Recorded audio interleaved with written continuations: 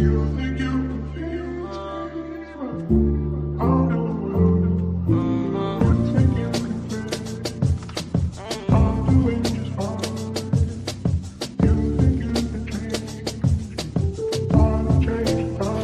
hope I'm never sitting courtside.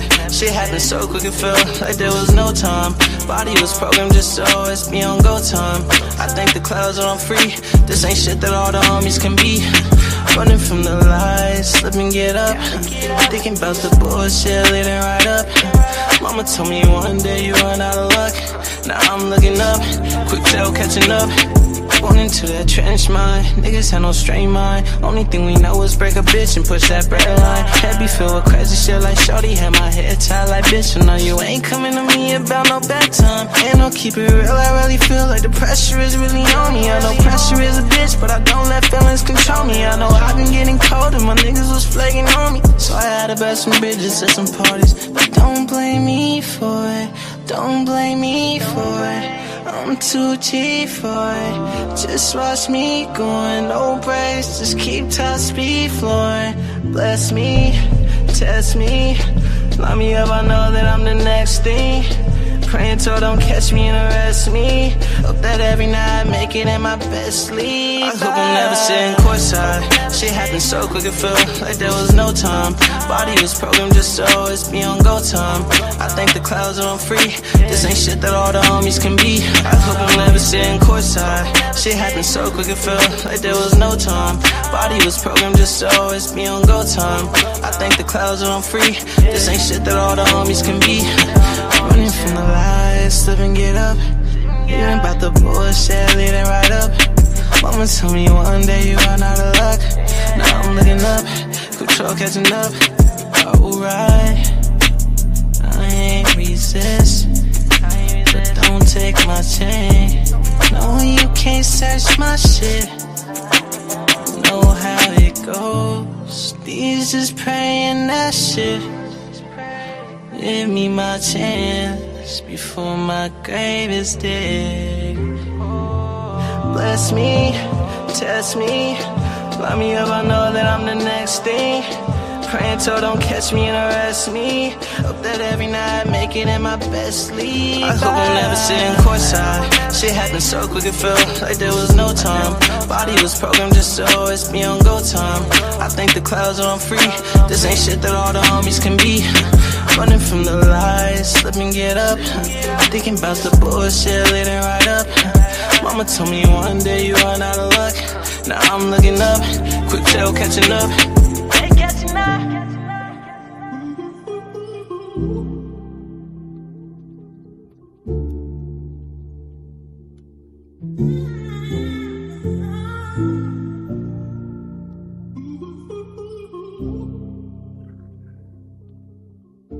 African Americans here, but they recently moved here from places like Kenya, Ethiopia, Zambia, Zimbabwe, and Zaire.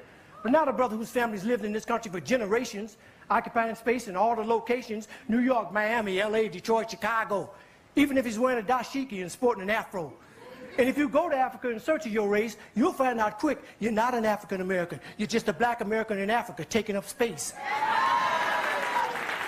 Why you keep trying to attach yourself to a continent where even if you got the chance to go and you went, most people that wouldn't even claim you as one of them, as a purebred daughter. YGF Beats, baby.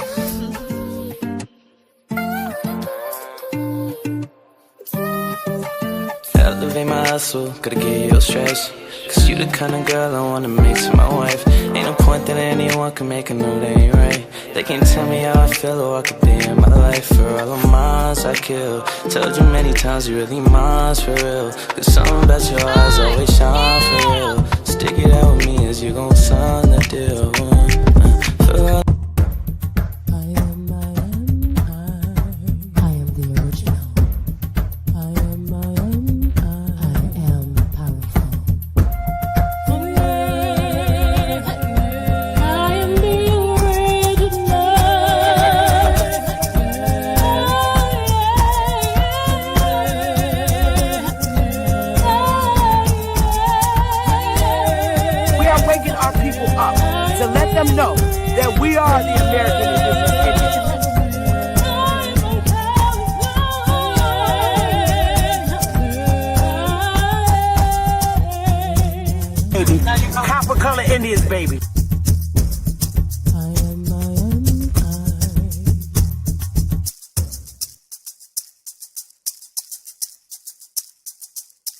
A real Indian, American Indian is me, not from Africa. Remember that.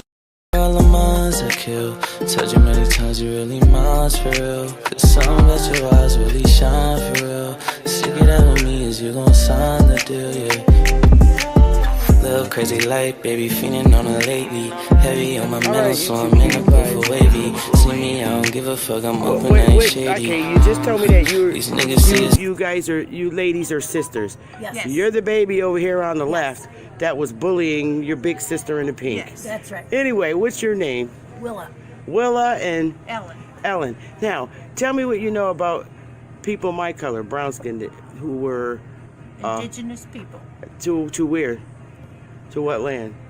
To America. All right United now. States. And you know that as a little girls, right? Yes. Oh, yes. All right. I just want to thank you both. Where did you say the Indians were from? Where we you have are? Abenaki up in Vermont. Up in okay, and we have the Penobscot in Maine and the Mashantucket.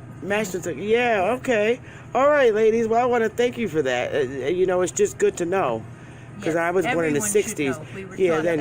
We were taught that. You said everyone should know? Yes. All right, ladies. Yes. You girls. Hating, sipping bottles again, ducking all of the fears, putting loads inside the cover, we ain't splitting no bread, getting all these different fabrics off your neck and your head, hope that karma ain't gon' get me for what's coming ahead. My baby says she wanna love. And you said you're a veteran? Yes.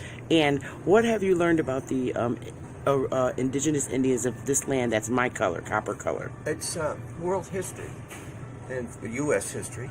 Uh-huh. So, and then the people of color were from the northeast part of the world here in New England area, in Buffalo area. So awesome. And my family says she wanna love songs. My baby says she wanna love songs. My baby says she wanna love song. I'ma sing her this love song. Sing her this love song.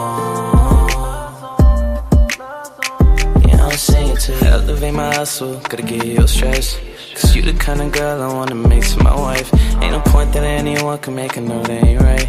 They can't tell me how I feel or walk a day in my life. For all the minds I kill, told you many times you really mine for real. Cause something about your eyes always shine for real. Stick it out with me as you gon' sign the deal. For all the minds I kill, told you many times you really mine for real. Cause something about your eyes really shine for real. Stick it out with me as you gon' sign the deal, yes. Something really shine for real. Something really shine for real. Something really shine for real. Hey now. Hey everybody. Hey, how's everybody doing? Finally, I'm live on my channel. I just needed a break, y'all. I needed a break. Sometimes you need a break. And a break is what I took. The other day, I was gonna go live. But I was gonna play one of Dane's old videos, and I am still gonna play that video, one of his classics on my channel.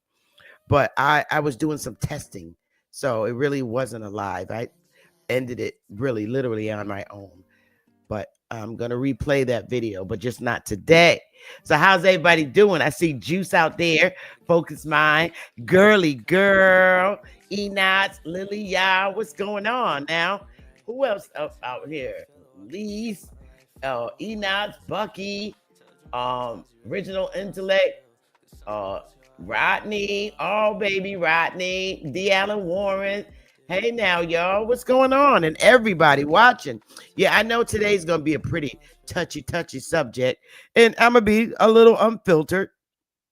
Again, I always have to say this to my colleagues that watch, because they don't understand our communications among ourselves. So when I'm on my live, I vibe with people across the 50 states that understand the way we communicate with each other. So I'm just keeping a real buck.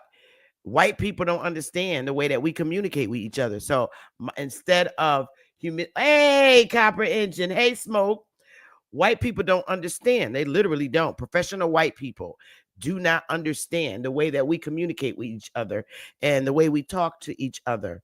they take it offensive. But I'm talking to my community. I'm not talking to my workforce. And this is how we vibe. And this is how we connect. If I act, okay, when I'm at work, I have to act professional. Act. A-C-T. Act. I get paid for acting professional. Okay. When I'm on my part-time job, I'm uncut and I'm dealing with my community the way that I expect them to accept me.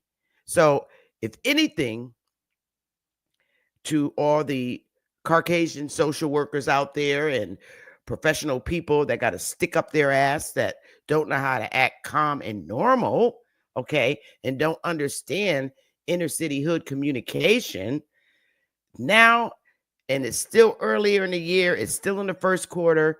Now is the time to sit back and learn.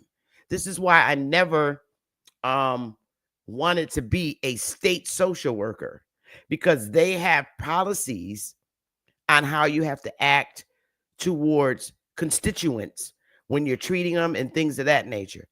In my world, no state has control on how I deal and vibe with my community. I get better attention and better communication with all people across the world in the 50 states on my channel. Smash that like button. It is 1,643 people watching. And I'm so glad. I know to be that much, y'all must really miss me. And I'm glad. And I do know that I'm helping a lot of people across the world and across the 50 states understanding our people, rather than hearing the biased side of our people that you've been told before you came to this country. See, colonizers, Caucasians, already told Asians, all people that come here as foreigners about us, their feelings about us, and automatically turn people against us when they come over here. But thanks to people across the world in other countries that got a sense of humor and that have gone through similar colonizing situation as we did, they understand. And this is the year that we are not holding ourselves back from having communications with all cultures across the world. And they absolutely respect us and love us.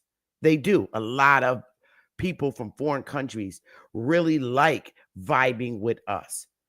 See, it was a one-sided thing.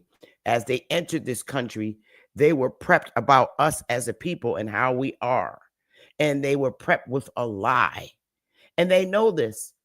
And they speak about this. And I'm glad that they're speaking about it. Racism sucks in America.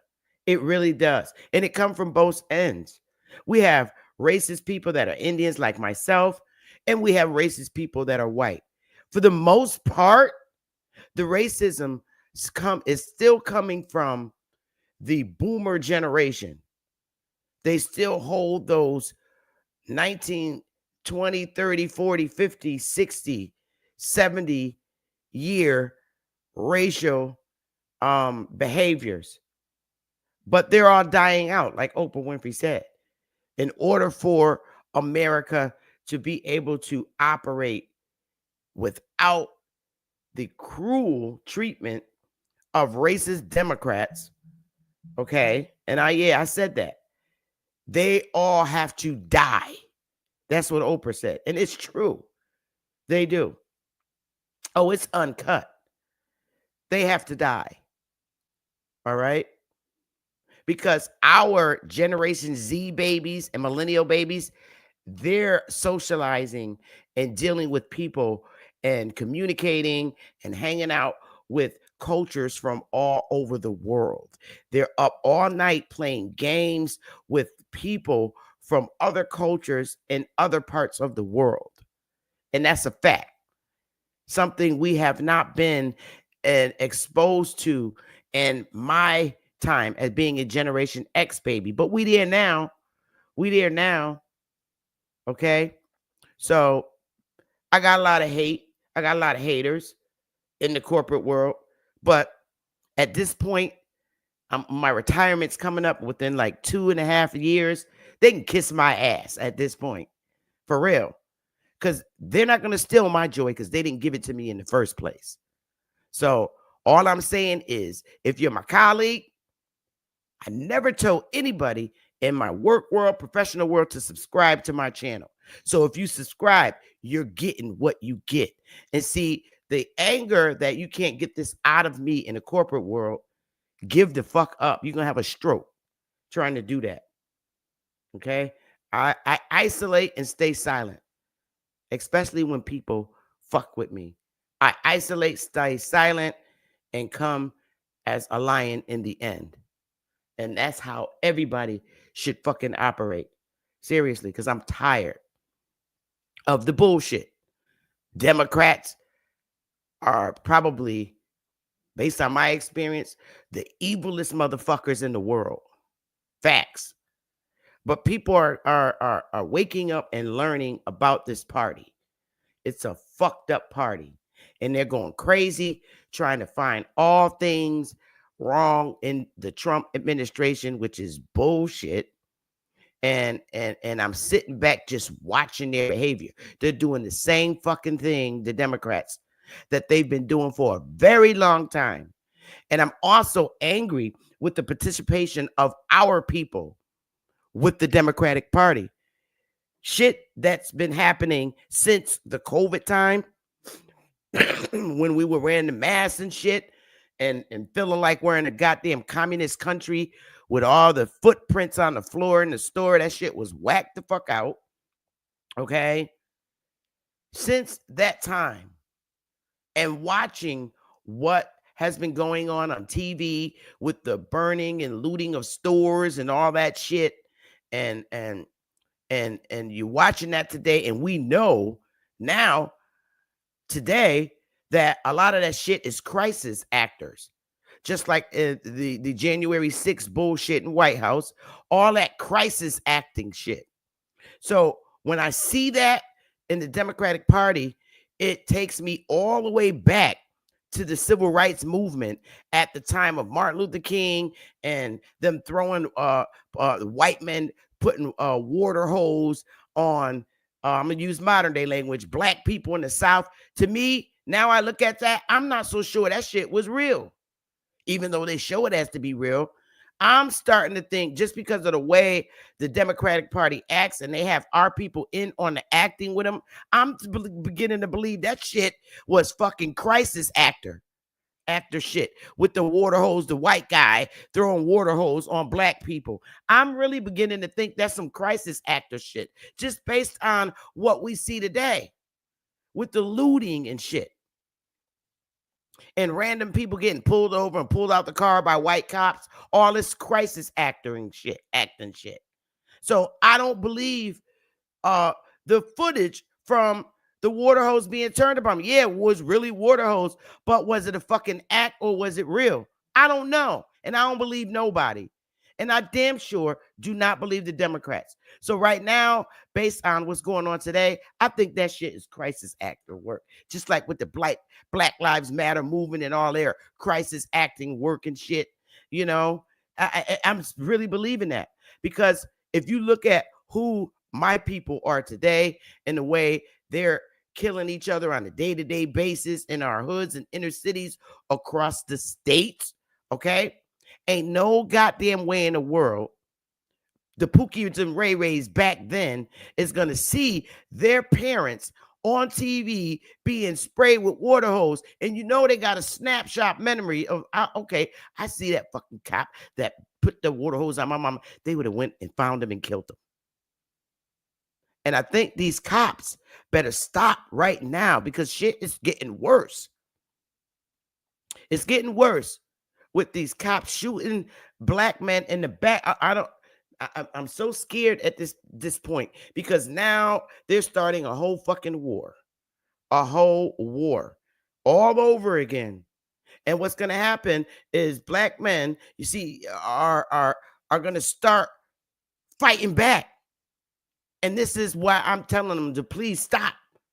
Because just like you're going after their families they're going to start going after yours. You got to stop. I know this. I know how my people operate. And I'm sending a message out to all police chiefs across these 50 states. Please talk with your police forces because random murders are going to start. I know how Indians operate. And remember, I said this on my channel. I'm serious. It's bullshit, and you got to stop. Remember, inner city hood Negro Indians, they arm themselves now more, and they're not functionally taking it at this time well with you killing their parents and uncles in the back. Stop, because now it's going to be this eye-to-eye shit, and I'm so scared for this summer. So I'm telling the police officers to stop. I don't give a fuck if y'all went over to Mexico and got all these different cops and young police officers from different countries. My people don't fucking care. They don't fear anybody. All right? You are pressuring the fucking Indians in America. And you know what? It's not only going to be Indians randomly hurting law enforcement. It's going to be white people, period, that are very good snipers killing police officers too. Because all white people don't agree with racist behavior towards one community, which is the inner city hood people. White people going to start randomly killing cops. And you ain't going to know it's white people because that's how much hate that they have for you. These millennial whites are not playing with you boomer-minded motherfuckers.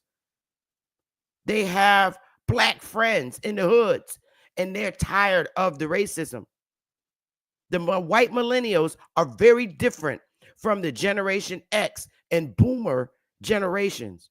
White millennials will kill your ass over their best friends, and they don't give a fuck what their race their best friend is. So y'all got to stop what you're doing in these hoods. I hold a lot of governors accountable for the way that their state management acts. Okay, to me, when a governor doesn't do nothing about its fucked up management, it is because they're in on it too. And too many people are dropping fucking dead randomly. So I think people in general should chill the fuck out, especially corporate management. Y'all motherfuckers are dropping dead like fucking flies. You're retiring and you're dead within 6 months of retirement. That's evil punishment to get rid of your ass so that you can never harm anybody else emotionally anymore. You got to stop now. Seriously. It's so fucking mind-boggling for a country to hold one specific group of people behind in every fucking thing. That's crazy to me. As we have thousands of culture of people here in the United States. And it is so fucking mind-boggling to me for a government and state governments to hold back and keep one specific race of people in oppression. Y'all motherfuckers are gonna pay. Okay? Especially when it comes to the education system. You're gonna fucking pay. Because you did this for years and years. Held back the original American Indians of this land. There's a price to pay. You got a God, and you're gonna pay that price for your evil. You are. And the beauty of it, all we got to do is sit back and watch this shit because it's fucked up. It's fucked up. So now let me say this. I'm going to get into the lesson today, and what I'm saying, I'm unfiltered, and what I'm saying is very real. All I can say to my people and advise strongly, stay the fuck out the Democratic Party. You got out. We got out. We put Trump in office. Stay the fuck away from the Democrats. Seriously. Do not support that fucked up party. Let their foreigners that they brought in here support them. It ain't that many of them. Because, see, we're deporting a lot of them motherfuckers out of here.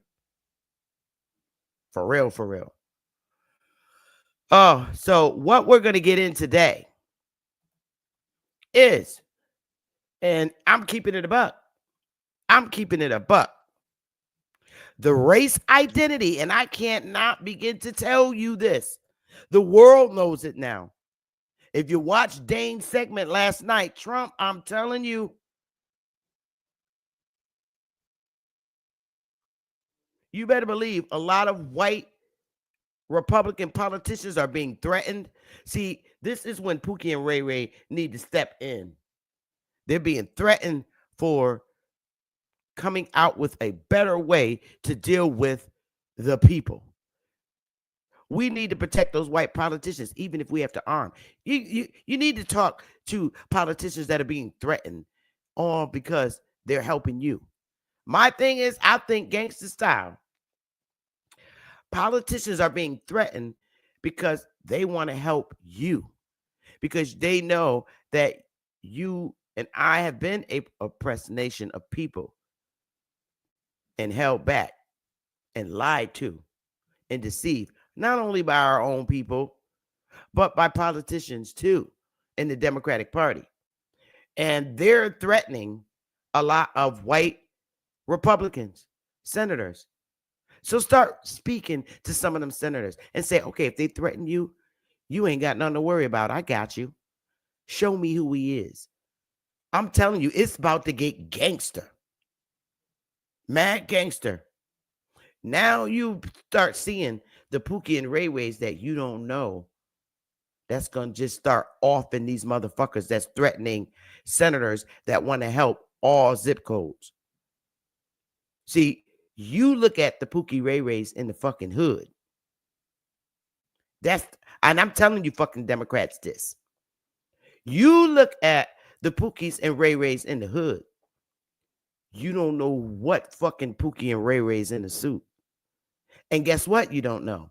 You don't know if a Pookie and Ray Ray is Chinese. Because see, this is what you forget, you fucking Democrats, you dirty dogs. This is what y'all forget. Before you were in power, we were in power.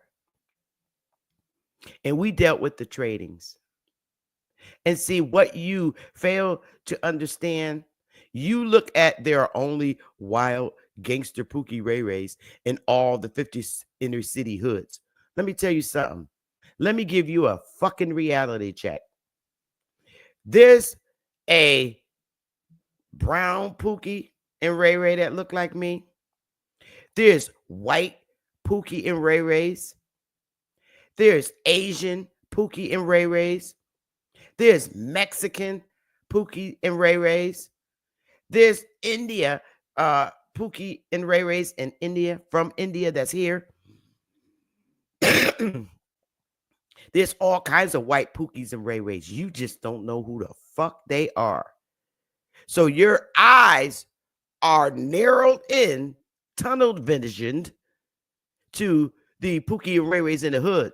But the Pookie and Ray Rays that's going to snipe your ass for fucking and threatening senators, they come in all races.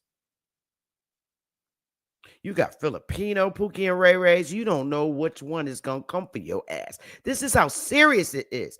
And I'm being the deliverer of the news. I'm telling your ass this. You guys are the one that got to watch your back. There's a lot of people that now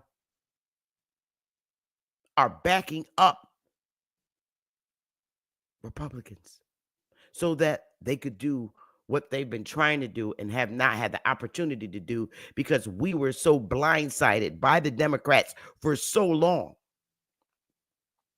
It's a dirty fucking party. Democrats never respond. They just go look in your fucking history and blast it out. From who you're sleeping with, to who's a man, to who's a woman. That's what Democrats do. When they don't have nothing on you, they go for your character and your life, and they live in your fucking past. But now, you Democrats today, you had our people for so long. You had their minds, you had them in your religion. Shit is changing. You get on TV, oh, the Republicans, look at the price of the food, everything. That shit started going up when y'all was in office. Let's keep it a buck. So you want to blame everything on Trump, the Republican Party. We're done with that talk. You can't do that shit no more. You know why? Because the majority of us from Generation X, which came after the boomers, we know y'all shit, and we're shaping and forming our children to understand you deceitful ass Democrats. It's enough. You can't run that game on us no more. Okay? You can't run that game on us, telling us, oh, the Republican Party, they're racist. No, it's you motherfuckers that's racist. I'm serious. It's you dirty bastards that's racist. And your stories that you have about Trump, we're laughing at y'all motherfuckers now. It's no longer, yeah, right? Throw up the fire for the Democrats. Tell them about Trump. No, that shit is over with our people. We're done. We know that you are the biggest drug people.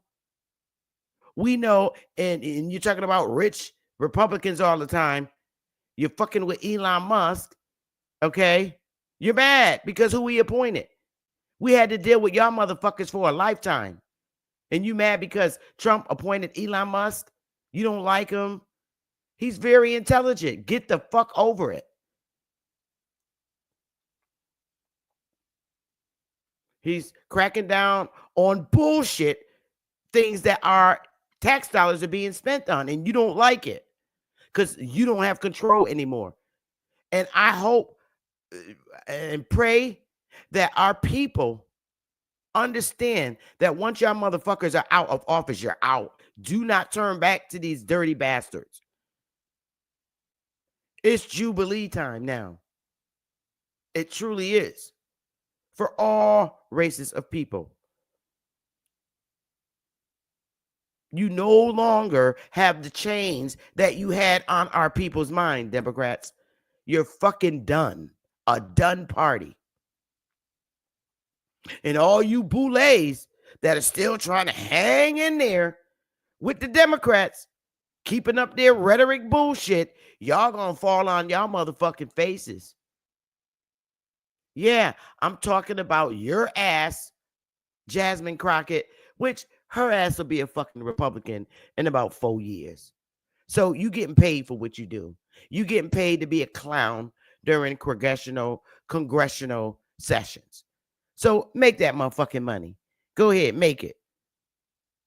Because she could step out and be a lawyer. So make that motherfucking money up there in Congress, being a clown, you and Marjorie Greene. Play your little game like the Democrats want you to do. Do what you do best. That's what they pay you to fucking do. They either pay you to be a clown or they pay you for something else. They're only acting that way because our YouTube channels have taken all of the ratings from every fucking where. They're learning from us. Why? How do we know that? Because now in Congress, they are acting like us. No time in history has there been arguments across the congressional floor when they said, you bleach blonde, butch body built, and your eyelashes and all that. That shit never went on in Congress. So we know it's a fucking act. So girl, get your money. But when you get ready to get serious, because I was where you was, Jasmine, for a lot of years for the Democrats. I was a straight up motherfucking fool. And them bastards ain't never did nothing for me. I was the fucking joke at the end of the day. Because I was hurting myself. I was keeping myself from enhancing and moving forward. But I learned. I'm not an old dog. But I'm not a spring chicken no more neither. But I still got a lot of motherfucking energy. A lot of energy. So don't try to push me into the boomer generation because I'm not a motherfucking boomer. I'm a Generation X baby. Straight like that. And we're different beasts. Millennial babies are a different beast. Generation X babies are a different beast. So y'all old motherfuckers with the sore ankles and the bad feet and the gout, sit y'all asses back, because we are taking over our communities. So now, what I want to get into today, and speaking of that, hey, Straight Smoke. Hey, Straight Smoke. What I want to get into today, and I'm uncut, baby. And it is what it is. And everybody sees it around the world, from all the way from the top of the 9 Supreme Court justices, all the fucking way down to the babies that's still in the bellies of their mamas right now. The race identity. And I tell you this, and I'm not going to keep telling you this. The race identity, African American, is slowly disappearing as brown-skinned Americans research their true ancestry and return to their American Indian status. That's a fact today. And I'm going to repeat this again. The race identity, African American, is slowly disappearing as brown-skinned Americans research their true ancestry and return to their original American Indian status.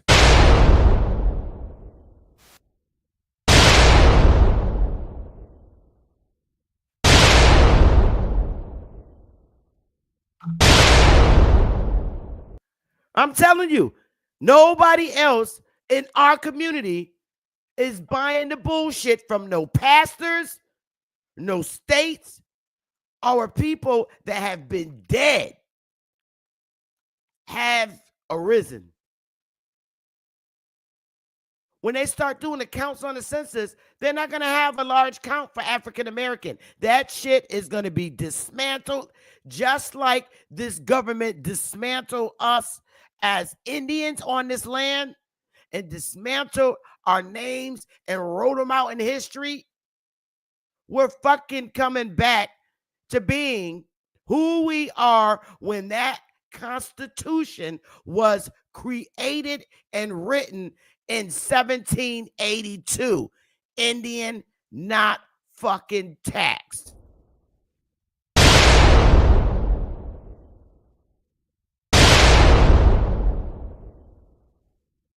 Don't play no games with me. Take this down for a minute, because I'm going to let you know.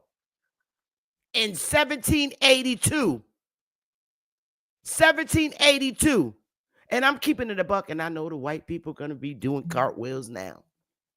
Because in 1782, here on the mainland, I ain't talking about no goddamn South America and Central America. I'm talking about this mainland here where we're sitting in the boundaries of these 50 states. In 1782, there wasn't nobody over here, but I'm going to use what y'all racist Democrats used to call us. There wasn't nobody here but niggers and white people. That's it in 1782. Nobody here on this mainland during the writing of that Constitution, the U.S. Constitution. It wasn't nobody here, I'm using modern day language, but niggers and white people. Prove me wrong.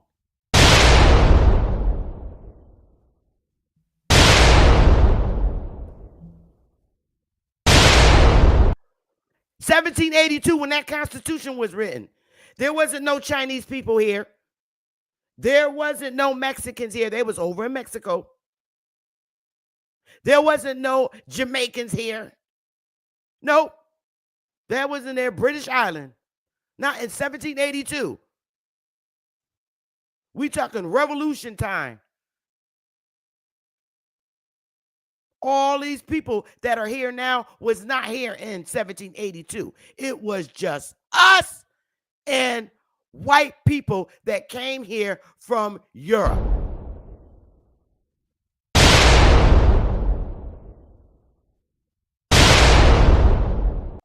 So when they was writing the goddamn Constitution, the Indian not taxed was my goddamn ancestors. Wasn't no Asians here.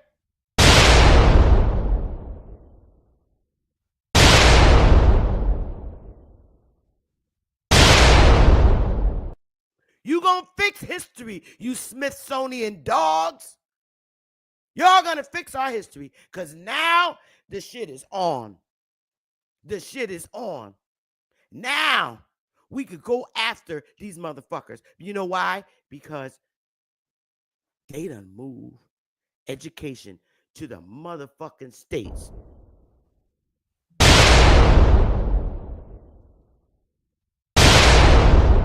Now it's time to go after their asses.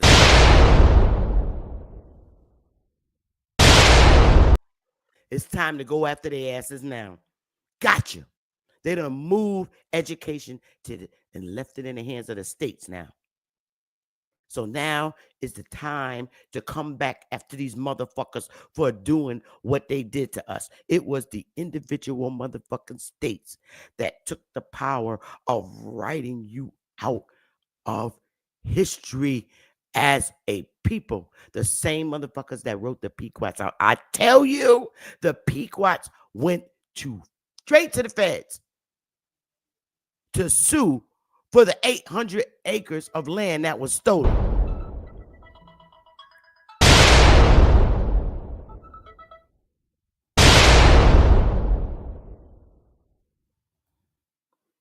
So now education is pushed to the states.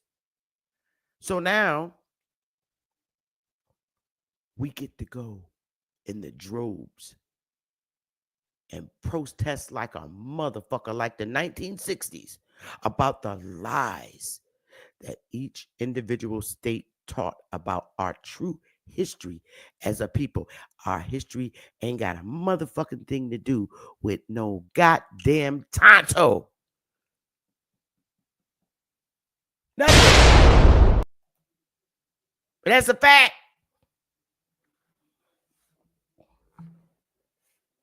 Hey, Darvis, it ain't got nothing to do with it. Now it's pushed to the states, and I don't blame Trump for dismantling the education department in D.C. It was the individual states that wrote you out of history. The individual states had to take you away from your land. Yes. Our own people assisted. Ain't no way in the hell that we as a people should be wearing the mask anymore. Not today. We're not wearing the mask no fucking more. We're not blacks. That's not a fucking race. And we're not African Americans. We're not no goddamn Africans. That was a racist political move. Oh, they're all from Africa. They're all black. No, the fuck we ain't.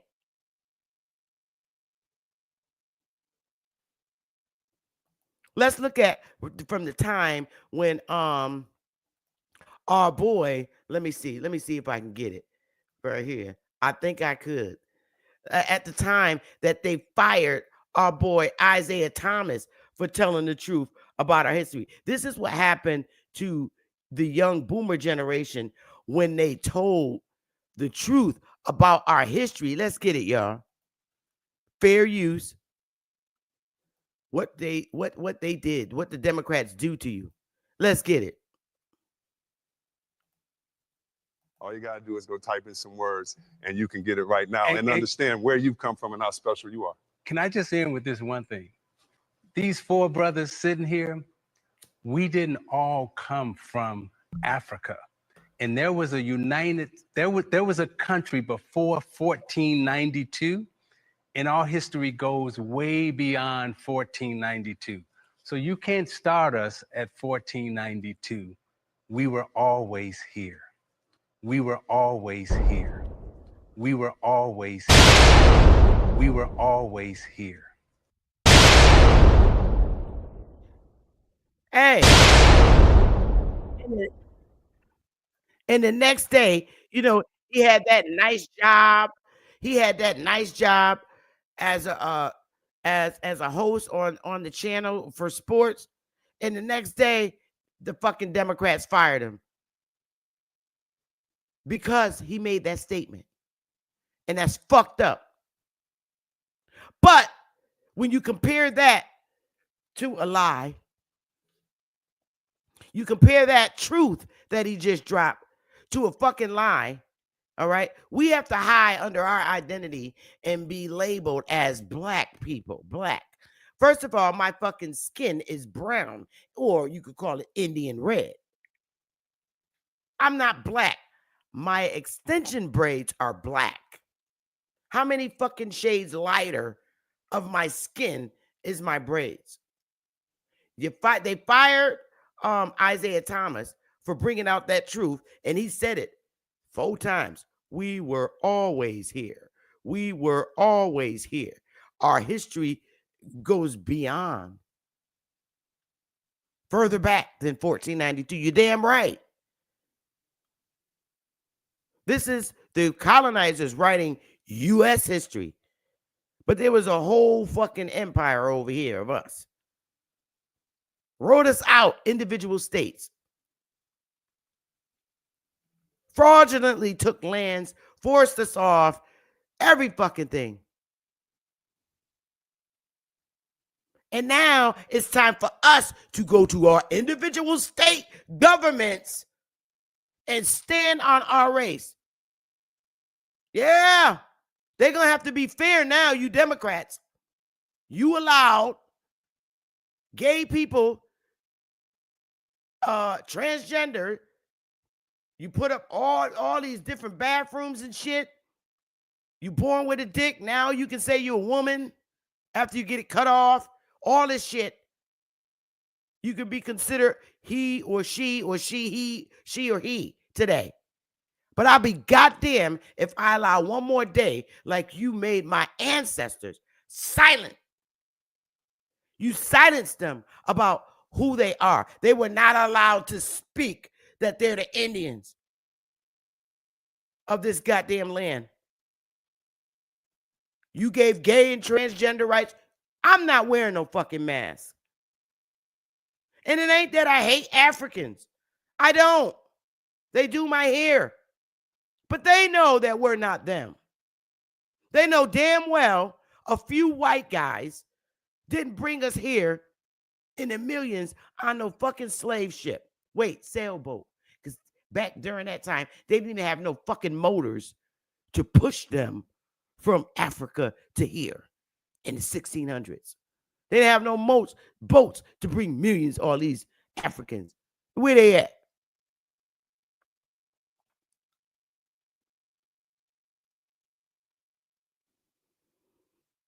This is why I say, and I'm telling you, the African-American identity is fading out.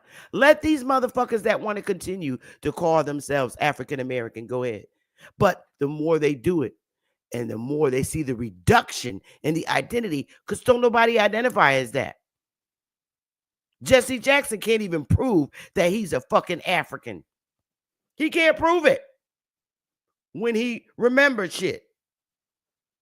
And Al Sharpton, the NAACP, all y'all motherfuckers are being held accountable. You brown people that are in office portraying to be us, you're not us.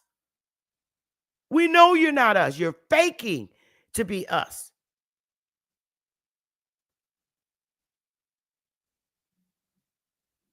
We all ain't the same. Just like all white people ain't the same.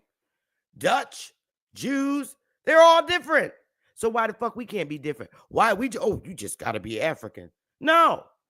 Just like all white-skinned folks ain't all the same people. Irish, Dutch, Italian, French. Just like all of them are not the same, neither the fuck are all brown-skinned people. I'm brown-skinned. There's people from India that look like me, but they're from India. They're not from here. They just have brown skin, beautiful brown skin like me. Yes, there's people in Africa that probably have my sort of resemblance, but we ain't the same.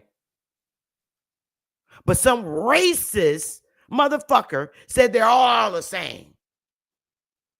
If I'm standing next to an India in a corporate office, somebody from India, we, in the eyes of the racist fucking Democrat, they're fucking niggers. Only because our skin is brown. They treat people from India fucked up in corporate office. They treat them just like they treat the black niggers. But see, that boomer generation is dying. And the Gen X white people are trying to hang on to that old boomer style way, racist old way. Y'all motherfuckers is dropping. 53 years old having heart attacks. Because you're getting your motherfucking punishment. And that's the way the ancestors rock. Which brings me into, you're going to see the census takers are going to see a severe reduction in those people that were led to believe were African Americans. That shit's going to drop to zero. It's not even going to exist. It's going to be like an automatic dismantling of a race. Because, whoa, where did all the African Americans go? Where did they go? I don't know, but there's been a huge increase in American Indians. Weren't they dead? Didn't they all die of Spanish flu? Get the fuck out of here with those stories. We know who we are. It's over. That's over. Can't do it to us no more. This is the ugly shit y'all did to us. And you brown suit wearing niggas, y'all are finished. Because we're going to start voting y'all asses out of office. We're going to begin putting Pookie and Ray Rays in there. You sap suckers, punks. Them same brown-skinned dudes is the same that be representing us, call themselves representing us. Oh, I got the niggers under control. The ones that look like me, telling that to the white men, I got the niggers. Not no more. If anybody's going to have a war who's turned up on their ass to be y'all fake-ass representative niggas, that's going to be real. That's not going to be staged. I see all this in my head happening. Y'all be the motherfucker swinging from the tree like a monkey. The monkey you are. You fake-ass black representatives. Yes, I'm talking to y'all. Unfiltered, baby. Because you've done more harm in our community ever. You NAACP people, fuck you. You only come out every time you hear a white guy killed a black guy. Get your asses out of here. We sick of y'all motherfuckers. Y'all history. I think they know we sick of them. The NAACP. Kiss our ass. For every brown person that looks like me, that you NAACP people are supposed to be representing, and you kiss our ass on behalf. See, unfiltered. This is the Sister Bethy talk show. Thank you, sweetheart. Thank you so much for the donation. So let me play a little music. Hey, y'all. Let me play a little music for a minute, and then I'm going to move on into other things that I want to move into. So let me just give you a little music so I can take a little water break, because I'm not finished. Really not.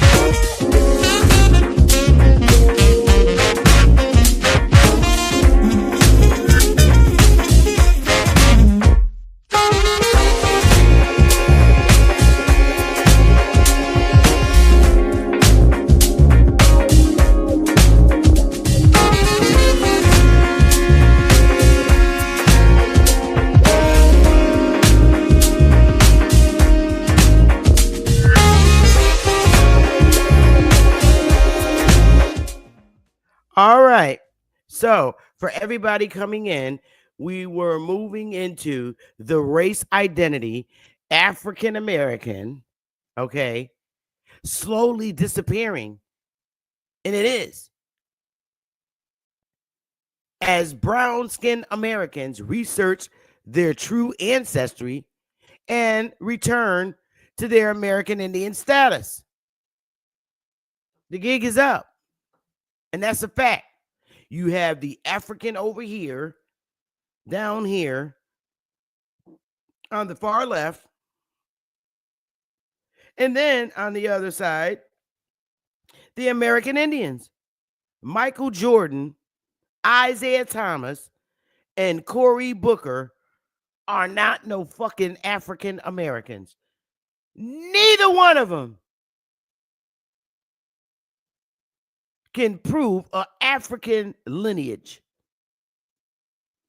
Again, I repeat, Michael Jordan, Isaiah Thomas, who told you we've been here, or Cory Booker's ass. Yep, I put a mulatto up there because we got to keep it a buck. Mulattoes are indigenous to the Americas and to the mainland. I ain't talking about the goddamn lands like Puerto Rico and South America and Jamaica. I'm not talking about those areas, those former British islands. No. Their asses was not here in 1782 when the Constitution was written. And I'm keeping it a buck. In 1782, when the United States Constitution was written, who was here? Michael Jordan ass, Isaiah Thomas, Cory Booker's ass, and white people. That's it. There wasn't no Asians around, and they're not even mentioned in the Constitution. The only race of people mentioned in the United States Constitution is Indians, not tax. No other race. Ain't no Asians, no Mexicans, none of that. No Jamaicans, none of that was over here. None of that shit is on our census sheets. There ain't no census sheets that say Jamaicans, Puerto Ricans, not until way fucking later.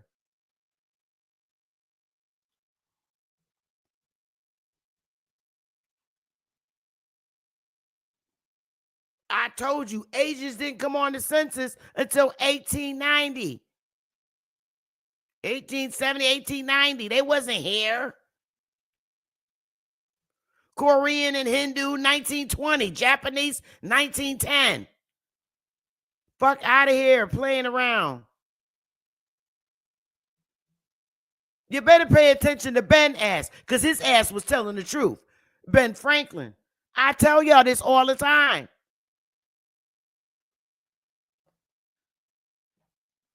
I'm just going to let that sit here. You know what Ben Franklin said, and he was not lying. It wasn't nothing but niggas here. I'm using modern day language.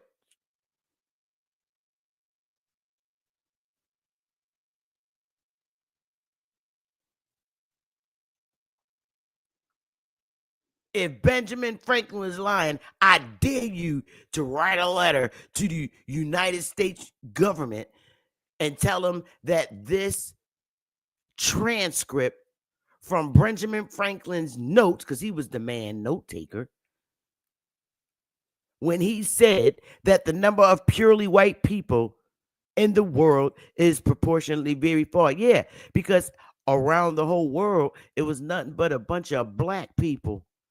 And every time white people had sex with them, their numbers were no longer purely white. Because all of Africa is black or tawny. Asia, chiefly tawny. Tawny is dark. Look it up. America, exclusive of the newcomers, wholly so. The whole goddamn America was black or tawny. Wholly so. That's what that means. Now in Europe, the goddamn Spaniards, the Italians, the French, the Russians, the Swedish are all generally of what we call a swarthy complexion. Go look it up. Or as the Germans, their asses was swarthy too. Now the Saxons, only accepted, who with English make the principal body of white people on the goddamn face of the earth. Yo, not my problem. You go take this up with Ben Frank and primary source information in National Archives. So how the hell in 1492 and 1751 it's going to be Asians over here? They was over there in Asia in 1751 because that's when he wrote this transcript. They was over in Asia. They wasn't over here.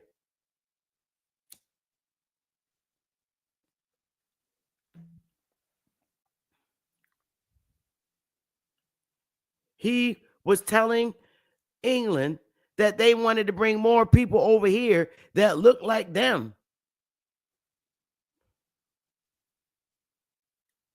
In America, could you bring more white people over here? This is in 1751.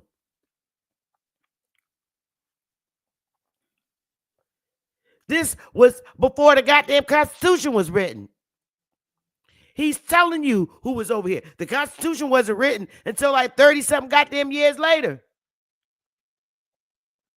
1782. The U.S. Constitution was written 30 years after he wrote this transcript. He's telling you ain't nothing but niggas was over here on the mainland.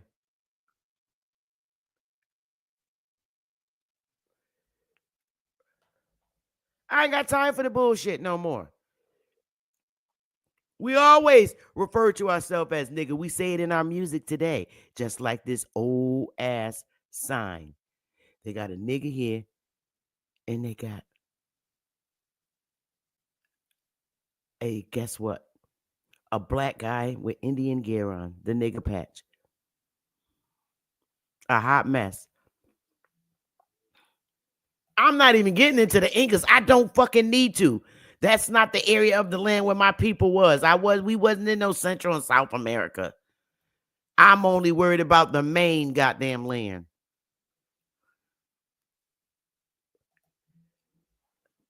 I'm done. And Shy Shun do the butt. You better look a little bit more because I got all the instructions of the original census sheets. And that shit you said about the foreigners and all that shit, that ain't on the original records, bro.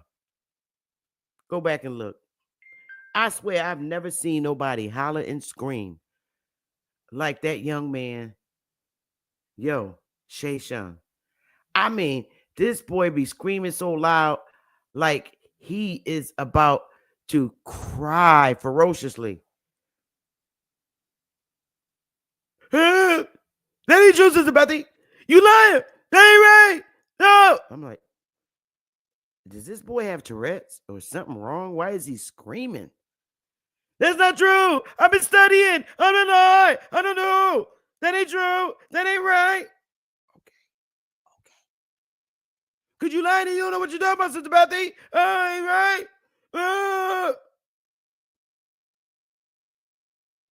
Okay, baby. Baby, somebody fix the baby's bottle. He needs some milk. He probably wet himself. That ain't true, Sister Bethy. That's a lie. You changing. I'm not changing nothing. I'm communicating with you. Why are you yelling and screaming? Because you don't know what you're talking about, Sister Bethy. Okay, I was on this earth at least 30 years before you were even born. And you're going to tell me I don't know? I'm going 40 now. Almost took away my time. Years in state government. I don't know the Constitution. Constitution was written in 1782. Shay Shun. There was only what we call today and know of today, black people and white people over here in 1782. When we did the censuses, 1790 census, black people and white people. No Asians noted. 1790, let's count. 1790 census. Black people and white people. 1800 census. Black people and white people. No Asians, no nothing. No Jamaicans, no Puerto Ricans listed on the census. Come on, that's 1800 census. 1810 census. Black people and white people. That's all that was here. 1820 census. Black people and white people. 1830 census. Black people, white people. No Asians, no Puerto Ricans, no Mexicans, no Jamaicans.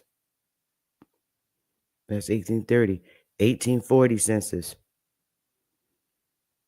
Black people, white people. No Jamaicans, no Puerto Ricans. 1850 census. Black people, white people. No Asians, no Puerto Ricans, no Mexicans. I'm going. Let's do it, boo boo. That's the 1850, 1860 census. Black people, white people, free whites. Let's go look at the census sheets. Are those reconstructed records? 1870.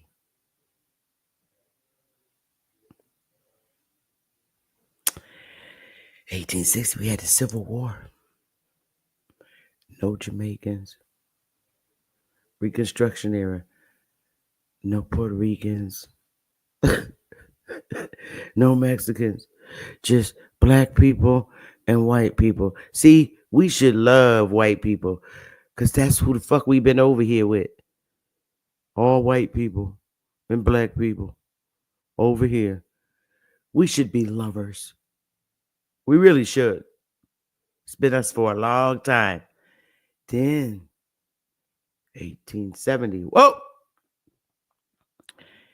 Black people and white people. So if the white people ain't the Indians, who the black people? Them the Indians. They kicked the darker ones out of the 5 civilized tribes. Took their land. Fucked up. I always wax white people. How does it feel to be Cherokee when in fact you're not?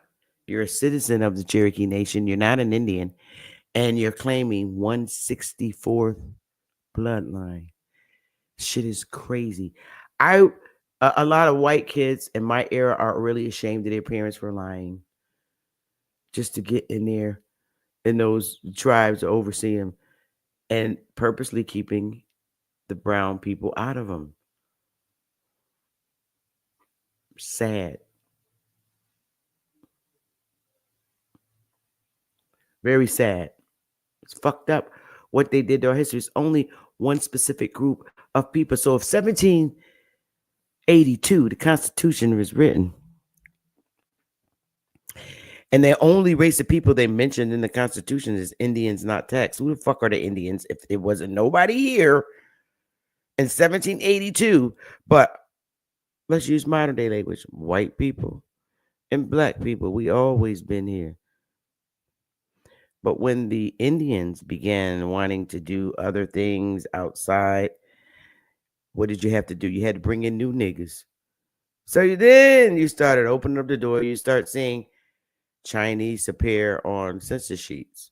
You started seeing all these other races appearing on census sheet because the niggas said, nah, we ain't doing your work for you no more, man. We're going to do our own farm shit, man. We ain't doing it. So every time, and they do it all the time, when the niggas don't want to do the work, they bring in new niggas.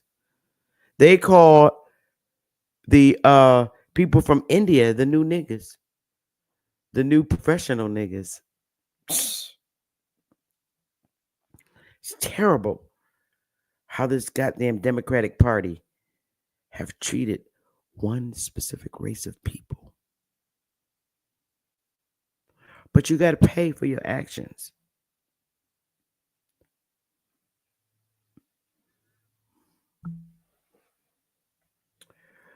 So, enough of that said, I'm going to put the link in the chat and just keep talking because I'm not finished. Oh, I got to go get my damn book. Where is it? Here we go.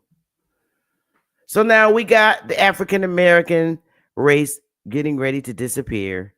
And then we got into how we're going to combat education now that is pushed to the states. We're going to go for their asses, y'all. We got to. Probably be lawsuits too, just like the Pequots did. But see, we're not going to fight them in their state courts. We're going to go in federal courts. State courts, they all stick together. State courts, never file. If you're going after a state or for civil rights, never file it in a state court. It must go in a federal court. Seriously.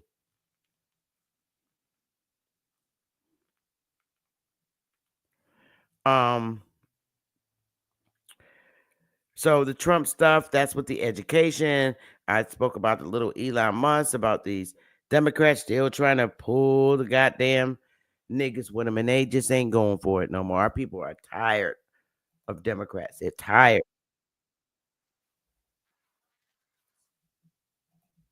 Our people are very tired. And so now we move into, my panel is now open. I'm going to keep going. Paste. I'm going to pin it to the top. Anybody could jump up on this panel. Let's see. Let me put this up at the top. Pin it. So oh, wait a minute. I pinned the wrong thing. There it is. So the StreamYard link is pinned. Anybody's welcome on the panel. It's just dialogue hour. So I now made a statement that is very true. Buddhism or spirituality, may I say, Buddhism, including that, all our old ways of believing are excelling. It's on an all-time rise. The church is losing control of their sheep. The goats been gone. We the goats. They are now losing full control over the people in the Christian churches. Everybody's turning back to what they studied spiritually, and they are moving away from the Bible. They're believing in spirituality. And Buddhism and spirituality is on the rise. I personally myself am reading Buddhism. Uh-oh. Satara. Hey, pretty. I see you. I'm letting you up now. Thank you so much. How you doing, love?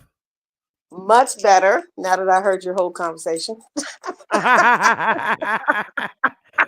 ready to get out there. I'm like, wait a minute. So I just wanted to say, first of all, thank you for just putting the educational pieces out there for the young and the old. Okay. At this time. And also that a lot of the things that you are reporting, it's just like, make it make sense. As we go through and grow through everything, one of the things that I recently found out, probably about 6 months ago, was how the melanated towns, black towns, whatever you guys use as the term, melanated towns were flooded out and made into man-made lakes. So go back, start looking at these man-made lakes, and at the bottom, at many of the places, you can see the whole town. and they were dark-skinned people. They were living in these towns, and they got rid of them by flooding them out. Yep. And that right there gave me the chills. And it gave me the chills because that tells me how far a certain being goes to destroy, to uncreate, to appear as if something did not exist. That's a lot of effort to write it solely where you are not seen.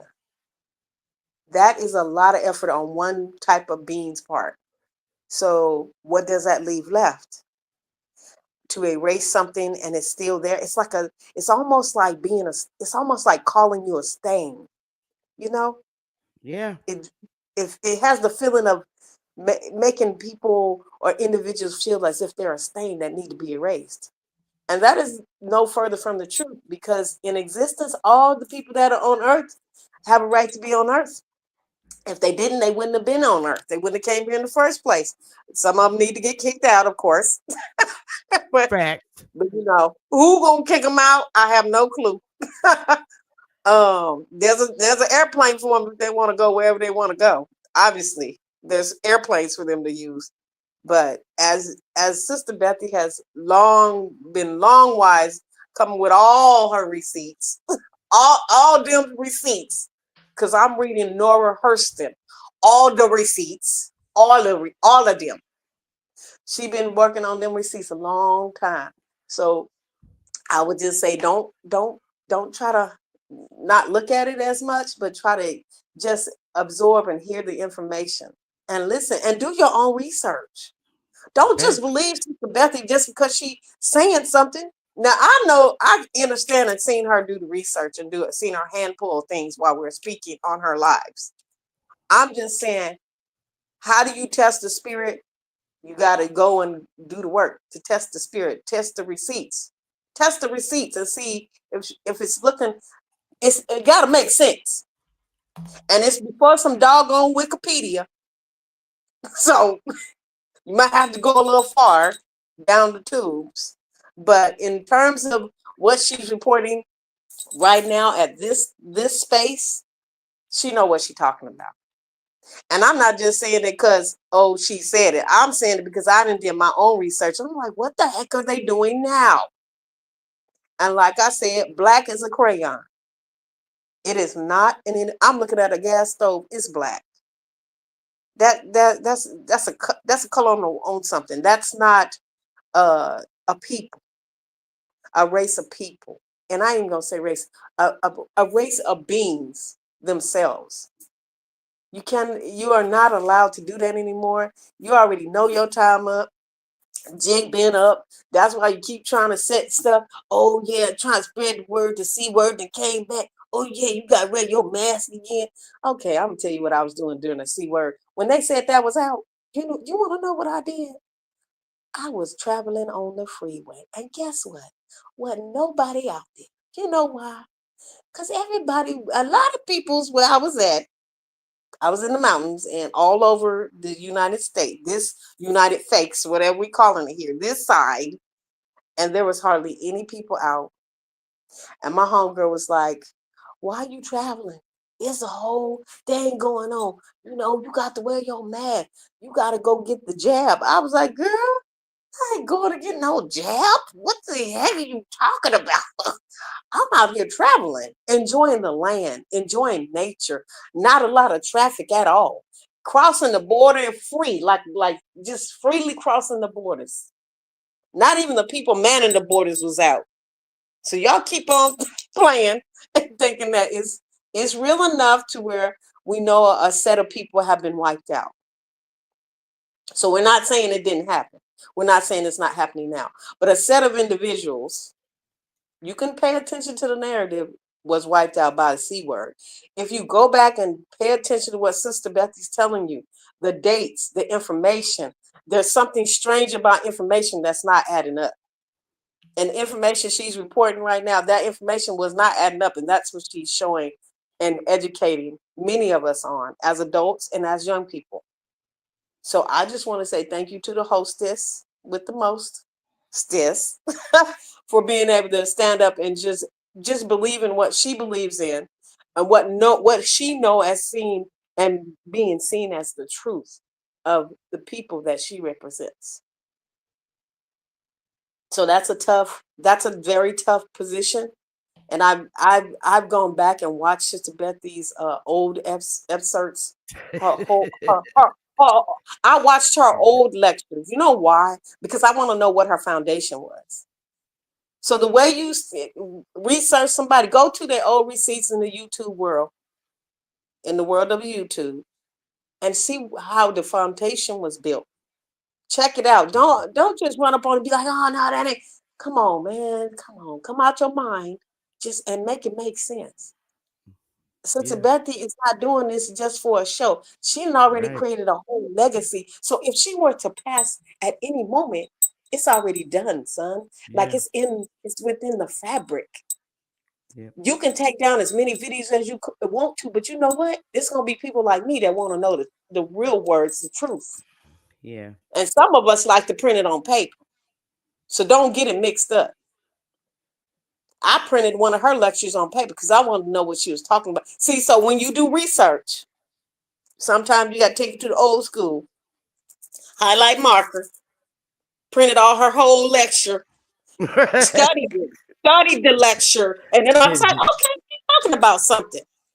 That's old school, y'all. For y'all that's on the internet with your phones and everything, it's paper in your hand. I'm reading it. I want to know what she's talking about. I'm surprised Sister Bethy ain't made an ebook. If she did, I missed it, and I need to go get it. Yeah, I'm working on the book. That's taking a little time, but I am working on the book. I'm willing to at least get one of those, and I can give it to my granddaughter and be like, "Hey, this is this woman that look very similar to me and you. She out there in the YouTube world." So I want to thank you for just representing. My phone is ringing, but thank you for representing. Hang on there a minute, okay? Okay. Okay. I'll mute you while you answer your phone. So, thank you so much, sister, for those kind words. I really appreciate it, and I'm gonna continue to fight. I like to fight. Bottom line. So, I want to move into how these millennial babies and Generation Z babies, these are the babies that you cannot keep in Christian churches. I was shocked because my daughter's a millennial. I was so shocked that my daughter was more linked with spirituality. She was not linked with Christianity. And I'm so shocked that a lot of millennials and Generation Z babies, they're teaching our old way of our old belief system. They do not connect with the shouting in the church and all that stuff. Well, I never connected with that, to keep it a buck. I never connected. I went because I had to respect my parents, but they didn't force us to go to church. I never been into the shouting and speaking in tongues and let me baptize you in the name of Jesus. I was not into that. I couldn't get into it. It's something about my bloodline lineage that would not let me connect with it. I went, but was I really there mentally? I astral traveled a lot in church. See, I didn't know about astral traveling until I met Brother Sanchez. So as a child, I guess it wasn't meant for me to be severely indoctrinated, because as a child, I used to get in trouble for daydreaming in school. They used to write homes, Beth is not paying attention in class. That's because I would be astral traveling. I'd be some goddamn where else. I would hear the teacher, or I wasn't paying attention. That's the same thing in church. I would be sitting in there. So I feel chosen out by the ancestors when it came to being in church, because I would just sit there and I would be gone. I'd be in another damn I done went through a damn portal when I'm sitting in church and I'm somewhere else. And by the time I come back, service is over. So I didn't hear anything Pastor said. And, you know, one of the big things amazing things that I am so happy about Donald Trump is because he's now calling out for a study of all these babies in the 2000s that is being born with autism. It's just like across the 50 states, all of a sudden, these autistic children are born. Now, some of them are severely highly functioning. Their minds are just amazing. But it's the motor and social, but they're really high functioning. I mean, they're superiorly smart. Like my grandson. I Google stuff. My grandson, he remembers the whole URL address, no matter how long it is. And that's like real crazy to me. Because he would come up to my computer and type in the whole long HTTP address. I'm Googling to get the website, to click it, and I'm at the website. This dude types in HTTPS // 0192674508. I'm like, how do you remember that? That's the way his mind thinks. It's like, dude must gonna be a computer programmer whiz or something. I'd be scared dude could break code. And then they can read when they're like 3 years old and 2 years old. We just don't know because it's an inside. They don't say nothing. Because Kyle would be reading stuff on the buildings. So I'm like, this kid must go read because he reads. And I'm like, I think, it's been held in because they have that social issue with talking, but in sign language. And sometimes he'll come out of it. Because I said, well, I'm not going to give you nothing if you don't talk. Okay, Grandma. All right, Grandma. All right, Nana. I'm going to talk. That's when they come out. I have to blackmail them to say something. So they're very gifted.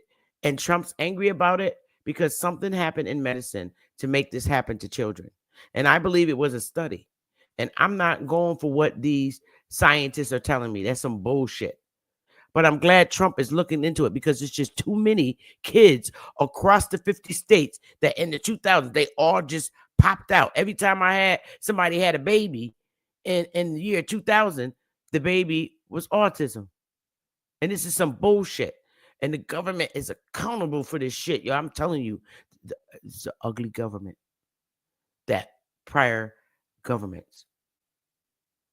So I'm glad, and I hope we push it more because parents across the states can now come together and start bringing actions against them because we didn't have no autism kids in the 70s when we was little. How about we didn't even need no fucking vaccines when they came on our shores? We didn't need vaccine. Our parents in the 1800s, 1700s, they didn't have 1400, 1500. They didn't have no goddamn vaccines. That shit didn't come until the Europeans came here. Now everybody got to get shots. Nah, we didn't need them. So that's another thing that I'm very proud about a lot of millennials and Generation X. They're saying, no, you ain't giving my fucking kid no vaccine. You filling up newborn babies with all these shots. As soon as they come out, you shoot them in the foot and all this other shit. I'm so proud of them for taking a stand on that. And fuck the school system if they tell you your kid can't come to school unless they get this shot. So what? We don't homeschool them. Now, shoot your kids up with needles. Fuck you think you are? Who do you? Oh, I just like, oh my goodness. We are citizens, not fucking subjects. Like in China.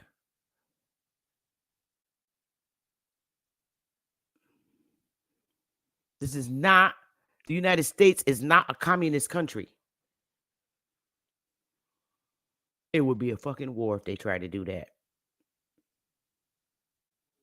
Keisha, Shakrisha, and Latisha, Pookie and Ray Ray ain't going down in no communist country. Not happening. Thank God for them.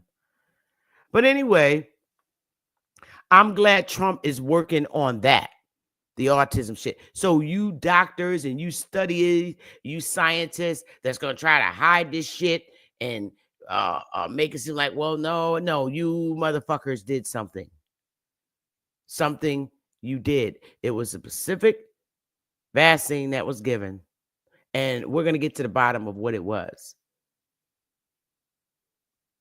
I believe I know what it was, which specific shot it was that they began giving children. And it was that shot that told them that they could prevent cancer in their nuts or whatever, some shit like that. That's right after that, all these babies came out with autism. But we're going to get to the bottom of it, and we're going to come for your asses. Now you see why crazy they show those crazy movies where these people go and blow up these goddamn abortion clinics. And then you wonder why people do shit like this. Because you lie and don't explain those side effects of these particular medicines. What do people do? They believe their doctor. So obviously they're going to take it. Like everybody, so many. And I'm not talking about a few hundred. I'm talking about thousands of people, my era, passing away. They happen to get a vaccine. Yep, she did. Yep. I'm like, oh my fucking goodness. Oh my goodness. Everybody that's passed away in my childhood year, I asked their family, did they get the vaccine? Yep. So we're going to be studying and looking into it. And it's just not our people. The one thing that our people have to understand, and I'm keeping it, I got my reading glasses on because I'm about to do Buddha in a minute. What we have to understand as a people in this Trump administration, it's just not our people that have been harmed by the Democrats.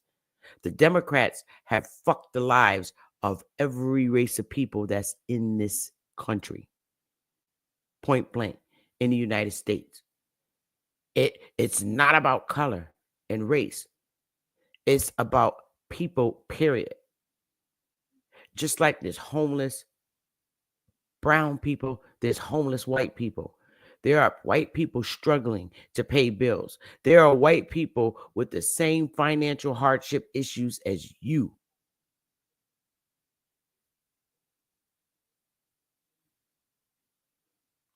Everybody that's an American citizen is suffering from the hands of previous administrations, from the hands of the Democrats.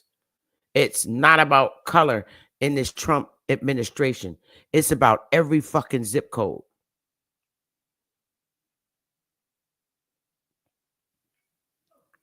If your state government leaders are still acting like we in 1980s, them the motherfuckers, you got to get out of office. You got to get their asses out of office.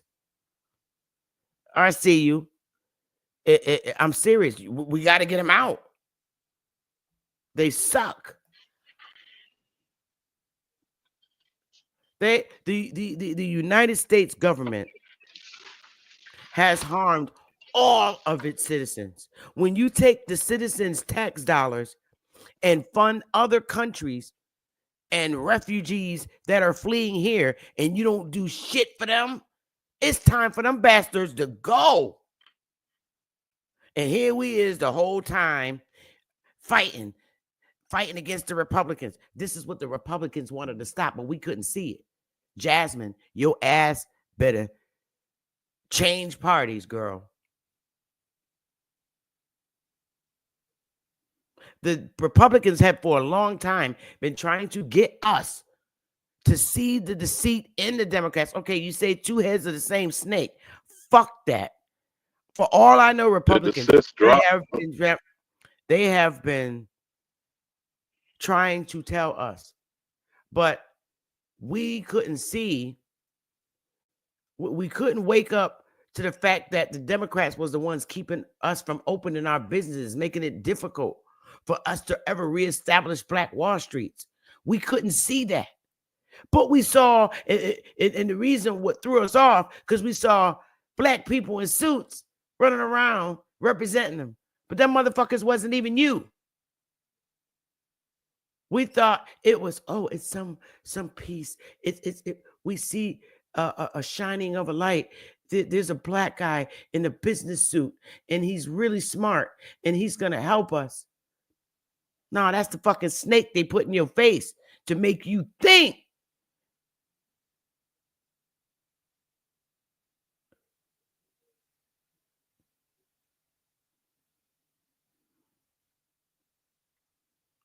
They're all not us.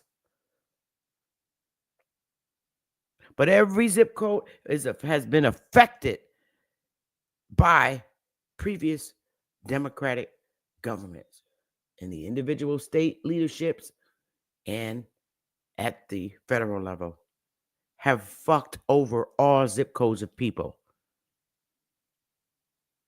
The Democrats always yell that, all the rich Republicans. No, you're leaving out all the fucking rich drug smuggling Democrats. Let's start raiding some of these churches where they keep homeless people at and shit. Let's raid all the churches. How about all the churches storing all the cocaine and fentanyl and drugs? You ain't looking there, did you? Why? Because you can't run in the house of the Lord. You can't run up in the house of the Lord. Let's talk about the 501c3s that are the major money launderers, where rich Democrats can write off a $10,000 donation to the Church of Christ. But wait a minute, there's a deal behind that. Now I'm going to write off taxes to you for $10,000. You could keep $2,000, but you got to give me back my $8,000. I just need you to hold that for a minute, Pastor. And what happens when pastors spend that damn money? Pastor is now sleeping with men. He's hanging out with Puffy. He's doing all this shit. Oh, the Democrats is dirty. They come back for you. Pastor is hanging out with Puffy, and he went to one of Puffy's nightclubs. And he was on that island. What island is that? That white man had bringing them little kids. What is it called again? What was that damn island called? The little island where they bring these freaky white and Black people, rich stars too, and they go have sex. You talking about Epstein Island? Oh, there you go. On the Virgin Islands. Pastor went over there on a vacation. That's what happens when you don't give the Democrat back that money that they wrote out that donation to your church. You in trouble, Pastor. Oh, it's a lowdown. You can't run in the house of the Lord. Do you really think that you can't run up into a Christian church because it's the house of the Lord and you can't know? Those are your biggest drug smugglers.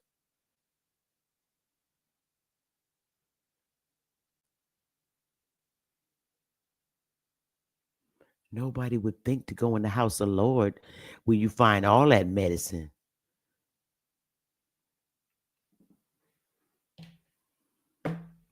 So I don't do churches. And I got your email about that Constitution, psychiatry, whatever. I started reading a little bit of it. I just didn't finish it because I wanted to really talk about something different today.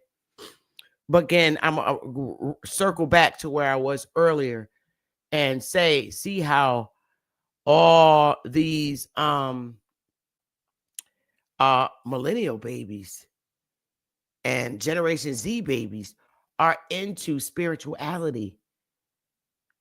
I was so shocked of the amount of information that my daughter knew about spirituality, because I'm like, I didn't teach you that.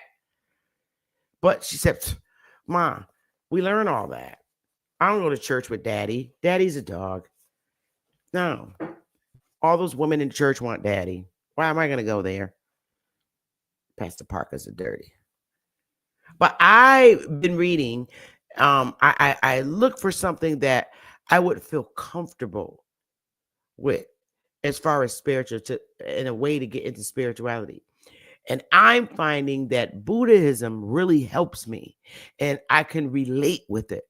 So if my energy automatically connects with the teachings of Buddha, then it's meant to be. Hey, 111 Truth. Hey, Amani, Big Chief. It's meant to be. And a couple of people in YouTube asked me if I would read Buddha live. So I went, and I've been reading Buddha, Introduction to Buddhism. And I said I would read it live on my segment. So I don't know if Satira or Ali Buma has any questions, because I'm getting ready to read Buddha, so that when people watch my show, because a lot of people watch my show at night after they get their kids to bed and everything, a lot of my colleagues, and I'm going to read Buddha to them. And that's what I'm getting ready to read now. I really like it. This is something I can relate to. And yes, Sister Bethy loves Asians. Y'all haters. Yes, Sister Bethy loves Asians. I told y'all, if me and Big Willie don't make out, I'm going to get me a Japanese husband or a Chinese husband. And I'm going all the way to Japan or China. Facts. So y'all can hate all y'all want. And as you prepare to read that, well, I that is not my intention. But as you prepare to read that, I'm sure you saw, what's love got to do with it. You may want to pull that clip down on when she became along that path from the trauma that she suffered. Yeah, I remember that. She turned On the bottom, hitting that yeah. Okay. Om is the vibration of the universe. But anyhow, go ahead, sis. Go. Curious, don't come in here hating on the Asians and the Japanese, because I love them. Okay. It is what it is. If Big Willie leave and we break up, you will see a Japanese man on my panel, and I'm going to introduce him to you. Japanese or Chinese man. I don't know where the hell he is at right now, but when Willie get it twisted, I will be going to get that Japanese man or that Chinese man, or Korean, because they fine as hell too. Anything with slanted eyes, I'm going to get them, and that will be my lifetime partner. And Curious hating, you're hating. But my next man, and even in my next life, he's going to be either Japanese or Korean or Chinese, bottom line. And that's probably, who knows? I probably got a 15 generation Korean or Japanese granddaddy, because I like them. And they love being around me. I'm keeping it a buck, the women and everything. They be saying, give me your number. I want to go out with you. I have that effect on people. I do. So I'm going to read Buddha now for the audience. Curious. See, you can tell they all get jealous of the Asian man. Leave the Asian man alone. Stop being jealous. All right, I'm getting ready to start reading Buddha, and I think a lot of people are gonna start feeling Buddha. But Ali Bamu, before I read Buddha, is there anything you wanted to say? Because it's just gonna be me reading Buddha from here out. Okay, then the reason I sent you that, because, well, it's partially because I respect your legal expertise, but wanted you to know this law journal specifically designated the American known as the Negro to be constitutionally psychopathic inferior. That's what I just I wanted you, believe when you that. get a chance. Yeah, well, just letting you know that this was a law journal putting in this. Now, this is I think the date actually is 1939. So obviously, this would be after the American Eugenics Society, which operated out of Yale, on your doorstep, and would be in the midst of Hitler's invasion of Poland in 1939. Wow. So go ahead and cook it with Buddha, but I wanted you to have that, break it down as you choose, however you want to approach it. But I think it's something that needs to be addressed when my message is simple. Identity crisis is real, but we suffer mental illness. And thanks for the time, sis. Enjoy the rest of your time with home. I started reading some of it. I think I did, because I mentioned some of the things in it, but I'm going to start all over where I have no interruptions, because it's only 12 pages. So I'm going to read it. And what I'll probably do is read it on my live tomorrow at 4:00, if you would join me, if you're available. I will try to, but remember again, because it's a law journal, that means it's being put in the minds of who? Barristers, counselors, attorneys, lawyers, and their advocates, the so-called representatives, because you're in CPS, all these people that get brought into family court law, or anytime that we're brought before the bench, we are seen, well, you already know, because you love to say it, we are wards of the state and we're feeble-minded. So now let's tack on there, you're constitutionally psychopathic. Yeah, there it is. I'm going to read that because it's an interesting read. It really is. And I really appreciate you sending that to me. That really stuck out. I'm like, oh, whoa, what is this? Oh, and don't forget, I sent you something, a little gift about hands off, and you may be familiar with Lady Boulay. You might want to check that video out about them scandalizing you, the black woman, who they're using in political blackface for this hands-off protest around the country this weekend. And there's a little clip in there where sister's about to get out of bed, and this voice, like on high from God, sings in a Negro spiritual, "Sit your black ass down." Oh, yeah. Yeah. On that. All right, Bamu. So everybody, Ali Bamu is a hot mess. So everybody, I got my reading glasses on. I'm gonna be a senior citizen in like 2-3 years, but I'm Gen X. I'm not a boomer.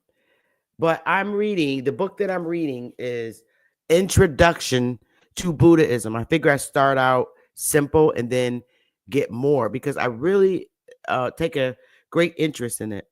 And I like I said, the way I believe, I don't feel. And if I don't feel, I don't feel. I don't feel I need a mediator to pray to a higher God. I don't need to go through one guy to get to the higher God. I believe God answers my prayers directly. Now, I believe in God. I'm not atheist, because I believe there is a God. However, I don't believe the middle guy that supposedly died on the cross and first, I don't believe that.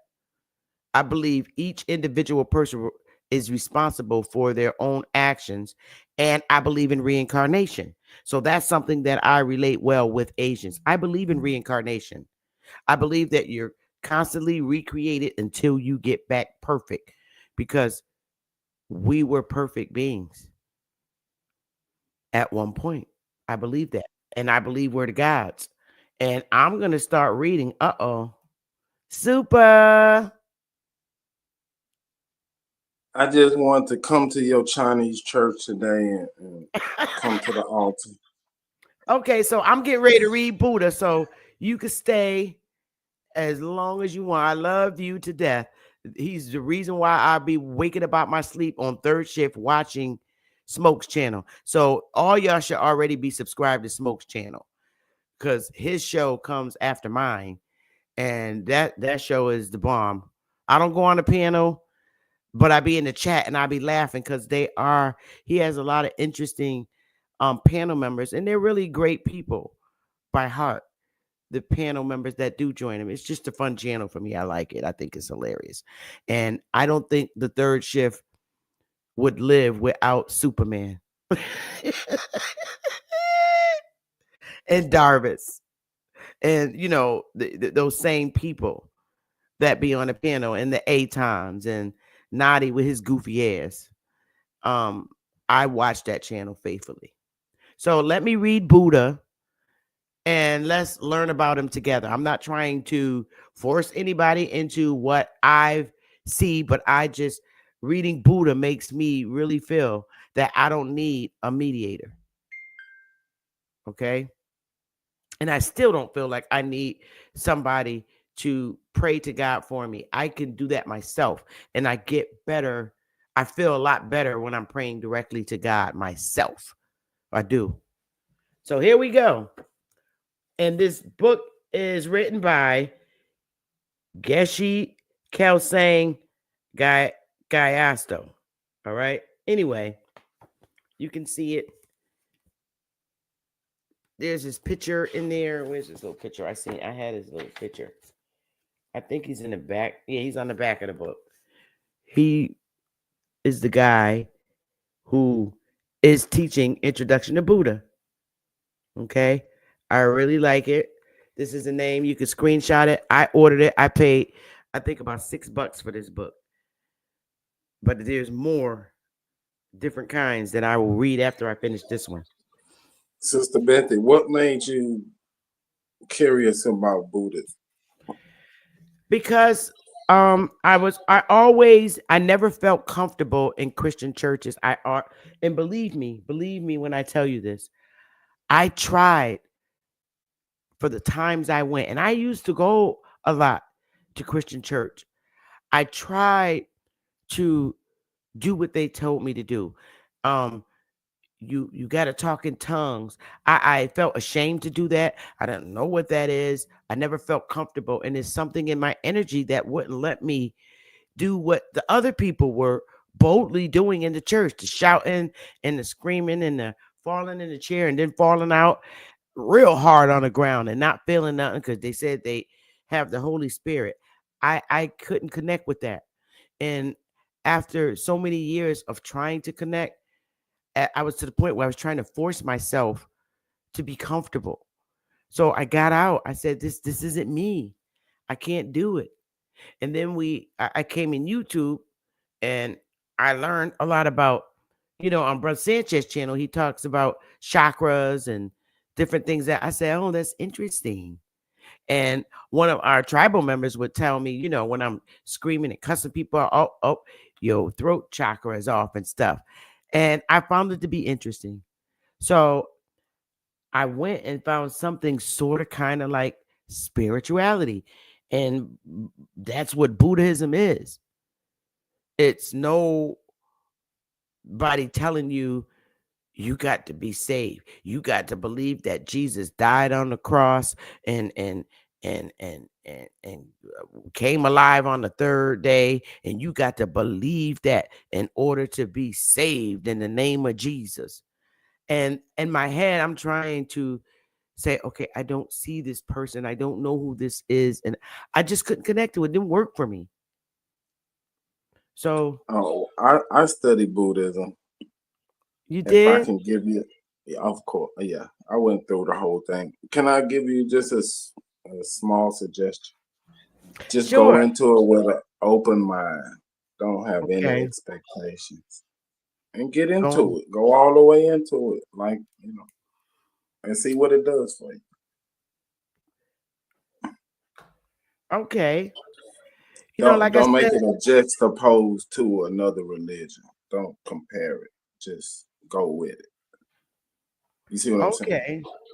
I think the reason why, and I hear what you're saying, the reason why I'm so interested in Buddhism, because I do believe in reincarnation. I even believe in that as a younger woman. I just don't and will not accept that once we die, that's it. It's the end. Like you kill a roach, it's never coming back. that same roach. Because they come back. Mosquitoes, all of them come back. Nature. We were made from nature. So we have to come back. I believe that it's probably possible we could come back in the body of somebody else being born. Like what he's reading, I found to be very interesting. He said that he went to another country and found this woman that was pregnant with his mother. And I just, now I'm not saying that it's factual, but I'm like, I just think it's interesting. So here I go. And Superman, feel free to stay on as long as you desire, but I'm going to start reading. So it says, who was Buddha? In general, Buddha means awakened one, someone who has awakened from the sleep of ignorance and seeing things as they really are. That sounds like me. We all can be Buddha. A Buddha is a person who is completely free from all thoughts and mental obstructions. There are many people who have become Buddhas in the past, and many people will become Buddhas in the future. The Buddha who is the founder of the Buddhist religion is called Buddha Shakyamuni. Shakya, I can't pronounce these names, is the name of the royal family into which he was born, and Muni means able one. Buddha Shakyamuni was born as a royal prince in 624 BC in a palace called Lumbini, which was originally in northern India but is now part of Nepal. His mother's name was Queen Mayadevi, and his father's name was King Shuddhodana. I might not be pronouncing these words right. One night, Queen Mayadevi dreamed that a white elephant descended from heaven and entered her womb, kind of like the Bible story. The white elephant entering her womb indicated that on that very night, she had conceived a child who was a pure and powerful being. Sound like Jesus, right? The elephants descending from heaven indicated that her child came from Tushita heaven, the pure land of Buddha Maitreya. Later, when she gave birth to the child, instead of experiencing pain, the queen experienced a special, pure vision in which she stood holding the branch of a tree with her right hand while the gods Brahma and Indra took the child painlessly from her side. Wow. They then proceeded to honor the infant by offering him ritual ablutions. When the king saw the child, he felt as if all his wishes had been fulfilled, and he named the young prince Siddhartha. He invited Brahim seer to make predictions about the prince's future. The seer examined the child with his clairvoyance and told the king, there are signs that the boy could become either a Chakravartin king, a ruler of the entire world, or a fully enlightened Buddha. However, since the time for chakra kings is now past, it is certain that he will become a Buddha, and that his beneficial influence will pervade the 1,000 million worlds like the rays of a sun. As the young prince grew up, he mastered all the traditional arts and sciences without needing any instruction. He knew 64 different languages, each with his own alphabet, and he was also very skilled at mathematics. He once told his father that he could count all the atoms in the world in the time it was to take to draw a single breath. Although he did not need to study, he did so to please his father and to benefit others. At his father's request, he joined a school where, in addition to studying various academic subjects, he became skilled at sports such as martial arts and archery. Right, it's not religion, Chief. The prince would take every opportunity to convey spiritual meanings and to encourage others to follow spiritual paths.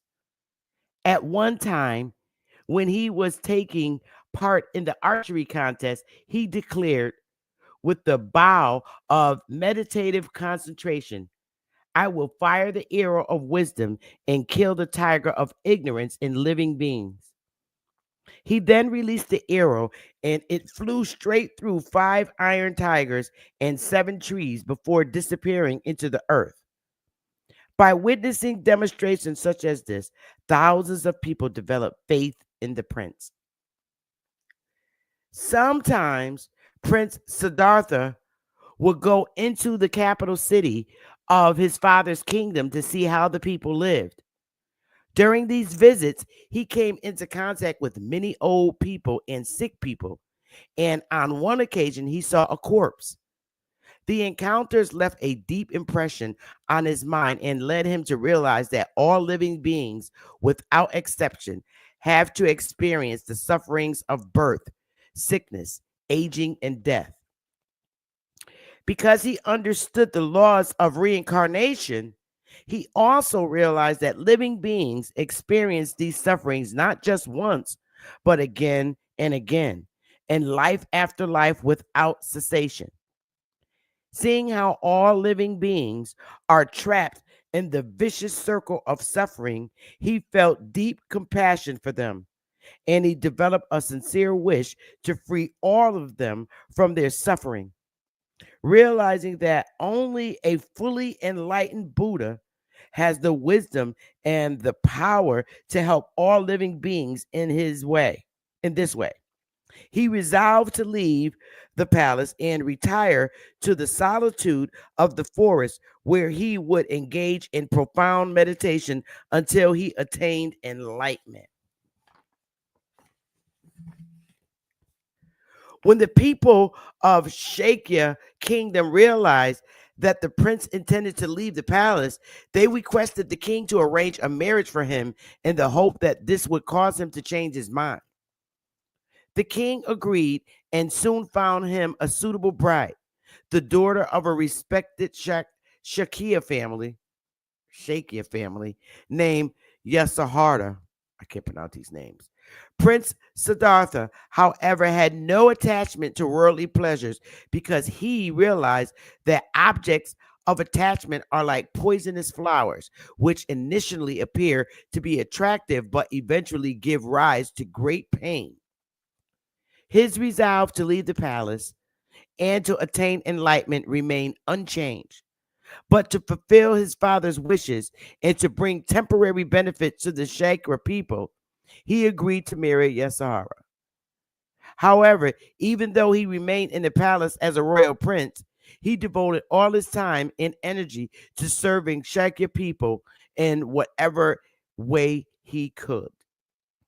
When he was 29 years old, the prince had a vision in which all the Buddhas of the 10 directions appeared to him and spoke in unison, saying, previously you resolved to become a conqueror Buddha so that you could help all living beings trapped in the cycle of suffering. Now is the time for you to accomplish this. The prince went immediately to his parents and told them of his intention. I wish to retire to a peaceful place in the forest where I can engage in deep meditation and quickly attain full enlightenment. Once I have attained enlightenment, I will be able to repay the kindness of all living beings, and especially the great kindness that you have shown me. Therefore, I request your permission to leave the palace. When his parents heard this, they were shocked, and the king refused to grant his permission. Prince Siddhartha said to his father, Father, if you can give me permanent freedom from the sufferings of birth, sickness, aging, and death, I will stay in the palace. But if you cannot, I must leave and make my human life meaningful. The king tried all means to prevent his son from leaving the palace. In the hope that the prince might change his mind, he surrounded him with the retinue of beautiful women, dancers, singers, and musicians who day and night used their charms to please him. In case the prince might attempt a secret escape, he posted guards around the palace walls. However, the prince's determination to leave the palace and enter a life of meditation could not be shaken. One night, he used his miracle powers to send the guards and attendants to a deep sleep while he made his escape from the palace with the help of a trusted aide. After they had traveled about 6 miles, the prince dismounted from his horse and bade farewell to his aide. He then cut off his hair, and threw it into the sky, where it was caught by the gods of the land of the 33 heavens. Wow. One of the gods then offered the prince the saffron robes of a religious mendicant. The prince accepted these and gave the royal garments to the god in exchange. In this way, he ordained himself as a monk. Siddhartha then made his way to a palace near Bodh Gaya in India, where he found a suitable site for meditation. There he remained, emphasizing a meditation called space-like concentration on Dharmakaya, in which he focused single-pointedly on the ultimate nature of all phenomena. After training in his meditation for 6 years,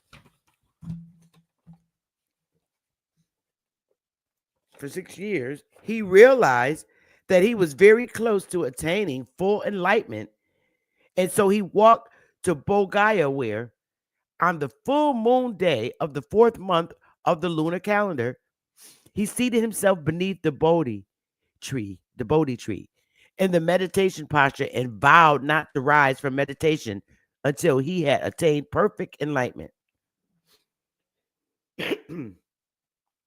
With this determination, he entered the space-like concentration of Dharmakaya. As dusk fell, Devaptra Mara, the chief of all the demons, or Maras in this world, tried to disturb Siddhartha's concentrating by conjuring up many fearful apparitions. He manifested hosts of terrifying demons, some throwing spears, some firing arrows, some trying to burn him with fire, and some hurling boulders and even mountains at him. Siddhartha, however, remained completely undisturbed. Through the force of his concentration, the weapons, rocks, and mountains appeared to him as a rain of fragrant flowers, and the raging fires became like offerings of rainbow light. Seeing the Siddhartha could not be frightened into abandoning his meditation. Devaptra Mara tried instead to distract him by manifesting countless beautiful women, but Siddhartha responded by developing even deeper concentration. In this way, he triumphed over all the demons of the world, which is why he subsequently became known as a conqueror Buddha. So, in reading this, guys, I can relate to the stories that is in the Bible, where Christ was out and tempted by the devil, and he conquered that. So, I do see what Darvis was saying about that. But to me, this is more accepting than the story that's in the Bible. So, I'm more connected with this than I have been with the Bible, because that's the only religious book we ever had in our community anyway. But I'm going to keep going. Siddhartha then continued with his meditation until dawn, and he attained a Vajra-like concentration. With this concentration, which is the very last mind of a limited being, he removed the final veils of ignorance from his mind, and in the next moment became a Buddha, a fully enlightened being. There is nothing that Buddha doesn't know. because he has awakened from the sleep of ignorance and has removed all obstructions from his mind. He knows everything of the past, present, and future directly and simultaneously. So y'all Pookie and Ray Rays, y'all got to remove ignorance from your mind. Become Buddhas. Moreover, Buddha has great compassion that is completely impartial, embracing all living beings without discrimination. He benefits all living things without exception by emanating various forms throughout the universe and by bestowing his blessings on their minds. The receiving Buddha's blessings, all beings, even the lowliest animals, sometimes develop peaceful and virtuous states of mind. Eventually, through meeting and emanation of Buddha in the form of a spiritual guide, everyone will have the opportunity to enter the path of liberation and enlightenment. As the great Indian Buddhist scholar Nagarjuna said, there is no one who has received help from Buddha, who has not received help. Okay, let me read that again. As the great Indian Buddhist scholar Nagarjuna said, there is no one who has not received help from Buddha. 49 days after Buddha attained enlightenment, the gods Brahma and Indra requested him to teach, saying, O Buddha, treasure of compassion, living things are like blind people in constant danger of falling into lower realms. Other than you, there is no protector in this world. Therefore, we beseech you, please rise from meditative equipoise and turn the wheel of Dharma. As a result of this request, Buddha rose from meditation and taught the first wheel of Dharma. These teachings, which include the Sutra of the Four Noble Truths and other, turning the page, y'all, we getting it, and other discourses, are the principal source of Hinayana, or lesser vehicle of Buddhism. Later, Buddha taught the second and third wheels of Dharma, which include the perfection of wisdom sutras and the sutra discriminating the intention respectfully. These teachings are the source of Mahayana, or great vehicle of Buddhism. In the Hinayana teachings, Buddha explains how to attain liberation from suffering for oneself alone. In the Mahayana teachings, he explains how to obtain full enlightenment or Buddhahood for the sake of others. Both traditions flourished in Asia, at first in India and then gradually in other surrounding countries, including Tibet. Now they are also beginning to flourish in the West. The reason why Buddhist teachings are called the wheel of Dharma is as follows. It is said that in ancient times, there were great kings known as Vatan kings who used to rule the entire world. These kings had many special possessions, including a precious wheel in which they would travel around the world. Wherever the precious wheel went, the king would control that region. Buddha's teachings are said to be like a precious wheel because wherever they spread, the people in that area have the opportunity to control their minds by putting them into practice. Dharma means protection. By practicing Buddha's teachings, we protect ourselves from suffering and problems. All the problems we experience during daily life originate in ignorance. And the method for eliminating ignorance is to practice Dharma. Practicing Dharma is the supreme method for improving the quality of our human life. The quality of life depends upon the external development or material progress, but upon the inner development of peace and happiness.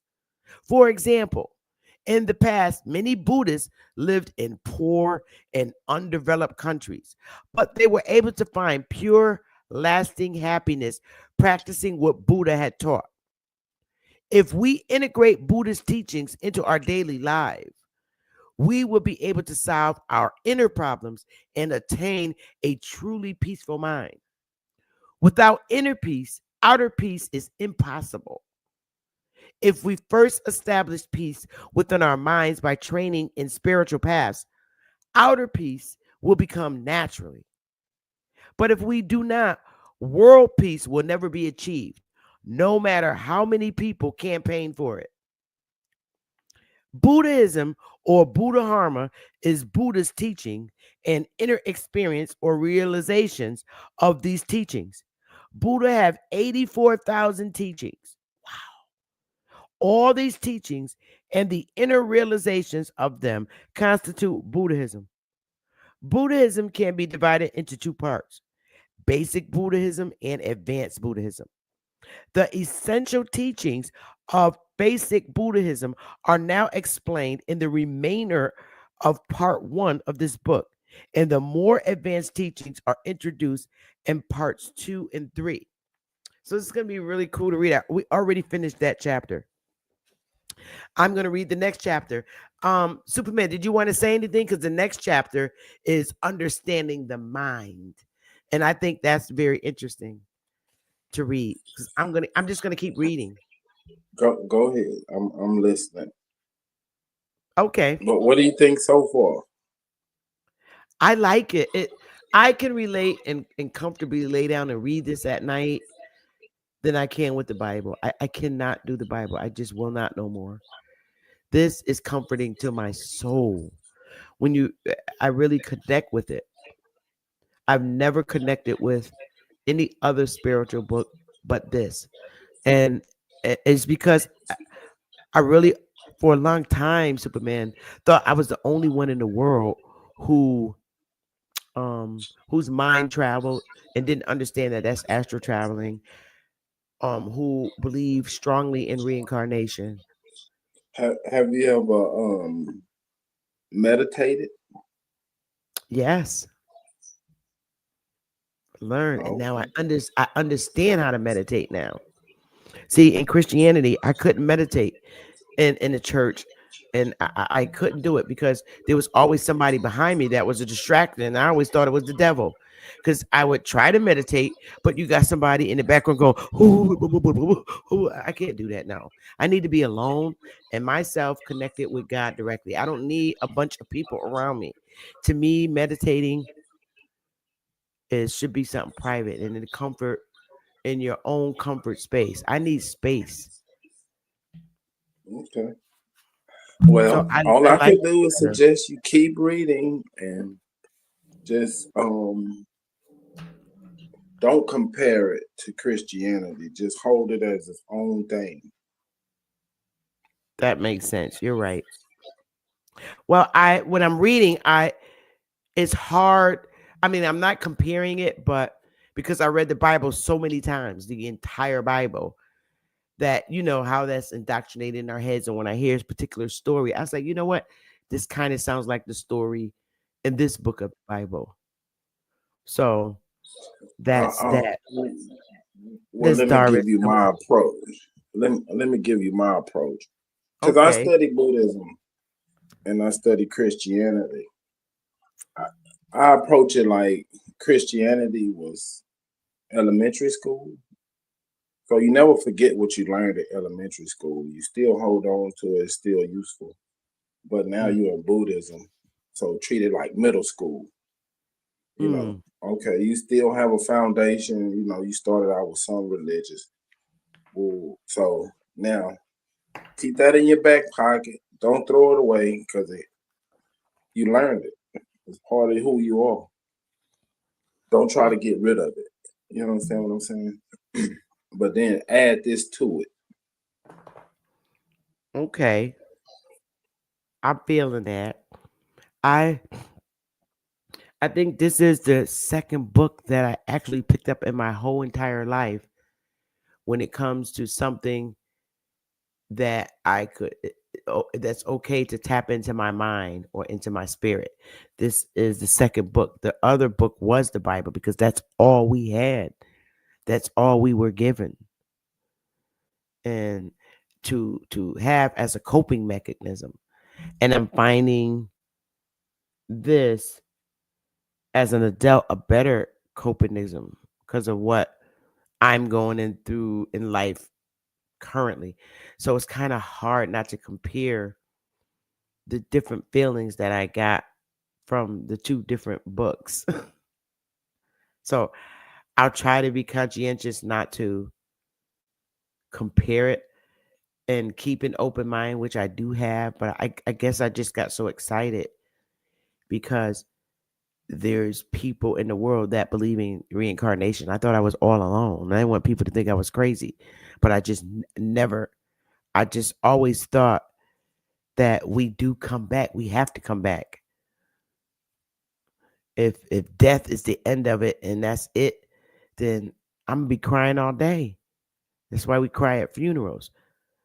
So well, I don't I think this study will help you because the first lesson, that you read was accepting reality. So like me and my dad, my dad, he was in Vietnam or whatever, so he studied all kind of shit, Buddhism, Christianity.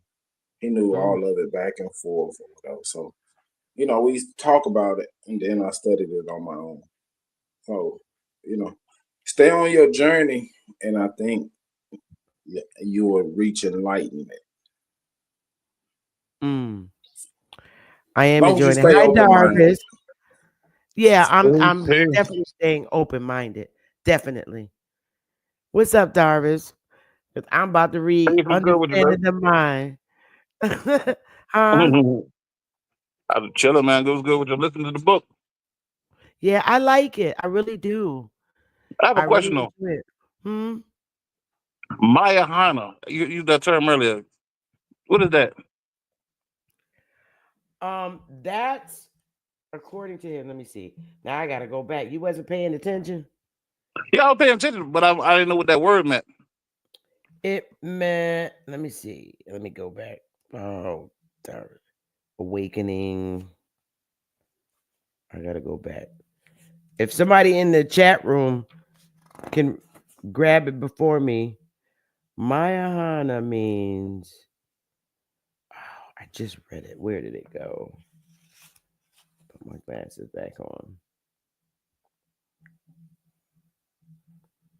Dharmakaya. Where's Mayahana?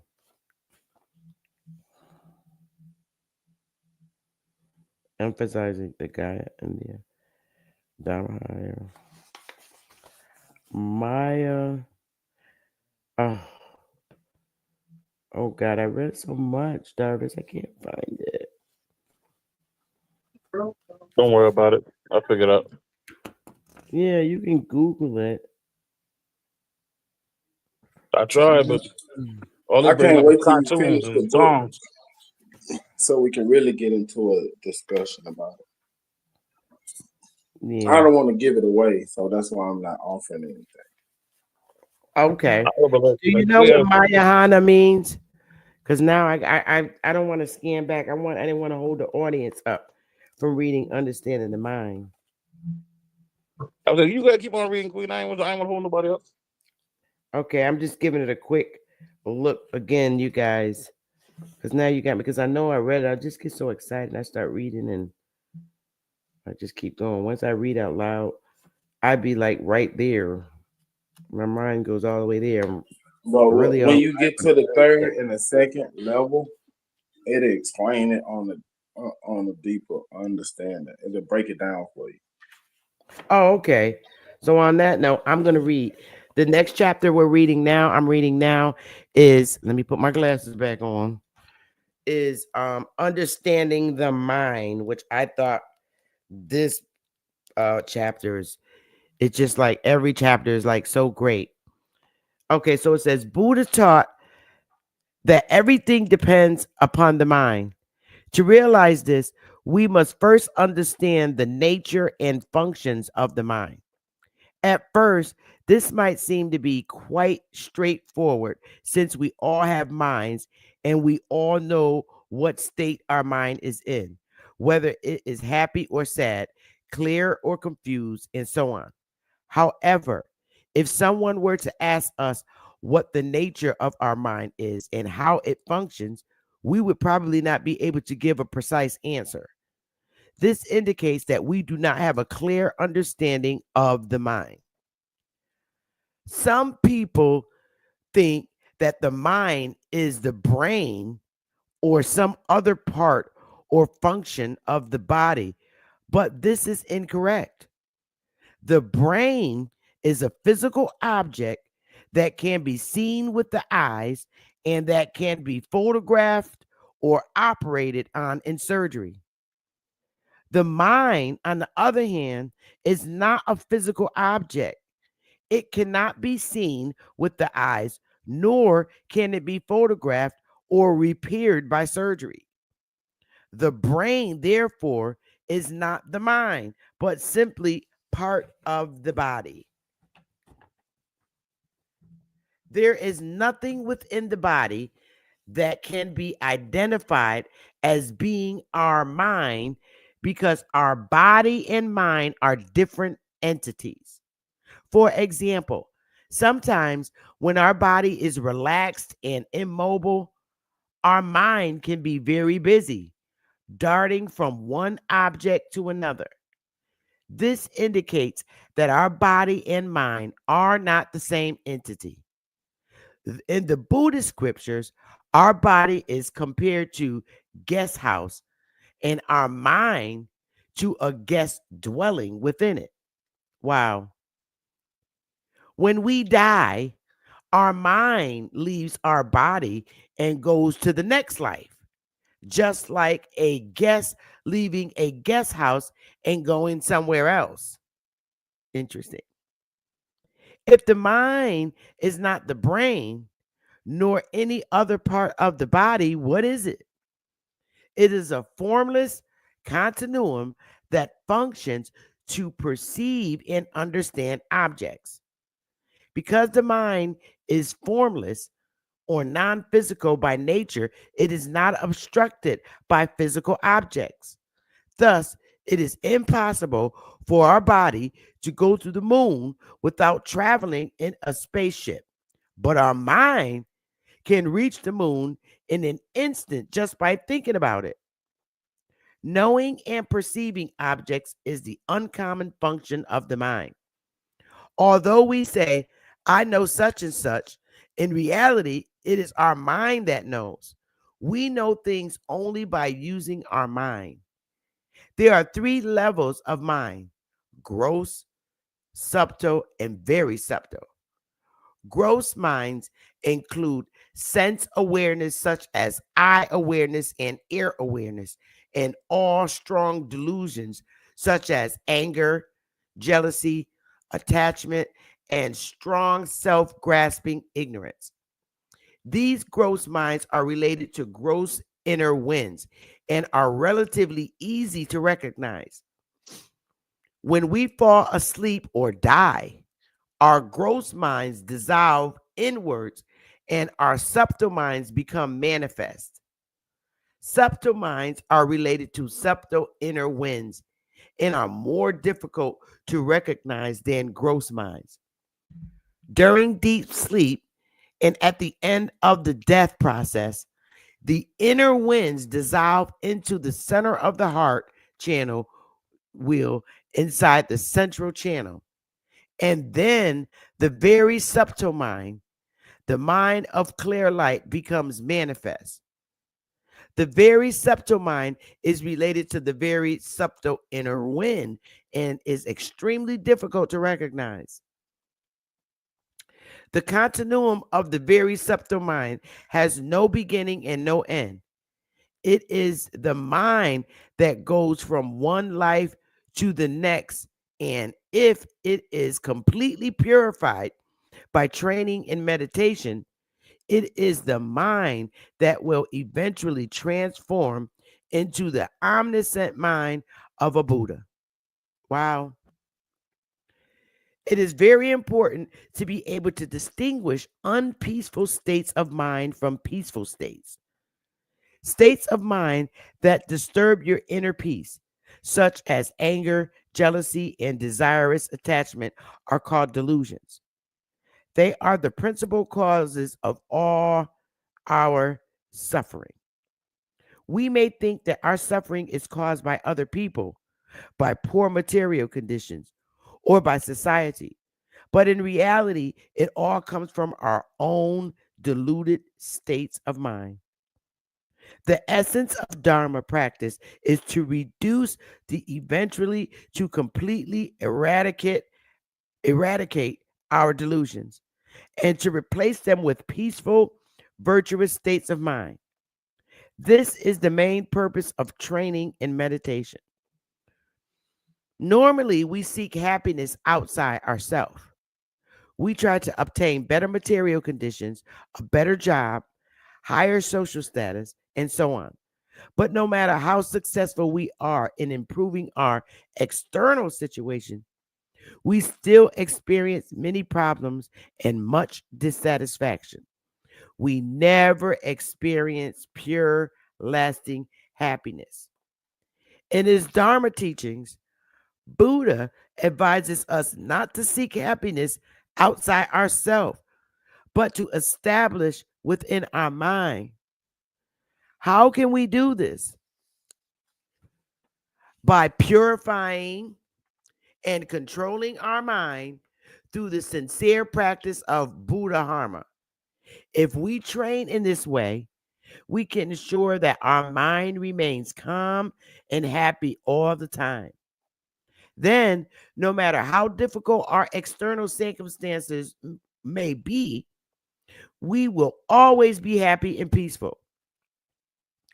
Even though we work very hard to find happiness, it remains elusive for us, whereas sufferings and problems seem to come naturally without any effort. Why is this? It is because the cause of happiness within our mind, virtue, is very weak and can give rise to its effect only if we apply great effort, whereas the internal causes of suffering and problems, the delusions, are very strong and can give rise to their effect with no effort on our part. And this is the real reason why problems come naturally, while happiness is so difficult to find. From this, we can see that the principal causes of both happiness and problems are in the mind, not in the external world. If we were able to maintain a calm and peaceful mind all day long, we would never experience any problems or mental suffering.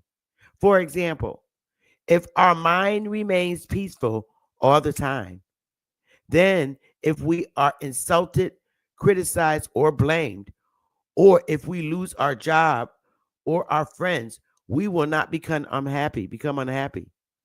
No matter how difficult our external circumstances may become. For as long as we maintain a calm and peaceful mind, the situation will not be a problem for us. Therefore, if we wish to be free from problems, there is only one thing to do: learn to maintain a peaceful state of mind by practicing Dharma sincerely and purely. All right, y'all. Give me a 1 if y'all feeling this. Give me a 2 if, nah, I'm feeling it. So I feel it. Give me a 1 if you're feeling it. Damn, it's 1,800 people in here. So they must like it too. I feel it. I see little. Give me a 1 if you're feeling it. I'm feeling it. The next chapter is past and future lives. Is it interesting? Mother of dragons. Okay. It's all right if y'all shy and don't want to. Shoo. Meditation on the study of my trainings. Okay. 1. Okay. We people feeling okay, good. I'm gonna keep going because I'm definitely feeling it.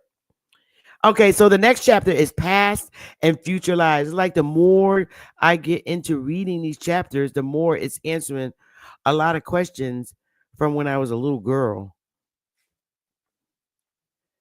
If we understand the nature of the mind, we can also understand the existence of past and future lives. Many people believe that when the body disintegrates. Okay. Many people believe that when the body disintegrates at death, the continuum of the mind ceases and the mind becomes non existent, like a candle flame going out when all the wax has burned. There are even some people who contemplate committing suicide in the hope that if they die, their problems and sufferings will come to an end. However, these ideas are completely wrong. As already explained, our body and mind are separate entities. And so, even though the body disintegrates at death, the continuum of the mind remains unbroken. Instead of ceasing, the mind simply leaves the present body and goes to the next life. For ordinary beings, therefore, rather than releasing us from suffering, death only brings new sufferings. Not understanding this, many people destroy their precious human life by committing suicide. One way to gain an understanding of past and future lives is to examine the process of sleeping, dreaming, and waking, because this closely resembles the process of death, intermediate state, and rebirth. When we fall asleep, our gross inner winds gather and dissolve inwards, and our mind becomes progressively more and more subtle until it transforms into the very subtle mind of the clear light of the sleep. While the clear light of sleep is manifest, we experience deep sleep, and to others, we resemble a dead person. When the clear light of sleep ends, our mind becomes gradually more and more gross, and we pass through the various levels of a dream state. Finally, our normal powers of memory and mental control are restored, and we wake up. When this happens, our dream world disappears, and we perceive the world of the wake state. A very similar process occurs when we die. As we die, our winds dissolve inwards and our minds become progressively more and more subtle until the very subtle mind of the clear light of death becomes manifest. The experience of the clear light of death is very similar to the experience of deep sleep.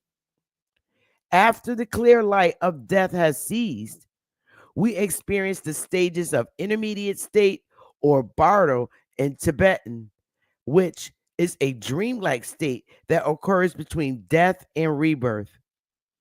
After a few days or weeks, the intermediate state ends and we take rebirth.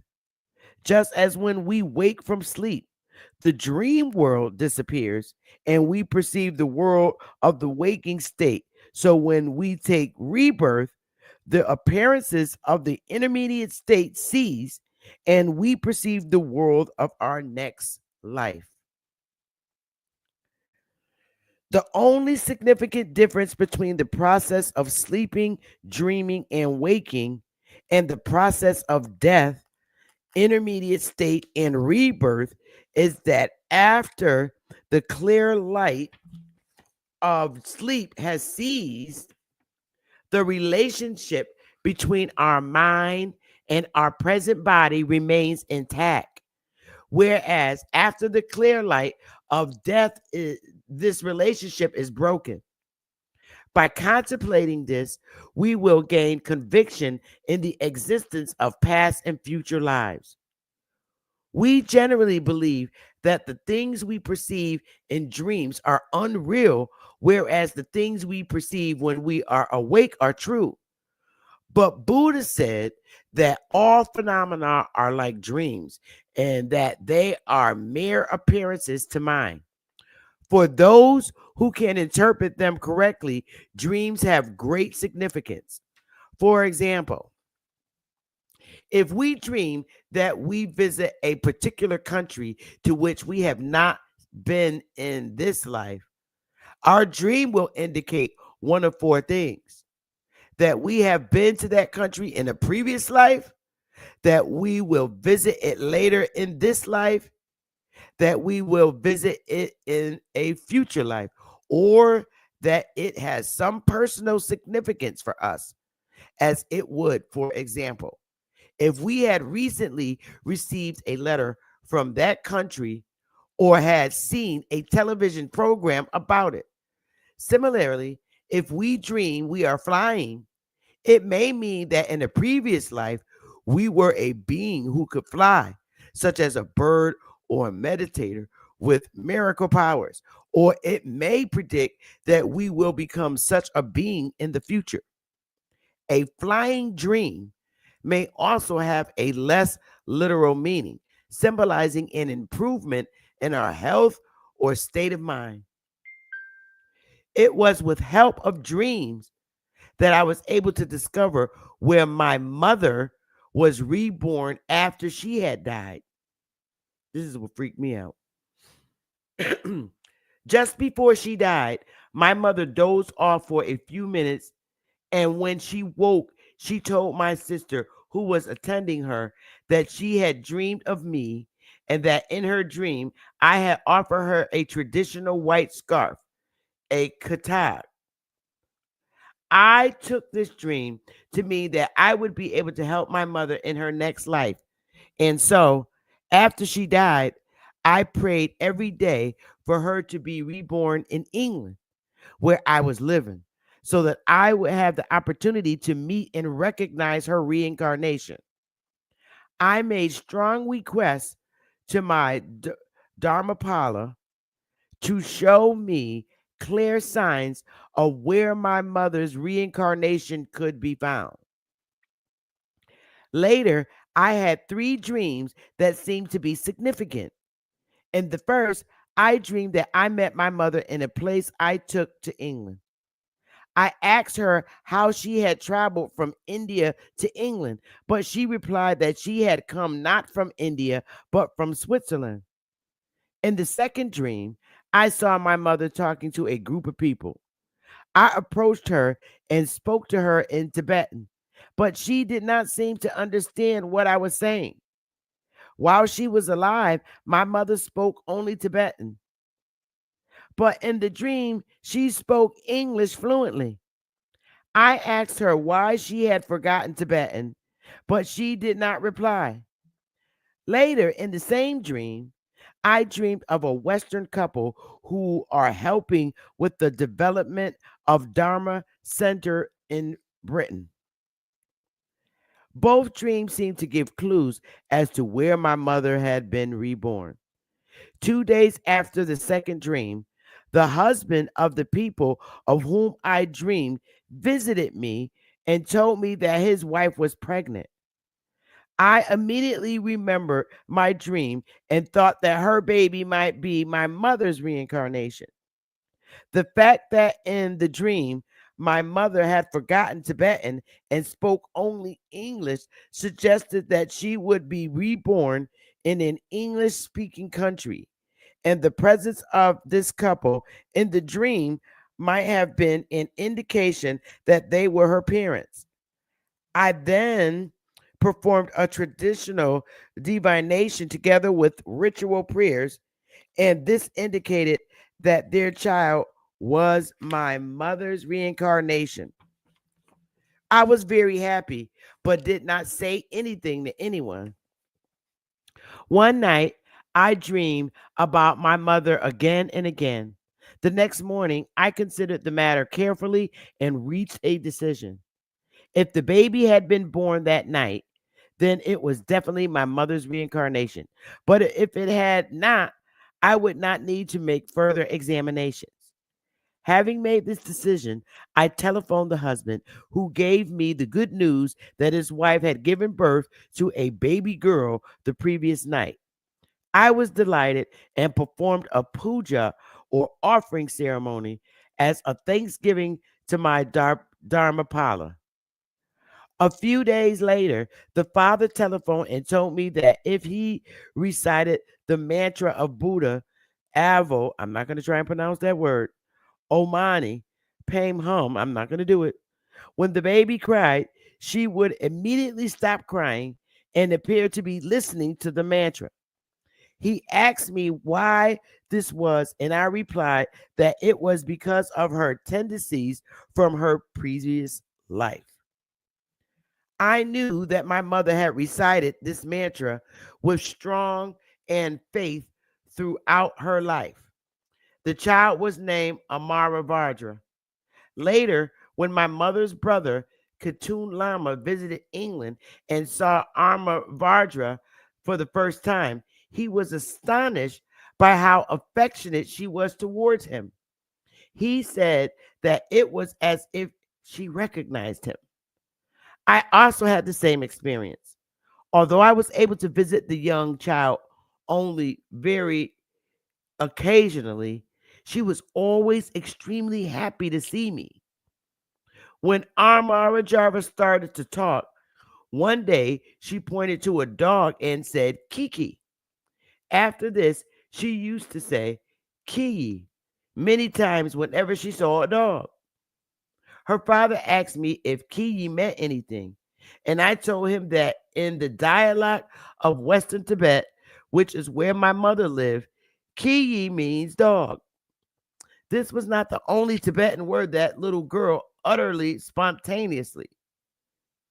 I later heard through my sister's husband that after my mother's death, a Tibetan astrologer had predicted that my mother would be born as a female in a country with a language other than Tibetan. This story comes from my own personal experience, but if we investigate, we can find many other true stories about how people have been able to recognize the reincarnations of their teachers, parents, friends, and others. If we contemplate such stories and reflect on the nature of the mind and the experience of dreams, we will definitely become convinced of the existence of past and future lives. In his tantric teachings, Buddha taught a special practice called transference of consciousness into another body. This practice became quite widespread in the early days of Buddhism in Tibet. One practitioner who mastered it was Dharmadod, the son of the famous Tibetan lay Lama and translator Marpa. One day while riding a horse, Dharmadod fell and fatally injured his body. Knowing that his son had mastered the practice of transference of consciousness, Marpa immediately began searching for a corpse into which Dharmadod could transfer his consciousness. Unable to find a human corpse, Marpa brought his son a pigeon's corpse, which would serve as a temporary abode for his mind until he could find a suitable human corpse. Dharmadod then ejected his mind from his dying human body and entered into the corpse of the pigeon. Immediately, Dharmadod's old human body died and the pigeon's body came back to life. Dharmadod's body was now the body of a pigeon, but his mind was still the mind of a human being. Since he did not want his son to remain in the form of a pigeon, Marpa continued to search for a qualified human corpse. One day, with his clairvoyance, he saw a Buddhist teacher had just died in India, and that his disciples had taken his corpse to the cemetery. Marpa told his son to fly to India as quickly as possible. Dharmadod then flew to India in his pigeon's body, and when he arrived at the place Where the teacher's corpse had been left, he ejected his mind from the pigeon's body and entered the corpse. The body of the pigeon immediately died, and the body of the deceased teacher came back to life.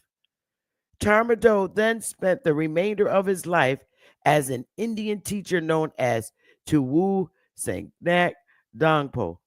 Some years later, Marpa's principal disciple, Malrepa, sent his own disciple, Rech Chungpa, to India to receive special teachings from Tiwu Sangnang Dongpo. The Rechungpa returned to Tibet. He offered the instructions to Milarepa. There are many other examples of past mediators who could transfer their consciousness into other bodies.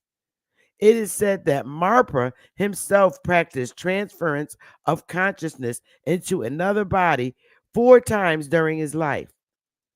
If mind and body were the same entity, how would it be possible for these mediators to transfer their consciousness in this way? If we contemplate true stories such as these with a positive mind, it will help us to understand how it is possible for consciousness to continue beyond the death of the body. This, in turn, will make it very easy for us to understand the existence of past and future lives. So I really felt that I got a lot out of that. It is so helpful. And I'm also gonna stop there. We done read 4 chapters, y'all. And I'm gonna come back tomorrow and read the next chapter, which starts off as I promised myself I'm gonna read that whole book because it's not that thick. Okay, we're on chapter 4, and then I'm gonna get a deeper book. But I'm really feeling this, and I'm not trying to force anybody into this. Really, I respect everybody's religions, however you believe, but I have to look out for myself and my own inner self. I can't keep just going and believing on a religion that absolutely just messes with my mind, and it just makes me sad. This helps my inner. So I'm going to keep going. And then there's going to be other books. I'll get, even deeper into it like I did with the Bible. I got to figure out what's going to make me happy. But the chapter tomorrow is what is karma? And I read some of it, but I'm not going to tell you. I want you to see what Buddha says it is. And after that, our precious human life is that next chapter. And then after that, we get into what is meditation. So this would be helpful to us because I did not know how to meditate because I would sit there and I didn't know what to think about. I just thought it was stupid. I'm keeping it a buck. I had to learn how to do some of these kind of things. And now I know I can relate this to when my mind traveled as a kid. Now I have something that I'm not so sad about because my mind travels a lot. And I really like this because it helps me. So if I could travel to Japan and pat my new man on the head, I'm going to start doing that at night when he make me mad. When they make me mad. But no, I'll be covering those chapters tomorrow. So your thoughts, Superman, on at least those 4 chapters in Darvis? What do you have to think about his mother being born in another country and he went to go and visit? That's wild to me. I mean, it's a good start if you're just not starting into Buddhism, but I will warn you that that's just another person's interpretation of Buddha's teaching. So if you study this, then actually go study Buddha's teaching without someone else's interpretation. But it's a good start, you can. I agree. I wanted the basics, and then I'll go and get that book. But I wanted to get the basics, And I do realize that it's this man's interpretation, and he says that, honestly says that. So I don't know. What are your other thoughts? No. Take in as many interpretations or whatever as possible, because you can get different viewpoints. You know what I'm saying? But don't hold on to anyone else's viewpoint. When you get into the real teachings of Buddha, you'll develop your own, and you can see other people's viewpoint. You know what I'm saying? Yes. Well, I thought it was like completely. I thought it was so interesting.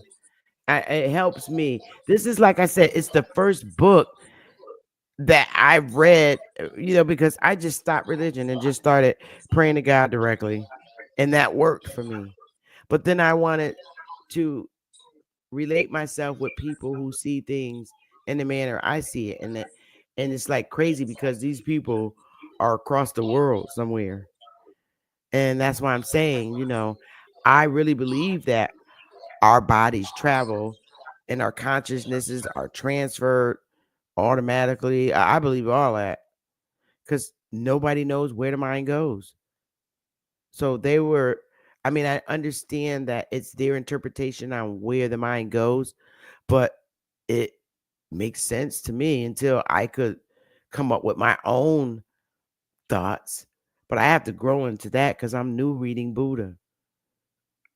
And I'm sure I'll have my own personal thoughts on where the mind goes. But right now, I'm really feeling his story because even though they sound crazy to some people, like, okay, his mother died and he said she's born in some other lady that speaks another language, and he went in his dream and spoke to her, people would think somebody like that is crazy. And to me, I don't think he's crazy. I think he's using parts of his body that we don't do. We don't use our inner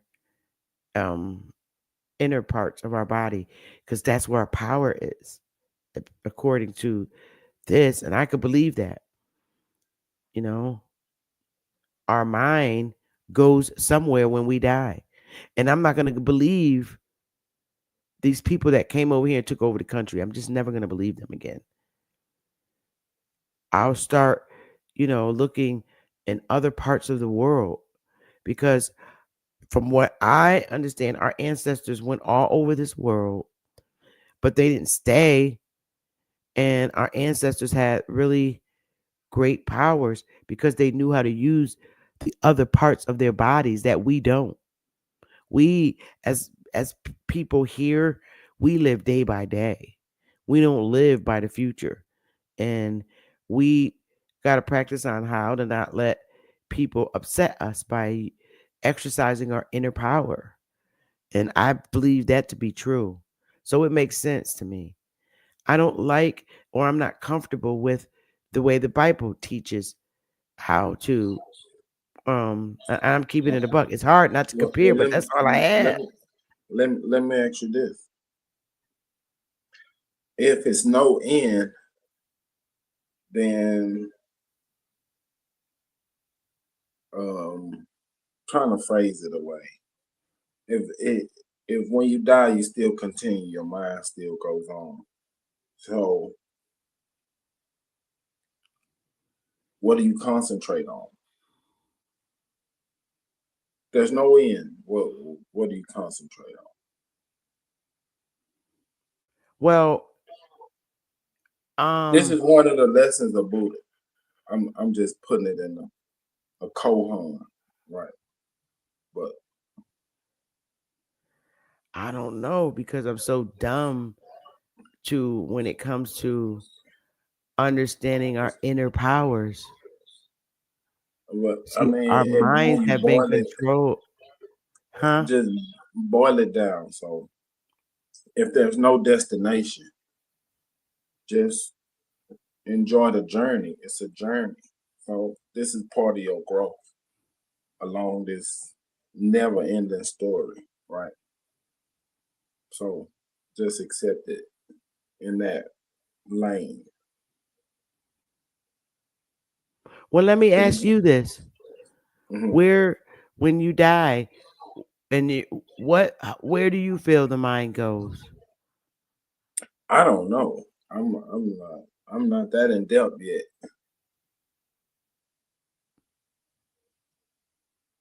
I wouldn't, I don't have an answer for that. What are your thoughts, Darvis?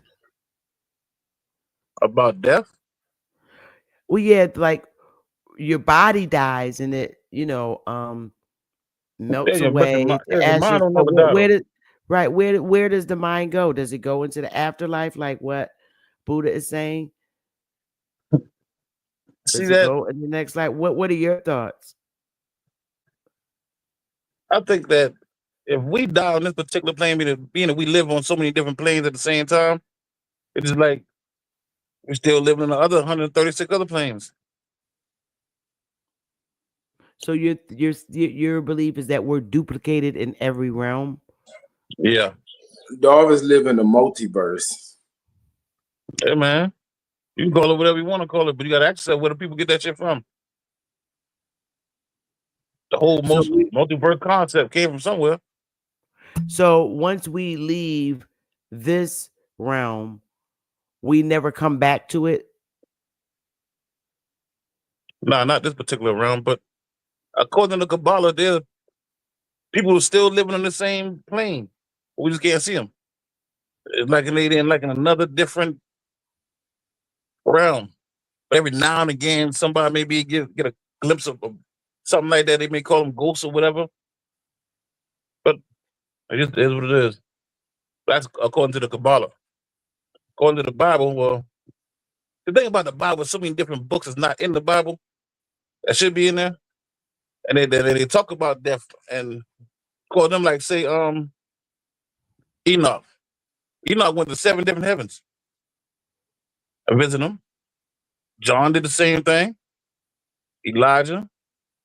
So when you leave here, I don't think your mind ever dies, but this body is temporary. And until Judgment Day, you're going to go back and forth repeating everything you got wrong. I'm thinking similar to school. You fuck up in the 6th grade, you got to repeat that shit. You have different teachers though, different classmates.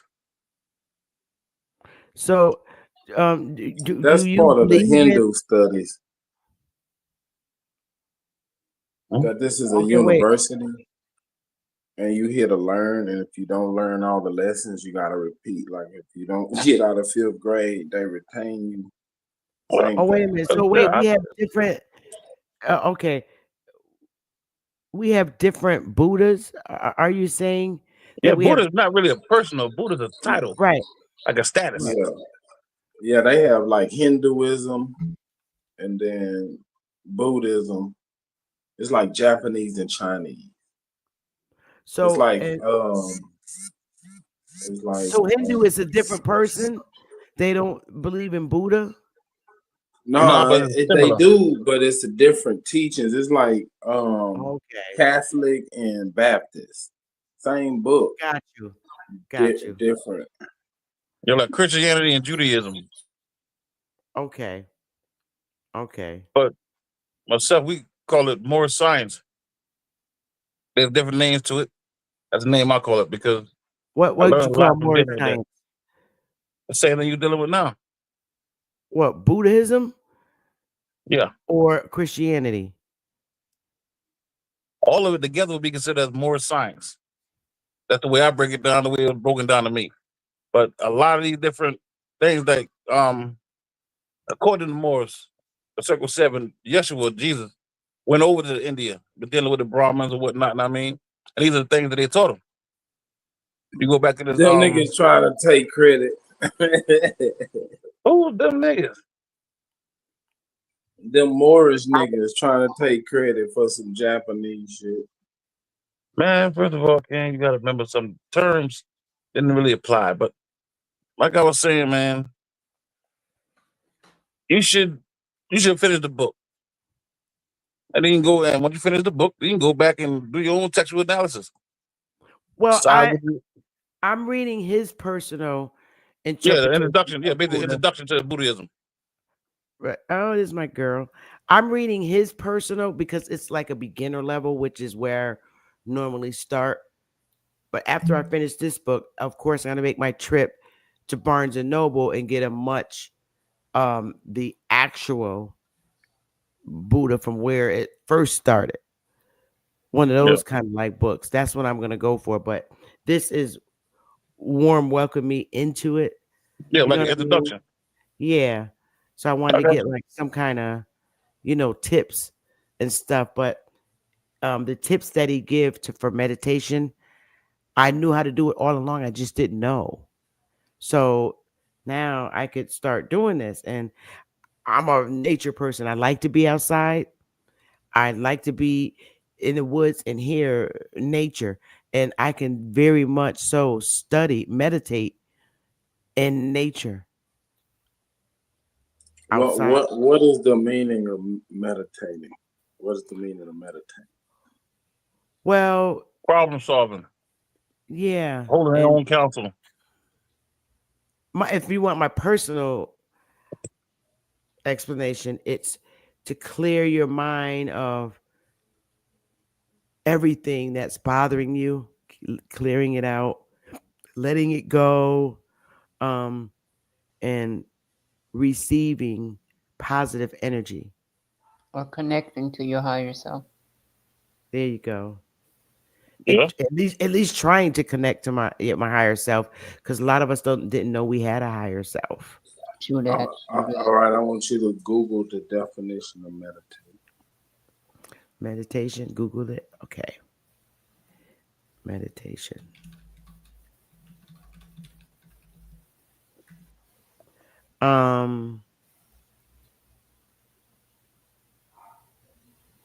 I'll do a share screen. It says, listen to pronunciation, meditation, a mind body practice in which a person focuses his or her attention on something, such as an object, word, phrase, or breathing, in order to minimize distraction or stressful thoughts or feelings. Pretty much kind of like what I said. I mean, I did say, getting rid of all the negative things and thoughts in your mind, clearing your mind. That's what that is. That good enough, Super? I mean, yeah. I mean, you just starting out, so I don't want to spoil it for you. So I'm gonna let you go on your own journey. Okay. Here it says meditation is a practice that involves focusing or clearing your mind using a combination of mental and physical techniques. Depending on the type of meditation you choose, you can meditate to relax, reduce anxiety and stress, and more. So, what is your definition of meditation? I mean, I would like to hear what your thoughts are, Super. Copper. Your mic is muted if you're talking, Superman. Um, What is meditation to you? meditation is to think deeply. It's not really to clear your mind. It's to really go into the nature of whatever it is. So it's to think deeply. It's not to clear your mind, because clearing your mind is it's impossible. It's very hard. Well, I won't say hard. It's impossible because you'll be dead if your brain activity stops. It's over. So I can believe that, to think deeply. Yeah, so because it's to really think to think deeply, deeply. you have to be able to astral travel, and that requires deep thinking. So, like if something bothering you and you have a mantra, do you have a mantra? I don't know. Well, I'll offer you one. I mean, I'm not no guru or anything, but this is one that most people start with. Is who am I? And you keep repeating that. You don't have to say it out loud, just in your mind until you get into your relaxed state. And that's the question you ask in the universe. And then when you get your answer, you have to accept it. How will you know you got your answer? Only you will know. I can't tell you. I can't tell you that. Oh wow! Because this is really about a self journey. Nobody can, a guru. Guru means just somebody to point you in a direction. It's not a leader. It's not a teacher. It's just like a sign in the road saying go left or go this way. So it's really about a personal journey. And that's why I'm not trying to lead you anywhere. You gotta do it.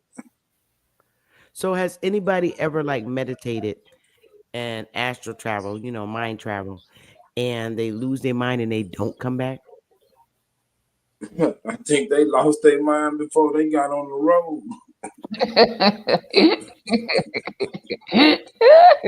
I can't take him. But he's right though. He's right. I can't take him. Because nobody really I within the last, I want to say 4 years, more and more people speak about the astral traveling and mind traveling. When we were little, they call that they had a diagnosis for that. They said that the individual was mentally disturbed if they astral travel, their mind travel. They are mentally disturbed, and I think that's wrong. Nah, it's just they bored. Whatever's around them is not interesting. But I never paid attention to a lot of shit. I was always going somewhere. Really, I mean, like literally, the Buddhism is really about being absolutely present. Because you remember, this is a never-ending story. It's a never-ending. If your mind transforms into another body, you're gonna go on forever, right? Right. So it's really about being totally present at the time. It's the journey. It's not a destination because it goes on forever. So once I think it's rude. Oh, I'm sorry. Go ahead. No, go ahead. Go ahead. I think that when someone's meditating, that it's very, very rude for someone to interrupt them during meditation. I think that is so the devil. Like you could be traveling somewhere in your mind while you're meditating and someone comes and interrupt you. I think it's so rude. I think that's devilish. But then it's like it's still in reality, right? Because like in the beginning, in the first chapter, all the distractions came. The women, the money, the everything. Right. You still gotta stay focused. So your focus is not dependent on somebody else's rudeness. You see what I'm saying? Right. Because it's like being in constant prayer. If you at that state and you in enlightenment, then you will understand that this person is a little off. It's just like dealing with a kid, right? Because once you get to the Buddha stage and somebody else is not, mentally they're children to you, right? So kids don't know nothing about you meditating. You can be in there praying and all that. They don't know. They want some popsicles, So, and meditation is really not about how long you do it.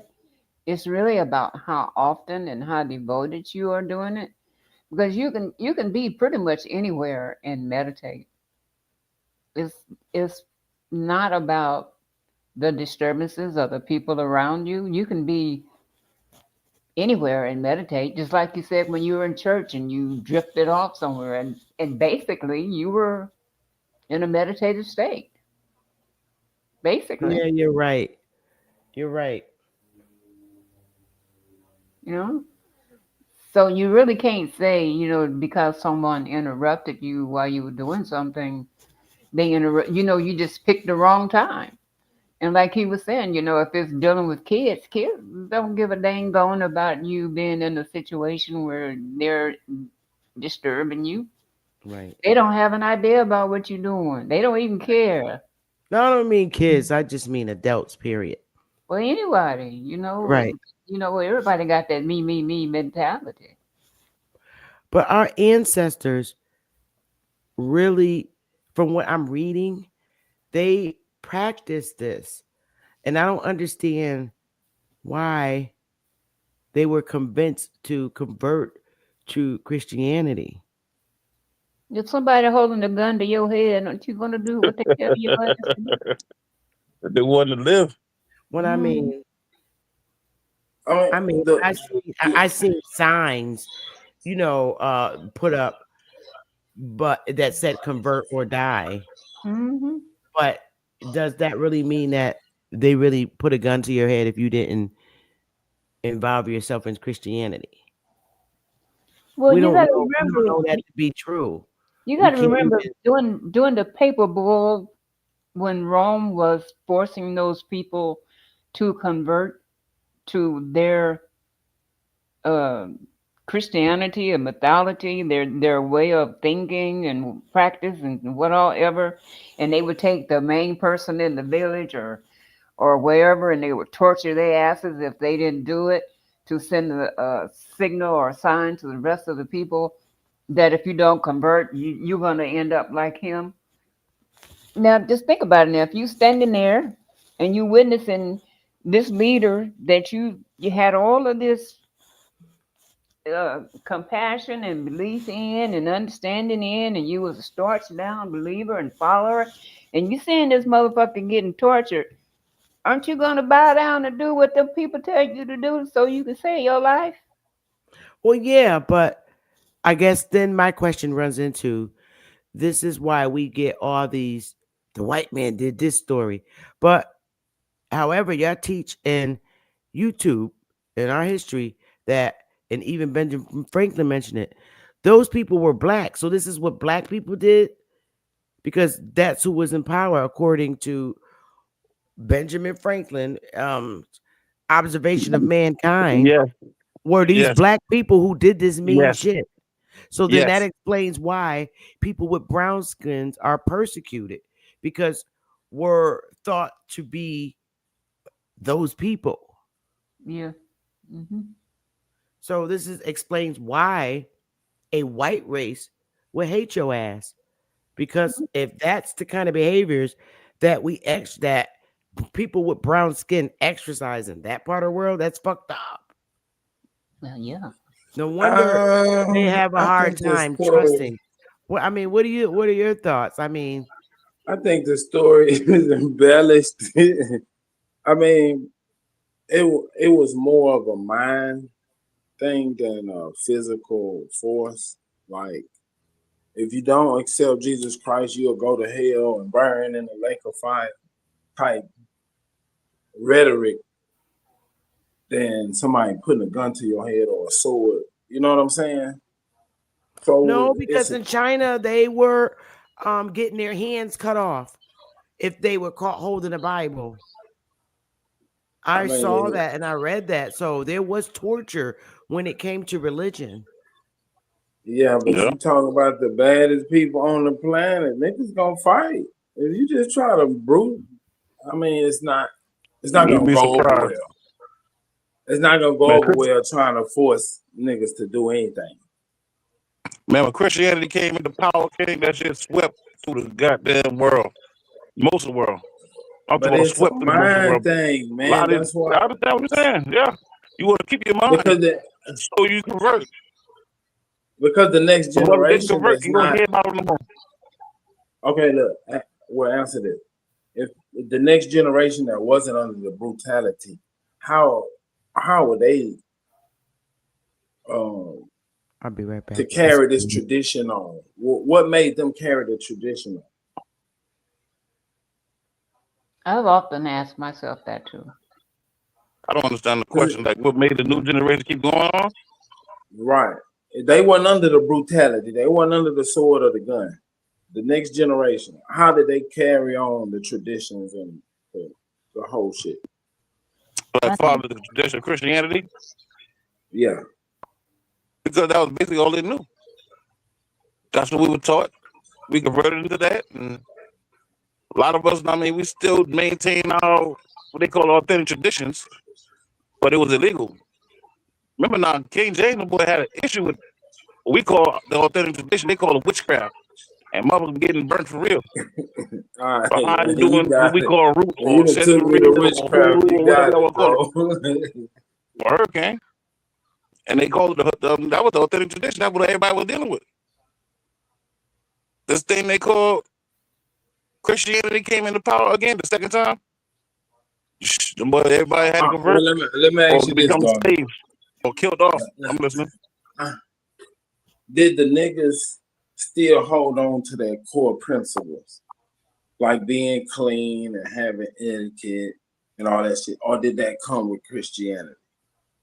No, that came from whatever they were dealing with before Christianity. Christianity didn't really take much away from the authentic traditions. It just added on to, and it became a law. So that New Testament wasn't just a religious book. It was actually the law, all civil law, uniform commercial codes. These were the maximums of these laws, that these jurisdictions the laws came from. And that was throughout the whole Roman Empire. And they had witchcraft, right? No, they didn't deal with that with the Roman Empire. But you still got the Caesars are still like that. They secretly practice the rites of Mithras. So I mean, but later on, the boy claimed that, matter of fact, the Caesar who brought that shit, what's name it? Constantine.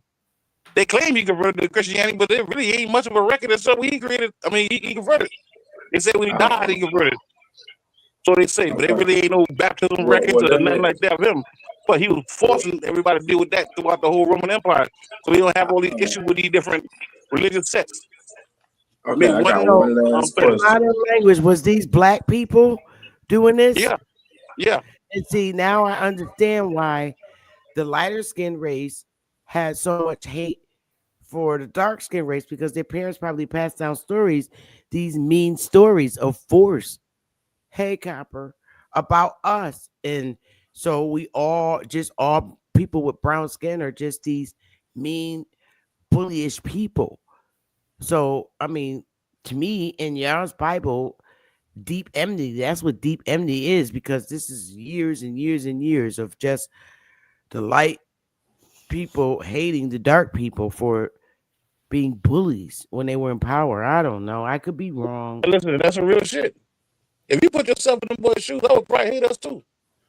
Y'all think we did to Let me ask you a question. We really cut off sending slaves over here because of the way we were treating them.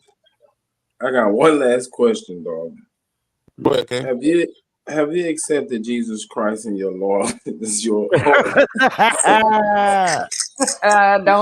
answer, Doris. Don't answer. I'm done. As your Lord and Savior. Open up your heart, dog.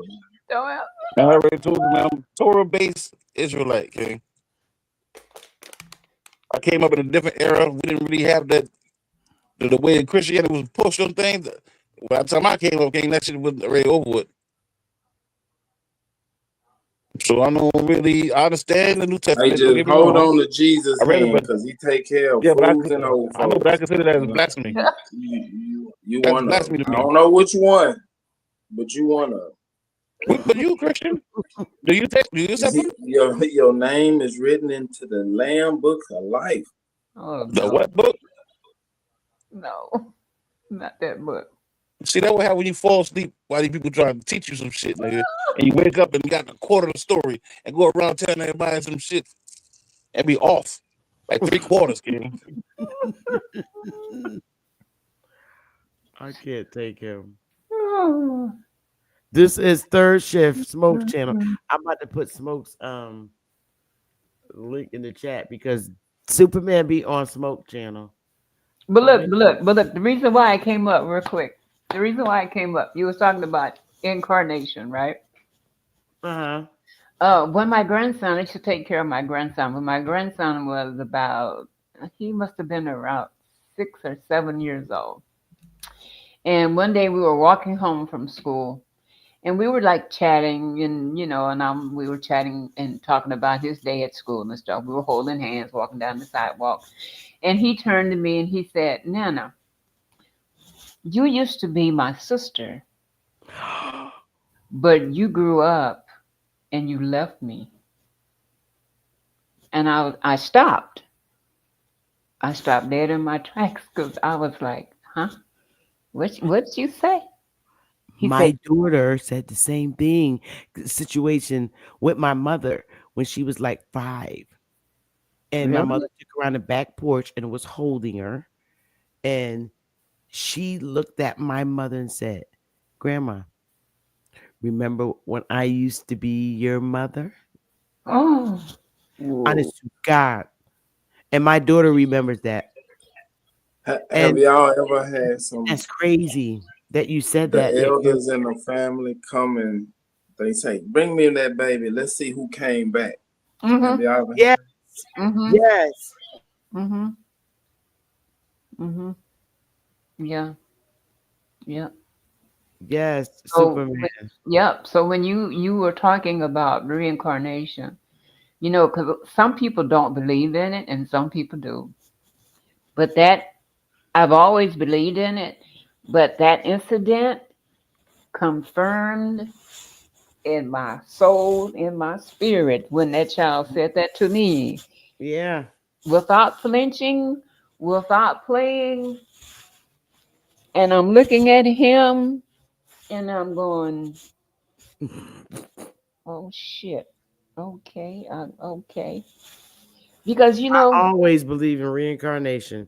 It's yeah. just something I can't not believe. I really believe that we do come back. Now, I was at work, and when I came home, my mom told me, she said, "Bethy, Mookie said to me, 'Hey, Grandma, remember when I used to be your mother?'" And my mother's like, she said, "When was you my mother?" And she said, "When we was up there, I was your mother. Now you're my mommy's mother." That's like really weird from a 5-year-old kid. Mm-hmm. They remember. And you telling me that your grandbaby told you this. That's amazing. Yeah, clear as day. I believe it's true, because why would a little kid come out and say something like that? Yes, clear as day. I know, like, we're stupid. You don't remember? You don't remember when I was your mommy? Oh, that's like so bugged out to me. Unflinching. No smile. Not playing. Just straight cut. I'm like, goddamn. Okay. That messed me up for a while. For a while, that messed me up. And I wanted to talk to him about it later, but the time was never right because it was not a good situation for him at that time. That's why I had him. But anyway, that's another story for another But day. you should see if he remembers telling you that. Yeah. Because I swear that this medicine that they give us, these, this is my personal thought, that these medicines that they give us at birth called the vital, I swear, I just swear that those are medicines that take away the actual inner powers that we have. At least not take them away, but sustain them for years and years and years. Suppress them. Yeah, suppress them. Because, I mean, people in other cultures are doing things and learning things internally Sister about their Bethy, bodies. let's go to South America and do ayahuasca. Ooh. I don't want to go to South America. I want to go to Japan or China. She want to go over there and do ayahuasca, but I do want to do ayahuasca or mush for some form of. I don't even know what that is. Oh. You're gonna see Jesus. Stop it. Stop it. No. But you know what though? Seriously though, I think our ancestors did. I think our ancestors Oh did yeah, some. peyote and all that. That's why I don't want to go to another land. I want to Mhm. do it on American soil. I think they were in the what was that thing called where all of them used to meet? There was this big round room. It's not the Who TP. used to meet? Our ancestors. Oh, a sweat lodge. Is that what it was? Where they It's used some A sweat science lodge. behind it. Yeah, you go in and it's like smoky and it's steamy. It's like a sauna. And Yeah. open up your pores, and Yeah. you go through the whole ritual. Yeah. What it really is doing scientifically is releasing DMT. So when you die, that's when your brain, you have it in your body naturally, but it releases it. So whatever dream or whatever mental state you go through, going through death, it releases that, and then you it's like experiencing death, basically, on a chemical level. It's not Wow. like That's quite weird. death, but it's like that area between death and reality, where you Right, can right, actually right, right. travel or see things. Some Mhm. people say you get times for being in that particular state, like on a borderline of death. Mhm. Hmm. So they They always say. talk about some light that they see. I Come wonder on, if that Sister light Betty, is let's go. wonder if Let's that go light to the if that jungle. light is a portal to where? I don't know. We Go got to go to, go see. You might not see a light. You might see a disco ball. I don't know what you're gonna see. We got to go see. Well, y'all go see when y'all come back. Y'all tell me. oh, I Ain't ain't that going. coming? No, I ain't going. Oh man, we got I to make need this journey together. I need someone I know to go and experience it, and then come back and tell me about it and stuff. And yeah, yeah, Experience is the best teacher. Mm. yeah. But over curiosity. Lou That's said, what happened to "Don't the cat. follow the light." Yeah, Curiosity killed the cat. yeah, yeah, yeah, yeah. This one, your brain might go on the trip, Sister Betty, and not come back. You They might be go, happy in See, now you scaring me, but I'm gonna meditate. I just don't. I just try not. I don't want to I'll scare just try nobody. not to No, go too deep with my meditations. But now I nah, you use can't do that. You got to go all the way in. you well at telling least Because her to if go to you, the stuff. huh? I mean, She's trying to get you to she's go. saying she limit herself and going too deep into meditation, but I would, I would suggest not do that. Just go all the way deep. Go deep as you can go. Right. He at least he gave me a lot of great pointers on what to think about when my eyes are closed, and that's helpful to me. So I'm But gonna. if you don't get rid of the fear, because fear it freezes you, it stops you like a deer in the headlights. So once you get that out of the way, then since you really understand there's no death, it's a continuation. Then what are you afraid of? True.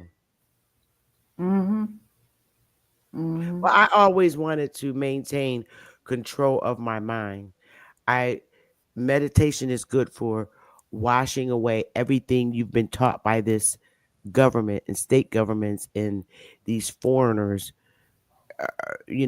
whether they're in our school system, in our place of employment, washing all of that out your head so that you can have a clear conscience to, with an open mind, to read and understand things that you've always asked about, but nobody would never answer you. Like you could not ask Pastor certain questions. Mm-mm. Well, when have you not been in control of your own mind? When you are, when you become a member of a cult, because you're not allowed to really think outside the box. Christianity, all religions are a cult, whereas Buddha is not a religion. So was Buddhism, it though. by force or was it It's by not a did you religion. choose? did you choose to practice a religion, or was did someone force you to do it? As a child, my parents, like all of us, our parents had control over and guidance over us. So No, I'm if we saying were, once you got a adult mind after 25, 30. well, when I was 22, like I said, I went and studied with those Hebrew Israelites in New York, and it was just horrible. It No. was so different than the I'm saying church. after your brain's fully developed, after 25 years old, you fully I went developed studying with the mentally. Hebrew Israelites in New York, and I got out. It was horrible. Right, you got out when your brain started working all the way. So it's always No, a choice. I woke up and made the mature decision to leave them because they were no different from Christian churches. They are 501c3s. They taught hatred. They were evil. They were mean. They would cuss people out on the street. When white people walked by, they called them devils. I hated that. It was horrible. And they were horrible themselves. They were drug addicts, ex-jail people. I got the hell away from them crazy fools. And the woman was just as worse. They were stupid. They Wait, had what the low self-esteem women that they would get, and they would take them through this what you call the cycle of abuse, meaning they had to make them feel little so that they would be able to humble, so they were humble as women. Like Huh? in the Asian cultures, yeah, like in the Asian cultures, when you bow and you're always following the empress or the queen around like a little tailgate, and everything What she the says hell? you agree with. Yeah, that's what Hebrew Israelites would do with women that look like us. And you get these women that are beautiful. And I'm like, how the hell did you become so low Observant. self-esteem? That Yeah. sounds like Islam. I Well, used to I used to be in the Islam, right? I they, was I they was copied off of Moorism, and they're Masons. They're a shoot off of what? Islam, Muslim. yeah, They're a shoot I off. used to be a Muslim when I lived in Detroit. I practiced the Sunni Islamic Yeah. thing, I and self it law. I was self What? So so yeah, you you got did what kind of what Israelite was you? huh? Huh? what I said, what kind of Israelite camp you was a part of? Like Masoretic or Torah? wait. Hold on. No, Let it me was ask one question, please. when I What went. part of It the was country called are you from, sister? when Who, I went. Sister It was Melody? called No, you. Oh, I was born and raised in Texas. Israeli And you Church and you of went to being Universal Practical a what Knowledge, name? New York, 125th and Madison Avenue. That's when I went. I was so young. Well, Okay, so you make it Masoretic then. when I was Huh? born, when I was raised in Texas, I knew from a young child that Christianity wasn't for me. I used to ask questions and they would always tell me, don't question this, don't that. And so I got really turned off on it. So I made the decision as a young child that I would not participate in Christianity. But as I got older, I wanted to venture into something. So a friend of mine that was a Muslim introduced me to Islam, and I started practicing it and ended up marrying a Muslim man. And I felt so depressed and smothered. It just I, became, I, I'm sorry for laughing. I'm sorry, yeah, because it let became, me ask you a okay. question. Uh-huh. Let me ask you a question. Hmm. Why were you looking for the answer from someone else instead of seeking the answer for yourself? Because during that time, I didn't know. I wasn't this far advanced in knowing who I am. I didn't know who I was. And because coming from where I was at, I had suffered a lot of shit as a young child. So I went into Islam just searching for something. Right. And it became so miserable for me. I got out of it. And then when I got out of that, I went into Buddhism and I was a Buddhist for like 35 years. I practiced Nichiren Daishonin Buddhism. And why did that end? Oh wow. Uh-huh. That ended. I wasn't gonna say anything. But yeah, that ended because I no longer wanted to. It started to feel like Christianity to me. Oh. But The but That's practice. what Jarvis basically was saying. well, let me. Mm-hmm.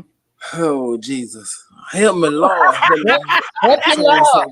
I No, know. no, listen. This is what I'm asking Uh-huh. because one of the principles of Buddhism is not looking outside of yourself for We're looking answers. inside. Mm-hmm. Right. So when you went to these different religions, like you started out with Muslim, then you went to Buddhism, and then it started feeling like Christianity. Mm-hmm. Were you looking outside for the answer, or I knew. Well, I learned from practicing Buddhism that the answers were inside. It was not outside. But I already knew that. But from my practice of Buddhism, I really started to learn about myself and about forgiving and all that old stuff. I learned that, but I no longer wanted to practice a practice that felt Are you stifled. saying with Sunni Muslim? I was a Sunni Muslim, yeah. And they can have more than one wife too, those Sunnis. Yeah, they Anybody practice. can. So what about the observer is the observed? Explain, please. I was asking for your understanding from your 35 years of study. What did What I? was your understand? Yeah, what was your understanding of that principle? Of the principle practice of Buddhism? No, the principle of the observer is the observed. Could you explain what you really want me to? So I don't know if this is Hindu or traditional Buddhism, but one of the principles is the observer is the observed. Right? You can't see something that's not you. Everything you see is from your point of view. Mm-hmm. So when you start seeing Christianity and Buddhism, it's kind of like still recognizing where you are. Mm-hmm. You see what I'm saying? Mm-hmm. If that makes sense. I don't know if that makes sense. I'm crazy. I'm a country nigga. So you're asking me how did I started to observe Buddhism as Christianity, or how did I started to see it as Christianity? No, I'm asking you, do you recognize what you were looking at? Yeah, I recognized what I was looking at because my emotions told me that how it was being presented to me was that of a Christian practice.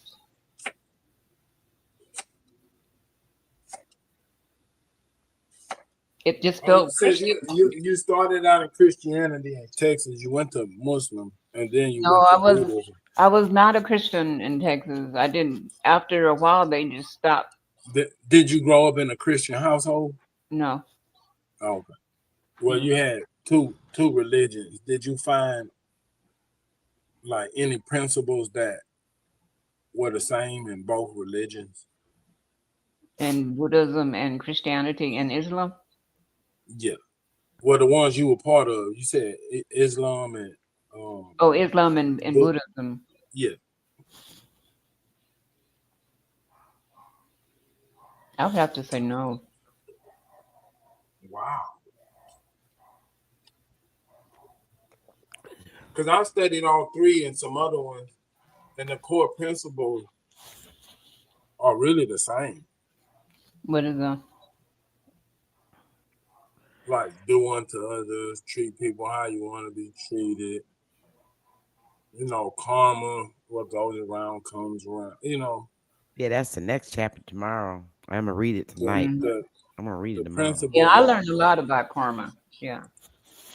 Like the core principles are universal because man the nature of man is universal.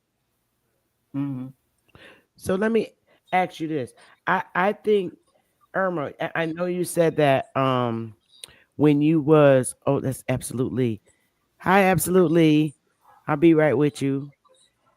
Um I let me ask you this, Irma. You said that you said hey, you said that you left uh the stop with the Buddha because it felt like Christianity, but I'm what if it's kind of I don't think that that would be a reason for me to leave. And I'll tell you why, because it's maybe like Christianity, but it's it doesn't have the shouting in church and running around in the church and the pastor putting his hand on your forehead and you're falling out and the Holy Ghost, all that. This is like so minus that I could probably find more peace in this. Okay, but I practice with a group of people. Okay. It was a whole denomination of people. Well, It wasn't a self-taught thing. It was a whole group, and the founder of the group was Nichiren Daishonin, and well, Nichiren Daishonin, yeah, but Isaka Akeda was the president of the group, and we had subsidiaries of other groups that I practice in, and it was just a lot of things that just started to like say, okay, I really no longer And want. this was the Buddhism, or this was the This Muslim? was This was Buddhism. Oh, okay, go ahead. Yeah. well, see, with Buddhism, you're working on self. Mhm. So when you're working on self, you shouldn't have a group of people, from what I'm thinking, because then you're gonna get. Sister Betty on the Oh, road. There you go. and that's a part of why it started to feel like a Christian faith to me, because some of the things they were saying and things I was seeing, and it was like, okay, I'm not digging this no more. It's like it just started to feel, and they would say things like, if you get out of this organization, your life is going to fall apart, and you'll no longer be able to function without us, and all this old kind of shit. And that to me was like, okay, now you're trying to mind fuck me and to stay Oh, or make me feel frightful of leaving. And so it was like, it's stuff like that. I mean, to me, if I'm going to be a part of your organization, don't try to don't throw fear based shit out there to keep me from leaving or keep me from thinking the way I want to think. Or the Hebrew Israelites do that too. What was this the one that you was a part of for 35 years, or this was this another? is the one I was a part of for 35 years. And you Wow. stayed with the same group for that long, or did you like It was the same. switch churches, so to Well, speak? it was the same group. It was the same group. Have you ever thought about just starting all over fresh and doing it by yourself? Well, the thing of it is, once I got out of it and I got into metaphysics, I Okay. started learning that I know you really do not need to practice with a group in order to become Buddha like or Okay. have that spiritual awakening of Buddhism. Mm-hmm. That numb your What is metaphysics? I'm sorry. Well, kind of what metamaterial that was on my panel. No, no. Well, well, okay. What Brother Sanchez touches on metaphysics. Mm-hmm. Well, give me your understanding of it. Give you my understanding. Yeah, yeah. You said you were practicing it now. Well, metaphysics could be a lot of stuff. It could be as simple as honoring your ancestors. It could be chanting mudras or doing mantras. It could be candle work. It could be meditation. I mean, the realm of metaphysics is vast. It could be all kind of stuff. Okay. So, are you currently part of that now, or no? I dabble and dabble. But what I found out, what I was trying to say was, what I found out is that once I left Buddhism, I found that Nam Myoho Renge Kyo, which is what we chanted in that Buddhist organization, is Oh a wow. worldwide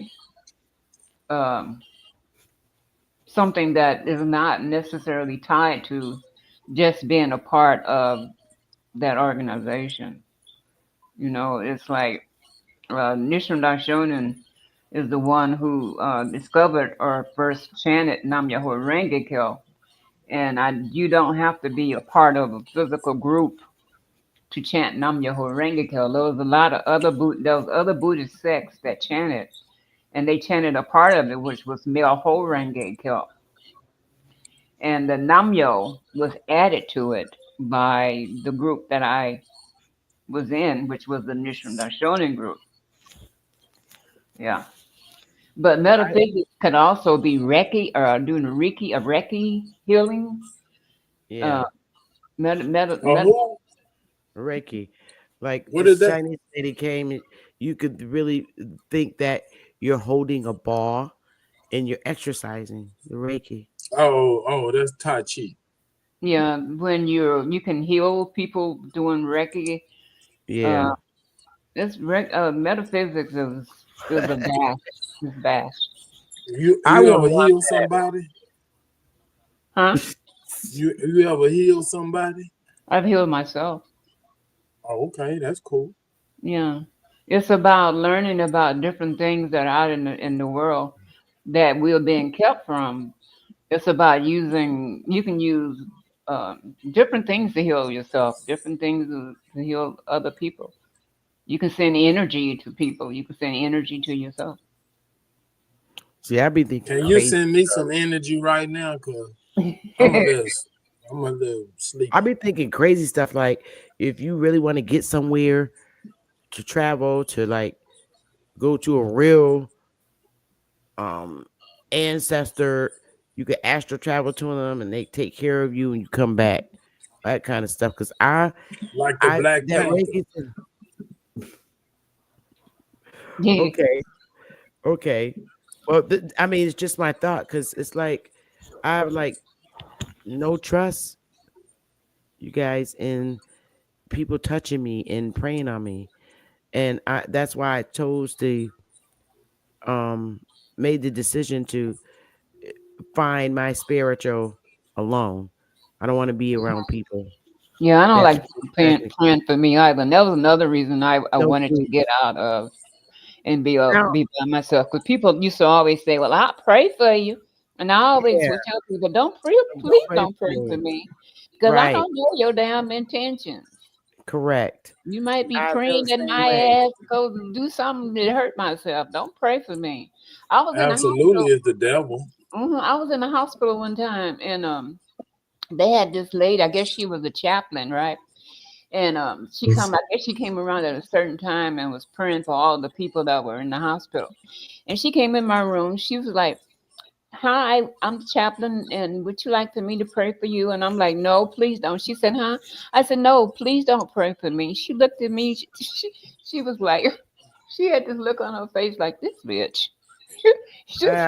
I'm pretty much would have probably responded like you because I like no, I don't want you to pray for me. I'll go to God directly because if I did something bad, I'd rather go to Him directly and face what I did. You praying for me, I don't need the help. Please don't. I don't. Please Just don't. stay away from me. Don't touch me. Hey, absolutely. Sorry. Absolutely is the devil. Well, good day and balance to you guys and ladies. And yes, How you I doing? do agree with you guys. You can feel energy within the atmosphere of wherever you're at. That's why they had us in the house also to keep our energy from being around each other also, because when we connect as copper conductors of energy, which is your copper tone, your complexion, it does send out energy waves. And that's why in the church, you will feel a spirit of some sort. If you're all praying and singing, say the choir, turn up, got the whole church going crazy for about 20 minutes. There is an energy within that building that you will get nowhere else on earth but that building. Absolutely. But the energy is with those same people throughout that whole week. It's an atmospheric electromagnetic energy that we carry, and it's an aura about 6 feet around us in diameter, the strongest parts of it. And that's what we call our aura. And your inner is your chakras. Yes, sir. Yes, sir. Well, I'm learning all that Absolutely, now. you need to get your chakra cleaned out. Darvin said he got a question. I have a question for the sister. Nora Hunger Giga. I'm not exactly sure how to say it, but if we got to put that in English, what would it Say be it saying again, basically? Darvis. I don't know exactly how to say it, man. I don't speak that language. I don't think it's in English. But I'm asking if you have to put it in an English word for the layman. What do you think? I mean, what are they saying? I know it's a chant. You talking about the Nam Yoho Renge Kill? Yes, ma'am. I don't even remember. I really don't. I've been out the organization for like 7 years. To I tell did you, want to say, my huh? apologies, Dr. Andrew. I did want to say something about the Nam Yo Harange cure. I do remember that from the Icantina movie, that last scene. Before that last scene, she always had the bees, and that's something she chanted, Nam Yo Harange cure, Nam Yo Harange cure.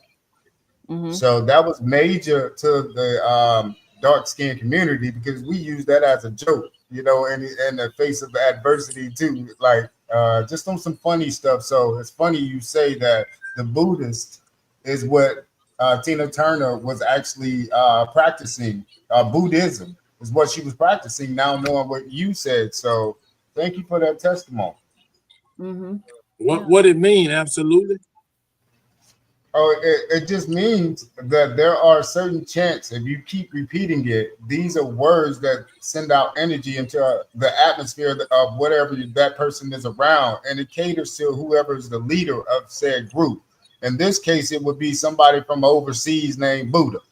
So you're following still a religion, and a legion is a religion. So you're really doing the army. That's what a legion is. Has nothing to do with spirituality if you dig deep enough on the whole religion, but you have an aura on you. What's a kuna matata? What's a kuna matata? It means don't worry for the rest of your days. I looked it up for y'all. Meo means mystic. Ho means law. Renge means metaphor that offers further insight into the qualities of this mystic law. Kel means sutra, and here indicates the mystic law likened to a lotus flower. And that's it. So there you go. Appreciate that. Now, I did want to say something about the metaphysics when you were talking about it. That's like almost like a philosophy of the way you feel about yourself, but they put a title to it, calling it metaphysics. But it's a bunch of philosophy behind that. But you, like I said, you yourself as a copper tone woman have one of the strongest auras on earth. So if you ladies actually stood together without a man even being involved, it would be crazy energy ruling the earth. Again, your heart gives out an aura that shoots to your brain. I think the heart's aura is the one that expands more around you. So that's like it's like 60 times greater than even the brain's aura. Your crown chakra has less power than your heart chakra. So that's why people say they said it with their heart. They want you to put your hand over your heart. That is where most of your energy is emanating from, your SA node. Oh, I thought it was in the gut. Have anybody read the Kabbalion? I skimmed over Three it. initiates. The three initiates. I got the book. Have you read it, darling? The beginning, motherfucker, man. Basically, it's similar to occultism. Dogs, did you understand what you was reading? To a point. Okay, you haven't got to that degree yet. Look at you. Yeah, but see, the 7 initiates are just initiates. We understand what initiate is. Somebody that's converted to something else. Don't try it, bro. We understand how it. I'm a 360-degree Illuminati, bro. Don't try it. Lord. Don't. Lord. Man, stop that, gang. Don't try it. Stop Don't that, try man. to act like you know, because I'm going to know that you don't know. Super, you a whole mess. Man, listen, man. I don't lie about nothing, gang. If I know something, then I know something. If I don't know nothing, I don't know the shit. I'm If I just letting you understand know. what we talk about, then I'm enjoying the Try to act conversation. like you don't know. I'm going to know that you don't know. I already listen, gang. When you first asked about it, I told you to an extent. I started on the book, got sidetracked with the other shit. I was using that as a cross reference for other shit, like for all these different negative and positive confessions. And we got into the 7 initiates.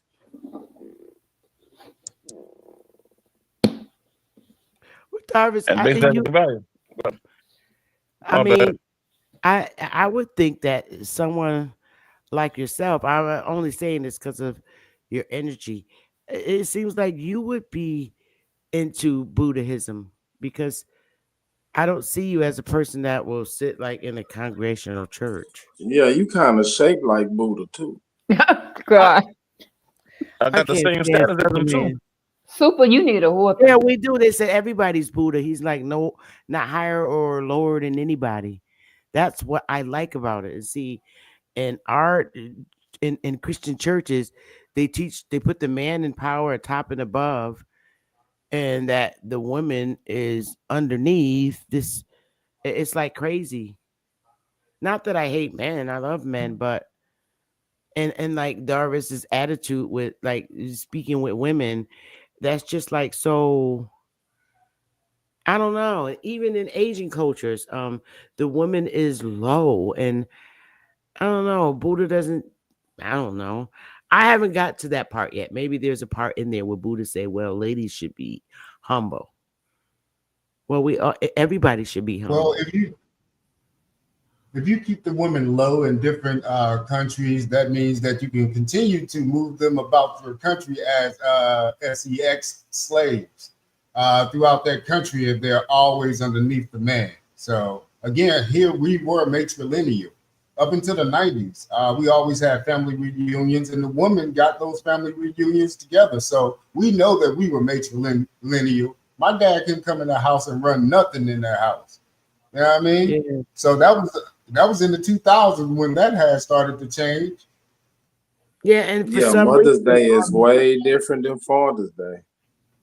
For some reason, our men in general, and most men, no matter what culture it is, they come home and lay down, because the woman, always, did it was just automatic. But it's also automatic for when the man he comes in, he automatically just lays back. We spoil our men. It's the babies. Ain't nothing wrong with that. Huh? Ain't nothing wrong with that. No, it's not. It's not. Being around kids relaxes men, right? Make them chill out. Let's get back to the goddamn the Kabbalion though. Superman. The who? The Kabbalion. What's that? Basically, I stepped away for a second. What you saying, Hermetic principles. The Kabbalion. Let's get back to that. You can't talk when Darby's talking. You can't. Darby's your speaker. No, go ahead. Drop the science, B. No, I'm asking you because you asked me about it. And then what's your question? No, you asked me a question about it. I'm trying to find out why you brought that up. What's up with that? Like where you going with that? Could you ask me about it? No, I had asked the whole You want to panel, know have why they you read asked it? him about the And you book? said you had it. And then I was asking, did you read it and did you understand what you was reading? That's what I was asking. Oh yeah, but like I was saying, I stumbled at that through these different teachers of thought or Gabriel, what we would call them. Okay. Thoth. The teachings of Thoth is in there. Aren't they deities? Remember now, Thoth is Tahuti / Hermes Trismegistus / Gabriel. He had all different kind of names. He was a deity that went around teaching different lessons, I guess, of nature, how to survive, and a lot of these different Were all cultures, these deities at the same describe a time? lot of teachings to them. Huh? Were all Say that these again, Ken? times at the same time? I said, were all these times of this Buddha guy or whoever, this Gabriel, were all the times at the same time? Were all these times simultaneously happening in the same time frame? Or did people stick these people in different time frames in their own history? What I would say, they basically origin stories, and was taught to these different people, I guess, when they was started. Like he dealt with Muhammad during Ramadan. He came and gave him some information.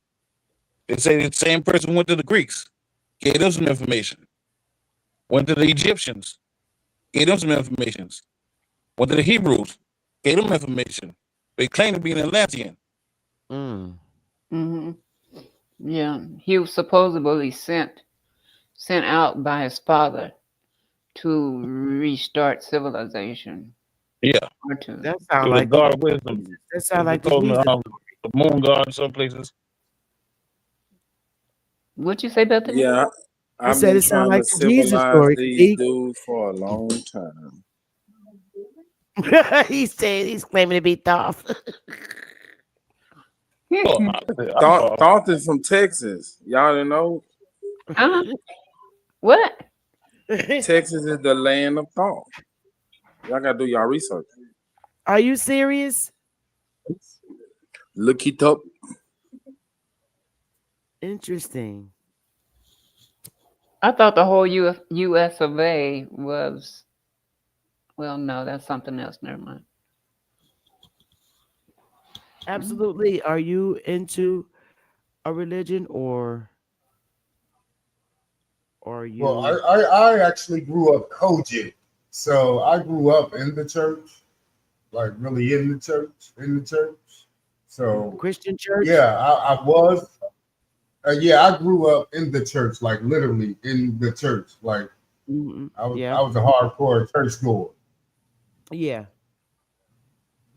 So yeah. I got my roots from that type of vibe where everything is done not spontaneous, but actually through the spirit. When you're in church, everything is done by the Spirit. Even the collection plate is done by the Holy Spirit. You know, so yeah. That type of vibe where you know you're coming back on Tuesday and Wednesday and Thursday if you're in the choir. So you're back. Right, So, exactly. Man, down here, man, my grandma used to make everybody go to Bible study. We didn't have to go to church, but everybody had to go to Bible study, man. I'm talking about the deacon used to come in with a big ass van and pick everybody up. And granted, them boy was right inside there, so you had to learn it. Or get boxed off. It wasn't no playing around that motherfucker. I remember when I was in church, we stayed in church all day. We went in the morning. They fed us breakfast. Then we went to Sunday school. And then we went back downstairs and had lunch. And then in the evening, we had dinner. And we had service. And then we had dinner. That was every Sunday. I remember that. Hey, you know how many collection plates went around that day? Because you there all day. Imagine a collection plate for everything they create. Oh, the minister of music service. Yeah. Wait, man, somebody had to pay for the doorknobs. They stopped making me go because How I they did complain us too much. in the 70s and stuff with the churches, how the pastor would play the mind games on the congregation and talking about the Lord told me that somebody was going to come up and bring $50, and some old goofy chick would come up, probably had a crush on the pastor, and write out a check and give or pastor the $50. I knew it. Man, down here people pay the rent on the preacher. Like you may have a church. Like down here you may have a church, but you pay a preacher to come preach at the church. Yep. Yeah. You got to keep the industry going, but at the same time, they did save a lot of people from a lot of things back then. So it's just that some of those preachers actually didn't know that they're teaching the wrong things because they go to college for this. They actually have to go and really get studies. You just can't walk up and say you're going to be a preacher. You actually got to get some certification, sir. Absolutely. When you going to open up your church? Man, look at here. I don't do religion. I've grown past that. That was my teenage years. For sure. How about the visiting pastor that came in and got the church going, talking about, all right, I want everybody to bring the Lord $20 and watch what happened for you in 3 days. Miss Cleo. A bullshit with that little baby set. Yeah. But at the same time, again, they kept people with something to do too. Weekly, they had something to do for the children that wasn't school. So look at here, especially if a woman was leaving a life behind when she had multiple children. Oh, they all going to church. She trying to change her life. Where else is there to go? That was like their therapy. That was somewhere to go. It was the escape. The church has its pros and cons. So Yeah, you it can't just did. write the church all the way up because a lot of women end up kicked out in the street and they go to the church. The church help them out. A lot of people have these issues. You got hungry people. You go to the church. The church feeds you. Right. And you got. So it does have pros. That's a lot of pros. I think the good intentions have faded away, and the churches have been cursed because the pastors now today are nothing. And then we don't know that though, because a lot of stuff was really kept from us. We saying just because we see the TD Jakes who's have been exposed today, but years ago, pastor was doing the same things. He was just not caught. Not caught. Messing with other women in the church, like pastor was screwing the first 2 rows of the church because they all had. He would visit people's homes, women's homes, and then always come on. Absolutely, let's open up a church, bro. I'll be your deacon. Man, we running for a holy kiss. I remember that pastor said he'd go give me a holy kiss. I'm like, no, the fuck you not. And he was like, you just cussed in the church. I said, you're not giving me no holy kiss. What is that? What's a holy kiss? He wanted to slobber on you. Oh no. No. A holy kiss is a poke in the hole. I don't know. No, a hole. That don't even sound right. A poke in the hole. That don't even sound right. That's exactly. About a holy kiss. That mouth ain't the only hole, is what he's saying. He want a pokey. Yeah, so but church again was good during the 80s and 90s for a lot of single women. So their children became church goers upon those 80s and 90s. Not before then, but 80s and 90s, dark-skinned women started going to church.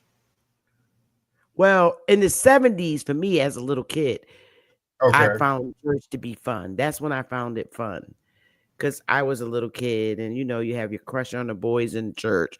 None of us kids went to church to pray to Jesus. We went to go see our little boyfriends in church. Exactly. That didn't change either in the 80s or 90s. I mean, some people got married that man. He got the first 2 rows of the church. All the women sitting in the first 2 rows. And then you notice his mother, pastor's mother. I don't know if you noticed this in Christian churches. Pastor's mother always sat in the first seat. We have the long wooden benches in the church where you sit in the first row. His mother sat right at the end She always sat there. Pastor's mother. Mm-mm. You want to hear something funny? You want to hear something funny? My daughter is a pastor in a church. Mm. And I didn't. I never forced her to go to church. I never took her to church. Mm. But and I don't encourage her not to do it. Right. I just sit and look. We gotta grow up. We gotta go through this test, man, in life. She used to try to get me to come to church, and we What have. denomination was it? What? She's Baptist. Okay. Yeah. I just sit and look, and I just say, do your Yeah, I was thing. Baptist. I thought Pentecostal was very strict, so I was like, no, because Pentecostal, they always wore the long dresses down to their ankles. They were very strict, Mm-hmm. and they were Again, just Baptist. I'm sorry, Sister Beth. Go ahead. Sorry. No, I'm fine. And again, a religion is the word that it all goes under, and a legion again is a Roman army. So you're just an arm of a certain army of the United States, and you don't know it. You're keeping certain people under wraps. They'll never find truth if they're always in a religion. Yeah. There's no truth in religion. I hate to be the one to say it, but there is no truth in religion. Nope, it's not. It's not. I wouldn't say that, man. I think it's exactly what it's intended for, because the word religio means to hold, to keep, hold, restrain, to hold back. That's where the root word comes from. To hold, keep, and restrain, and that's exactly what it does to people in their minds. Come on, Darvis. All truths or half truths. Man, listen, man. I don't know where you get them sayings from, man. Lord. Maybe you didn't learn how to apply them. That was from the Kabbalion. See, you ain't read the book. That's why I said maybe you just don't understand how to apply it. That's your issue, King. You ain't all the way retarded. You just dumb as hell. I understand where you're coming from, King, though. Oh my God. And I gotta say though, how is some foreigners gonna tell us who the God is through a book they brought over here? Why are we letting that make our spiritual electricity burst off and give them our energy? That's when they say we give them our energy, because we're going off the book of Bible to give us the energy that we should be able to put into the world without the Bible. So that's how they're sourcing our energy and using it for something else. That's all. Mm-hmm. Absolutely. But first of all, man, they was crazy about the book here. You or Darvis, any one of y'all. When do the missionaries show up? Before the soldiers or after the soldiers?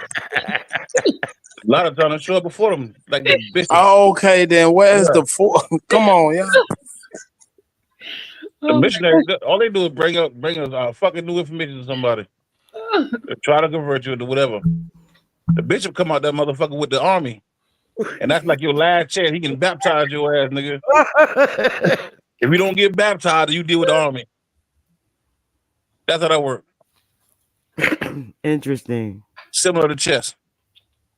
Because ironically, don't the small hats got a god or somebody also that they worship? Yeah, they worship God directly. In Jewish, they are directly to God. They're all Old Testament. They are literally Old Testament. They do the Torah, so the Torah is pretty much the Old Testament in the Bible. And the Torah is supposed to be the first five books, correct? Correct. The Torah is the teachings. It's just the teachings. Yeah. Yeah. The teachings of who? Of the law. My thing has always been whose law? Who wrote that law? The Most High. They said Moses went up there. The Most High put it on a kite and flew it down. You know how he do. He just fold that paper plane up and send the laws down. He went up on Mount Sinai. Hey, Turtle Island AG. He went up on Mount Sinai and got the 10 Commandments. And he Wow. stayed up there. How many days? Mm. How long? He stayed up there a long time. Bless his Yeah, heart. but we were dealing with the law before Moses, though. You gotta remember I that now. agree. Moses went there after we got out of his Well, Egyptian captivity. well, He went there and got I these, don't these believe we was laws and dealing with Christianity though, Darvis. no, no, no, We, no, no, we no, no, no, no. they picked on what we did. They said what we did was bad, because we were spiritual people, and the colonizers came over and taught that what we were doing was bad and horrible, and so they were able to get our ancestors into Christianity. So that's why you always hear that saying that Jackson marched to the South with the praying Indians. Andrew Jackson. They call the Indians in the North the praying Indians. Mm. Now, ironically, this Andrew Jackson cat was in the 1800s, right? Yo, this dude was off the chain. He had to be a Now, nigga, but go ahead. He could have yeah, been like now a this Cory guy, Booker. now my people had land out there back then. They still got some of it, but this guy actually spoke on my people's land in the 1800s. Now, my people are definitely copper-colored people from Mississippi, but he was down there in Mississippi somewhere, got off on the Trail of Tears, came and did a little presidential speech, literally on my people's sector of land, Choctaw land. No joke. So this You character is Choctaw very too? funny. I'm Choctaw too, from Mississippi lineage, from Natchez, Mississippi. And you ain't you ain't gonna be one pale white man in the midst of all of us that look like we look, and all my family say they've been here in Mississippi. They ain't been, they came from the middle and went right up to where they're at now, or went back down. So they always been somewhere in Mississippi. They never have anything outside of Mississippi happen. But this Jackson cat supposed to be a white cat and also married a black woman from the Horseshoe Bend, I think it was Louisiana area, which was Jackson, Mississippi, which was so it's the story is so funny it don't even make no sense for him to be white. This is why I keep Yeah, but I saying tell you what's so tricky about the question. I mean, the question we should have asked about the story is, who did he use as mercenaries or the military? our people, the Indians. Exactly. He had to use Exactly. our That was people. us killing us. Yep. Right. Exactly. That's why I said why the first things that we have to do is stop blaming the white man. Seriously. Because even today, white people do not jump on our panels and say you came from Africa. That's us saying Nope. that.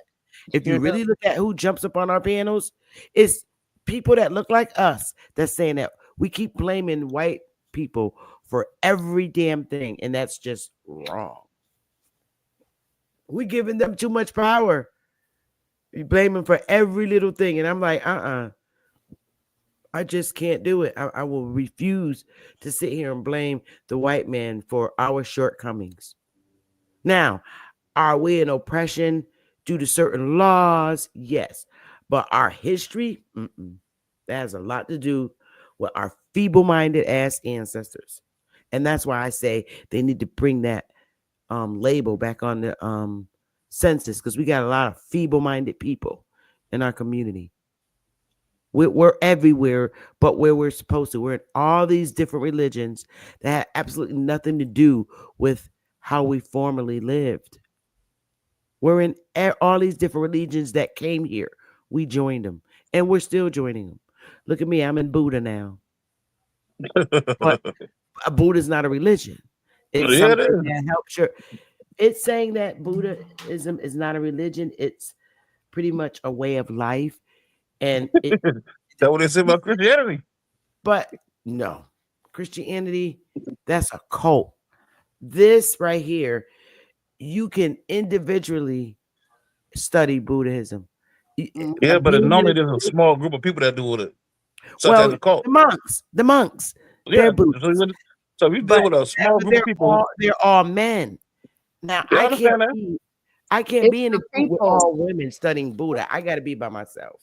It's the people that turned Buddhism into Christianity. It wasn't Buddhism itself that was Christianity. It was the practice of the people. Exactly. And that's the same issue I got with a lot of different scientific Hebrew Israelite cults. I'm not gonna say Israelite cults, but movements. The people within the movement who dictate the bylaws and how they apply, who they apply to, sometimes put more of their own influence in it, other than where it's supposed to be coming from. Mm. And it's like that in a lot of different movements, though, man. Not just Christians or Israelites or whatever, or Buddhists, Hindus or whatever. I mean, it's something that man does. We want to make something our own. I always, even as a young woman and kid, admired the Buddhist monks. I got pictures with monks in my other tablet. I always thought that they were just like really sharp, from the way they sit down and they do things so orderly. It's like everything they do is like natural, like the earth, but they do it orderly. Like they sit down and they meditate. And then I really believe that we have those powers that they show on TV. Y'all call it TV shows, but when them Buddhists be sitting down and somebody come to try to strike them, and all of a sudden they just do this, and boom! I really believe that we have that. You laughing, Darius, but I really believe that. I'm gonna tell Willie you need to tighten up with you, man. Where did Buddhism start at? Where did Buddhism start at? I don't know. I'm reading now. I got like this entry level book.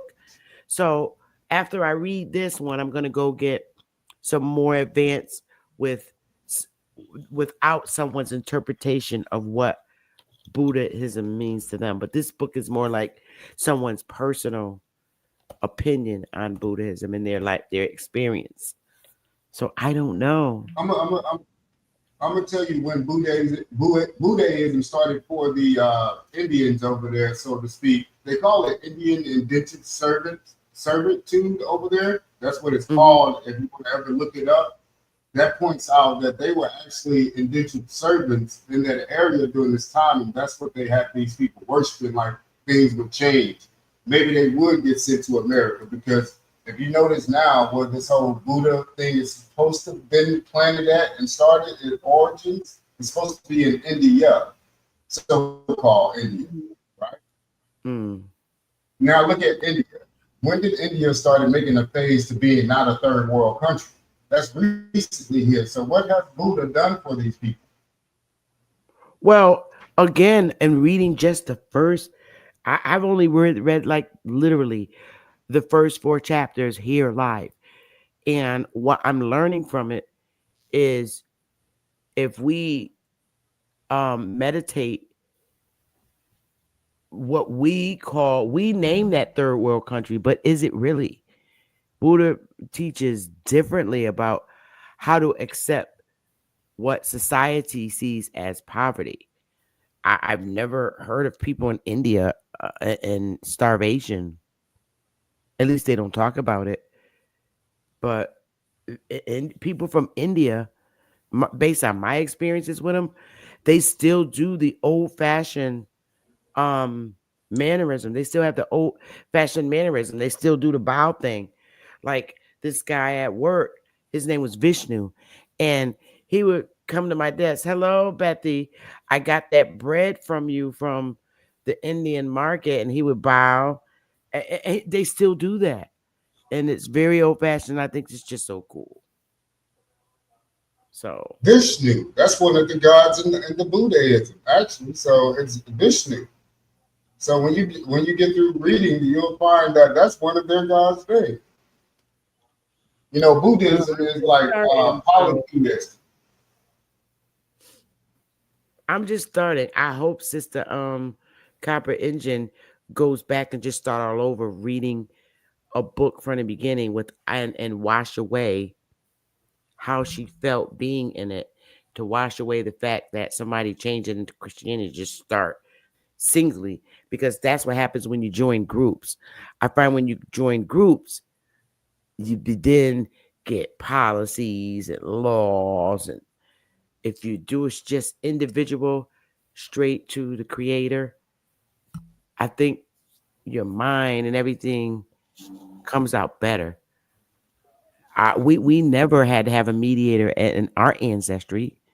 No. That was brought here. So I think when we naturally work directly with the natural higher power, we get more out of our meditations.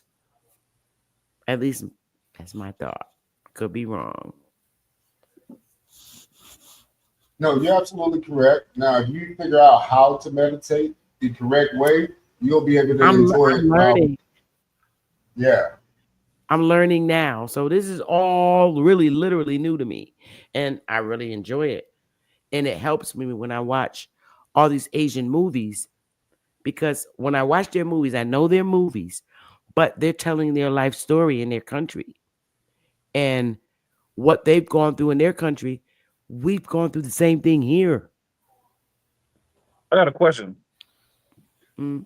Do you think the people like you see in the movies or whatnot, or them at the gas stations or whatever, you think that those are the aboriginals of that land they call India? Well, I would have to say they're probably born from the original people that were there from mixing, just like here. Because when we see mulattoes and they are become indigenous to the Americas based on their half percentage of blood, then I have to say what was done over here is repeated everywhere else in the world. So maybe they're not full blood, but they're certainly They have some blood in bloodlines them. to original people. Yeah. Cool. All right, so let me ask another question, right?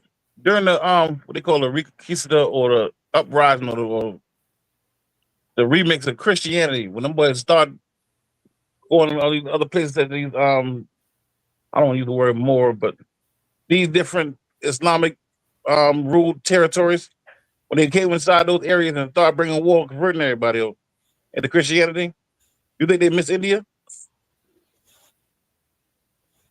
Oh, of the people here from India? No, when I'm asking the Christians, I'm talking about the Christians. These people that were going around converting everybody, conquering the lands. Mm-hmm. You don't think that they went to India also? Oh, absolutely. They went everywhere. All right, cool. So you don't think that form of, how can you say, Buddhism can have a twist or accent of Christianity? Well, I have to literally read it, what Buddhism is, without someone's personal perspective of their experience that's currently into Buddhism. So I wouldn't know. From reading it, I don't think so far I don't think it's the same as Christianity. Now, some of the little example stories that he give sounds a lot like some of the Christianity stories, like similar. him being born and Buddha was came down from somewhere and blah blah blah blah blah. Same kind of similar story as in the Bible. But what I get out of this, it's less the extra stuff that they do in the Christian church. Like everybody line up so pastor could pray for you and put oil on your forehead, all that. It's just like minus all that, which is annoying to me. And it gets straight to the point of me learning how to help my inner self.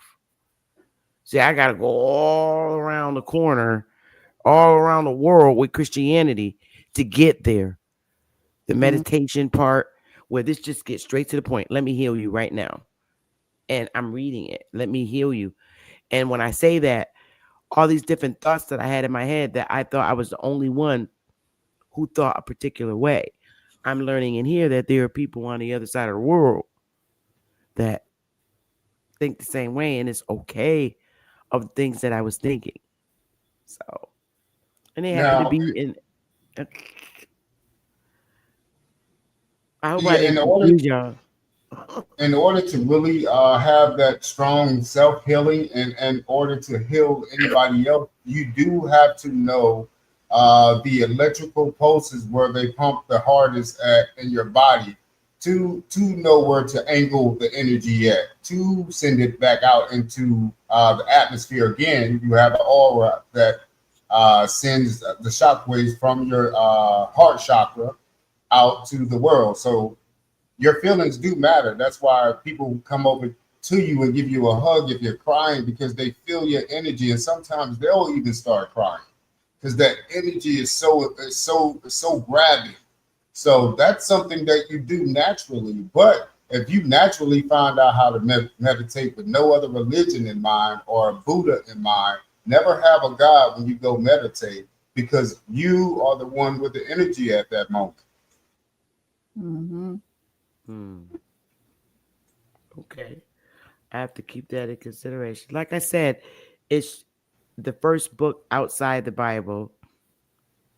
And of course, when I was with the Hebrew Israelites, they, had the 1611 version Bible and the Apocrypha. They made us buy that, the Apocrypha.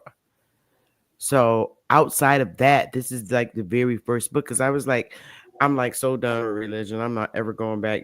Don't invite me to your church. Forget it.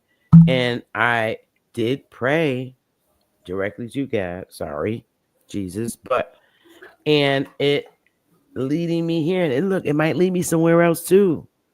So far, this is working, because I couldn't get this out the Bible, that working on the inner self and the inner you. I could not get that from the King James Version Bible.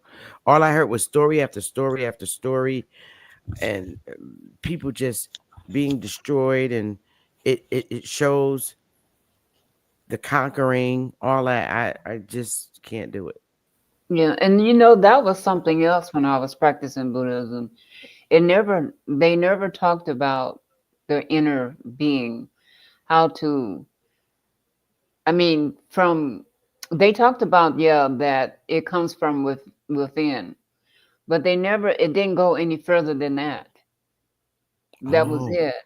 See, this guy seems to be going within. They never talked about how to tap into your inner being other than chanting Nam Myoho Renge Kyo. And I needed more, because I've always been one who was a seeker, and I ask questions. And that's something that we don't do. We never ask why, how. I want to know more than just the surface. I always wanted to go, even as a child, I wanted that deep down understanding. So don't tell me just the surface shit. I want to know the deep down how to. I agree with you too, Queen. Yeah. Well, so what you would have to do is, when they sit Indian style, they're making sure all their energy is touching, and then they put their hands together. Because again, you have electrical pulses. Like if you touch a doorknob, sometimes you sometimes get a shock, right? Mm-hmm. Yeah. That means you're running electricity through your body. So what I'm saying is that's why they sit in Indian style. That's actually something from America. So that's not something they learned there. That's something that was taught to them from some Americans, though. But anywho, we'll bypass that. But if you want to learn how to create the energy and then send it out, you have to make sure all your limbs are touching somehow, and you have to have your eyes closed, and you have to think about what you want to happen, because your aura is feeding off you. That's why sometimes when people get near you, you can read what they're about to do. That's how the Chinese people know what's about to happen next, because your aura extends 6 feet around you. So when somebody walks in that bubble or close to it, you already know what that person is thinking. You just don't know how to tap into it. I told my daughter told me something about one of her friends, and she brought that friend to a get together that we were having. And I gave her friend a hug. And when my daughter and I had a moment, I told her the answer to what she had been asking. And she looked at me, she was like, "How did you know that?" I was like, I gave her a hug, and I just knew it. I just sensed it. And I told her, and she was like, "You're right." And I think those are just automatic powers that we have. And like I said, Mm-hmm. we were given something to make us evil and hateful towards each other. Yeah. They have And taught I us think that. it has to do with medicine and indoctrination, Mm-hmm. all of it. They've To taught us to literally, be afraid of our natural abilities. They taught us that it was wrong when they handed us the Bible and took off. After they learned about our natural abilities and how to tap into who we were, they gave us the Bible and took off with our natural shit. Okay, let me take it back to church when I say how much energy we have that we like when those people start singing. I don't care what church you go to. If it's a all dark skinned choir up there, but that soul in that choir, some people gonna be crying by the time the choir finishes.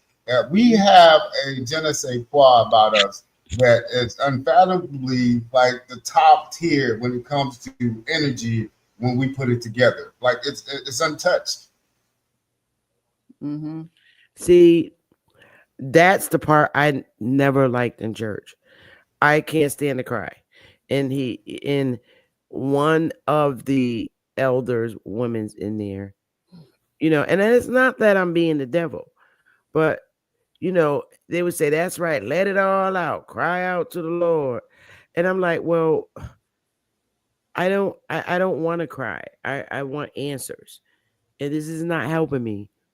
And then the woman said, well, you got to understand, this is a hospital, not only a church, it's a hospital of the Lord.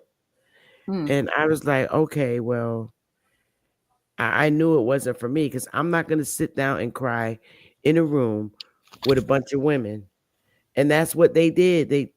After service, all the women went in one room, and then they made us write down our sin on pieces of paper, on each different piece of paper, and put it in this little basket. And they're supposedly burn. I'm like, well, who's gonna burn it? Why isn't it burning now? Where are you taking it? They went So to read I it. didn't like that. Yeah, they went. I'm like, no, I'm not gonna do that. Yeah. So I sat there like the devil and said, I don't have any sins, and because I already asked God to forgive me. Yeah, that's why I say I was church just isn't for like, I everybody because can't. you don't be true. It's not. I can't do it, and it's like this is better because I'm in the privacy of my home, and I'm in my comfort zone. My guards are so up with because of so many psychological games, and I'm always a easy person to influence. Like, I really think you really care about me, and so yeah, I'm just gonna share everything with you. And my guards are up, so as I get older, I'm becoming my grandmother. Yeah. I The don't know old how lady, people the old in the lady north. who sit on the old lady who sit on the porch with the rifle, waiting to shoot anybody by who used to be this loving lady. Now I'm old, angry, because I let everybody fool me. So now I'm the old lady on the porch with the gun under her blanket. Don't come on my land. Don't come around here. Don't come around here and curse you like silly. That's how I feel sometimes. So I said, I got to get myself into something, some type of belief system and healing Yeah. system. And this is it. And I'm not going to no psychiatrist, man. Yeah, it was that anger that drove me to Buddhism. I grew up Get from ready. I had anger. I had some deep anger issues. I cut a mother, and I knew I had to get into something because Yeah. I was on my way to jail, and I Yeah. The knew. older you get, you want to be in a more relaxing atmosphere, Mhm. and I'm getting ready to toss into a different stage of life. And I really did want to study something. And I think Buddhism is doing it so far. But I know I'll never ever go back to Christianity. It's just not gonna happen with me. I'm No, not. I think it's bullcrap. I'm sorry, y'all. it's about finding No, your but own way. yeah, finding your own way is the best way. Whatever way that is, it's best for you. So that's why I can't really knock the religions that people are into. It's saving a lot of people's lives from being too crazy. A lot of people really stick to it, and that's what they're gonna do. Mm-hmm. Yeah, Yeah. because they teach you gotta have a mediator to get to supposedly the higher being. And I don't just think that's true. I'm like, we're all individual people and we all do our own good and bad.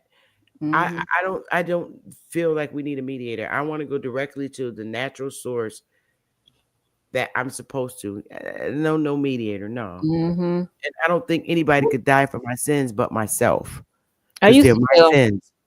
They're not your sins. when the Jehovah Witnesses used to knock on my door, they used to try to give you that little pamphlet.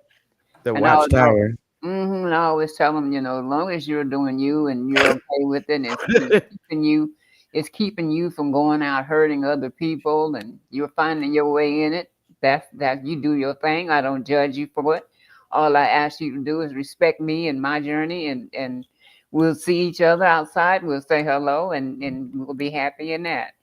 But no, I do not want to watch our, and I say, okay, thank you. Ladies, I'll give you a medium real quick and how much money they actually make off these mediums to get you to the higher power. Even with the book that Sister Bethany is reading right now, that is the medium to get you to the higher power, whether you want a medium or not in between.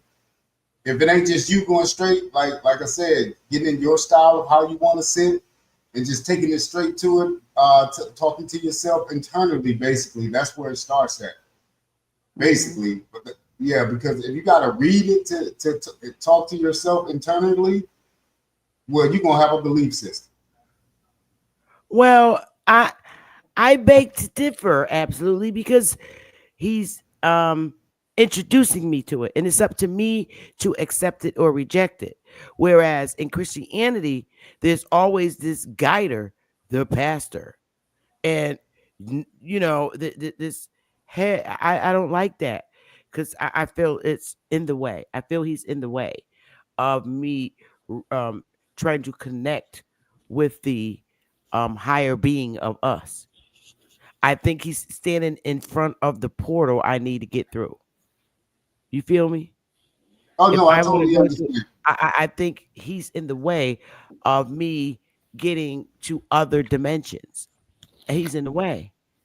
And the only way I could get there is if I'm a direct connect with the who could get me to the portals or give me the power that I have. Isn't there you say the sun is our luminary and we're getting our powers and all this from the stars and the sun. Bruh is blocking me from that. He's like this being standing in the portal that's stopping you from going inside the portal. I mean, for all we know, there could be a portal that our asses is supposed to just walk right through and then we gone. But it seems like he's standing in front of the goddamn hole that we need to walk through. That portal entrance. If you feel what I'm trying to say in so many words. Oh no, absolutely. I absolutely agree with it. Again, that's why I'm not knocking religion or saying nobody has to stop what they're doing. What I'm saying is internally, when the book is done, it's going to be just you by yourself, internally with yourself. So even with Christianity, you got to go through the preacher, then Jesus. Yeah. So and I got a problem with that. They're portal blockers. They're realm blockers. So at the end of the day, they put here to block us from that natural connection we're supposed to have. So at the end of the day, after you finish the book, it's up to you to put into practice what you've learned. Correct. I don't got Pookie's granddaddy, who is a pimp. Trying to get in your pants. And I keep saying that Aboriginal Power, big Aboriginal Power, did do a show on white indentured servants being called Christians. Even in the Moore story, they're called white Christian slaves. There was no dark-skinned Christian. The Christian was also AKA the slave. So that was synonymous with the word slave by itself. The word Christian was synonymous with slave. Correct. I agree. Was that the Slavs? Or am I thinking? Absolutely. Okay. Well, that's the story they give us. And who was being enslaved in North Africa at that time? The word Christian came about with these Slavic people. It was the Christian slave trade.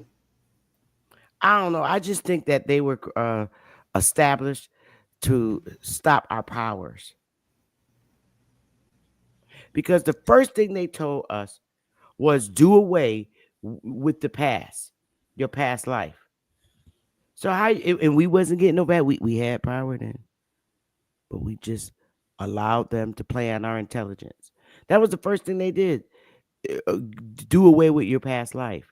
Now, if we were some evil people, well, we wasn't as far as what I'm seeing. But those other areas where brown people are, like the Romans and places of that nature, where they were communists and real hard on the people. But here, I don't think we were like that. I don't find anything in history where we beat white people. But I think where they came from, they were treated by people that look like us. And when they came here,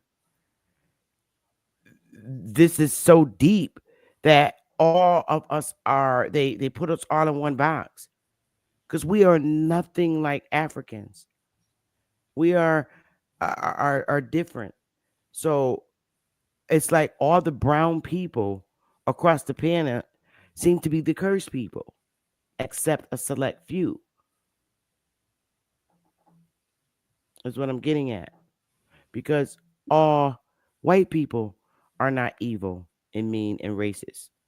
Well, if So you that, go back, if you go and back, so and, if you go back and you study about Angkor Watts, who? It's called Angkor Watts. It's in Hindustan.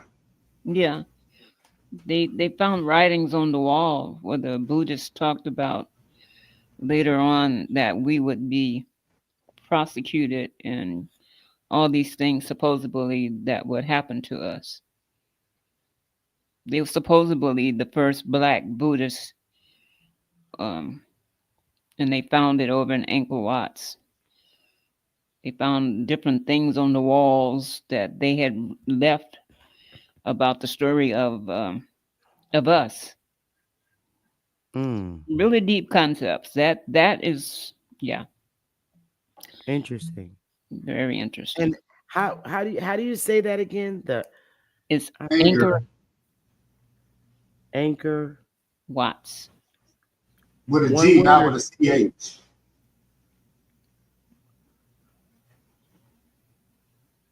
Angkor Watts. Anchor. Oh yeah, Anchor. Okay, I have to look that up. But I'm gonna get to this. These are my first stages, but I don't think I'm gonna read it from the India perspective. I really think I'm gonna go read it from the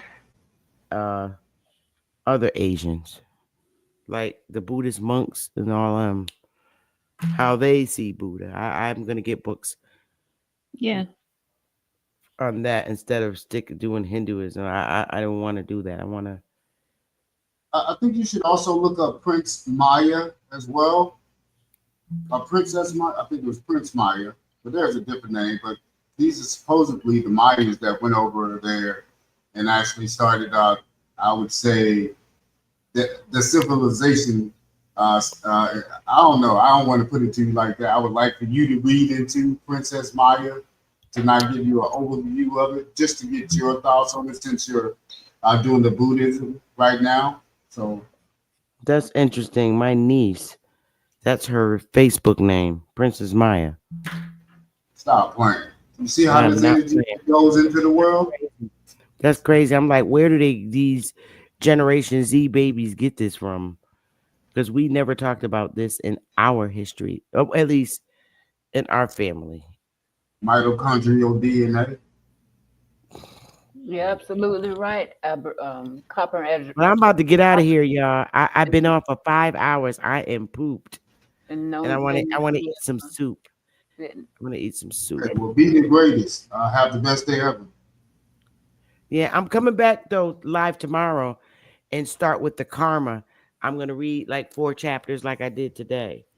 So, because I promised them, they asked me if I would read this book, and I'm going to read it on my lives. That's what's going to be. So I'll be here tomorrow. I think I'm going to go live about 4 tomorrow. And I'm going to come back and read the next 4 chapters. They're small. They're not long. Okay. So I enjoyed today, and I enjoyed talking with you guys. I enjoyed Super and Darvis's input. Is real helpful. And I love being on a panel when I could dialogue and agree to disagree. I think this is so healthy for our community. And, you know, having people on the panel that already are very knowledgeable of something I'm trying to get into. So that's another plus. Yeah, I like great conversations. I can't stand it when it's arguing and name calling and all that shit. That shit irritates me. That's the Smoke Channel, but they do that because it's just entertainment. At the end of the day, they still talk with each other. But I go because I think it's funny with them. Whereas in BAP's channel, it was like really bad to where BAP really changed the dynamics of his channel because they was brutal. But on Smoke Channel, it's just more so funny to me. And Third Shift is the funniest of all. Because Super be up there and Darvis be up there, be aggravating the crap out of people. It just be funny. I like all you guys' panels. I love it. Yeah, Anton is up there. And then Naughty bring his little butt up there with his little rhetoric. So, yeah, I like it. But I love y'all, and I'm going to get out. I'm pooped, and I want some soup, and I got some French bread in there, and I want to eat with the soup. Chicken noodle soup. All right, ladies. Balance. Okay. Love y'all. I'm out. Peace out, I'll y'all. see y'all on Smoke Live. Peace out, Darvis. See y'all. Peace out, man. Peace of the gods. Peace of the goddesses. See y'all next time. All right, later. Bye-bye. Super. Go night-night.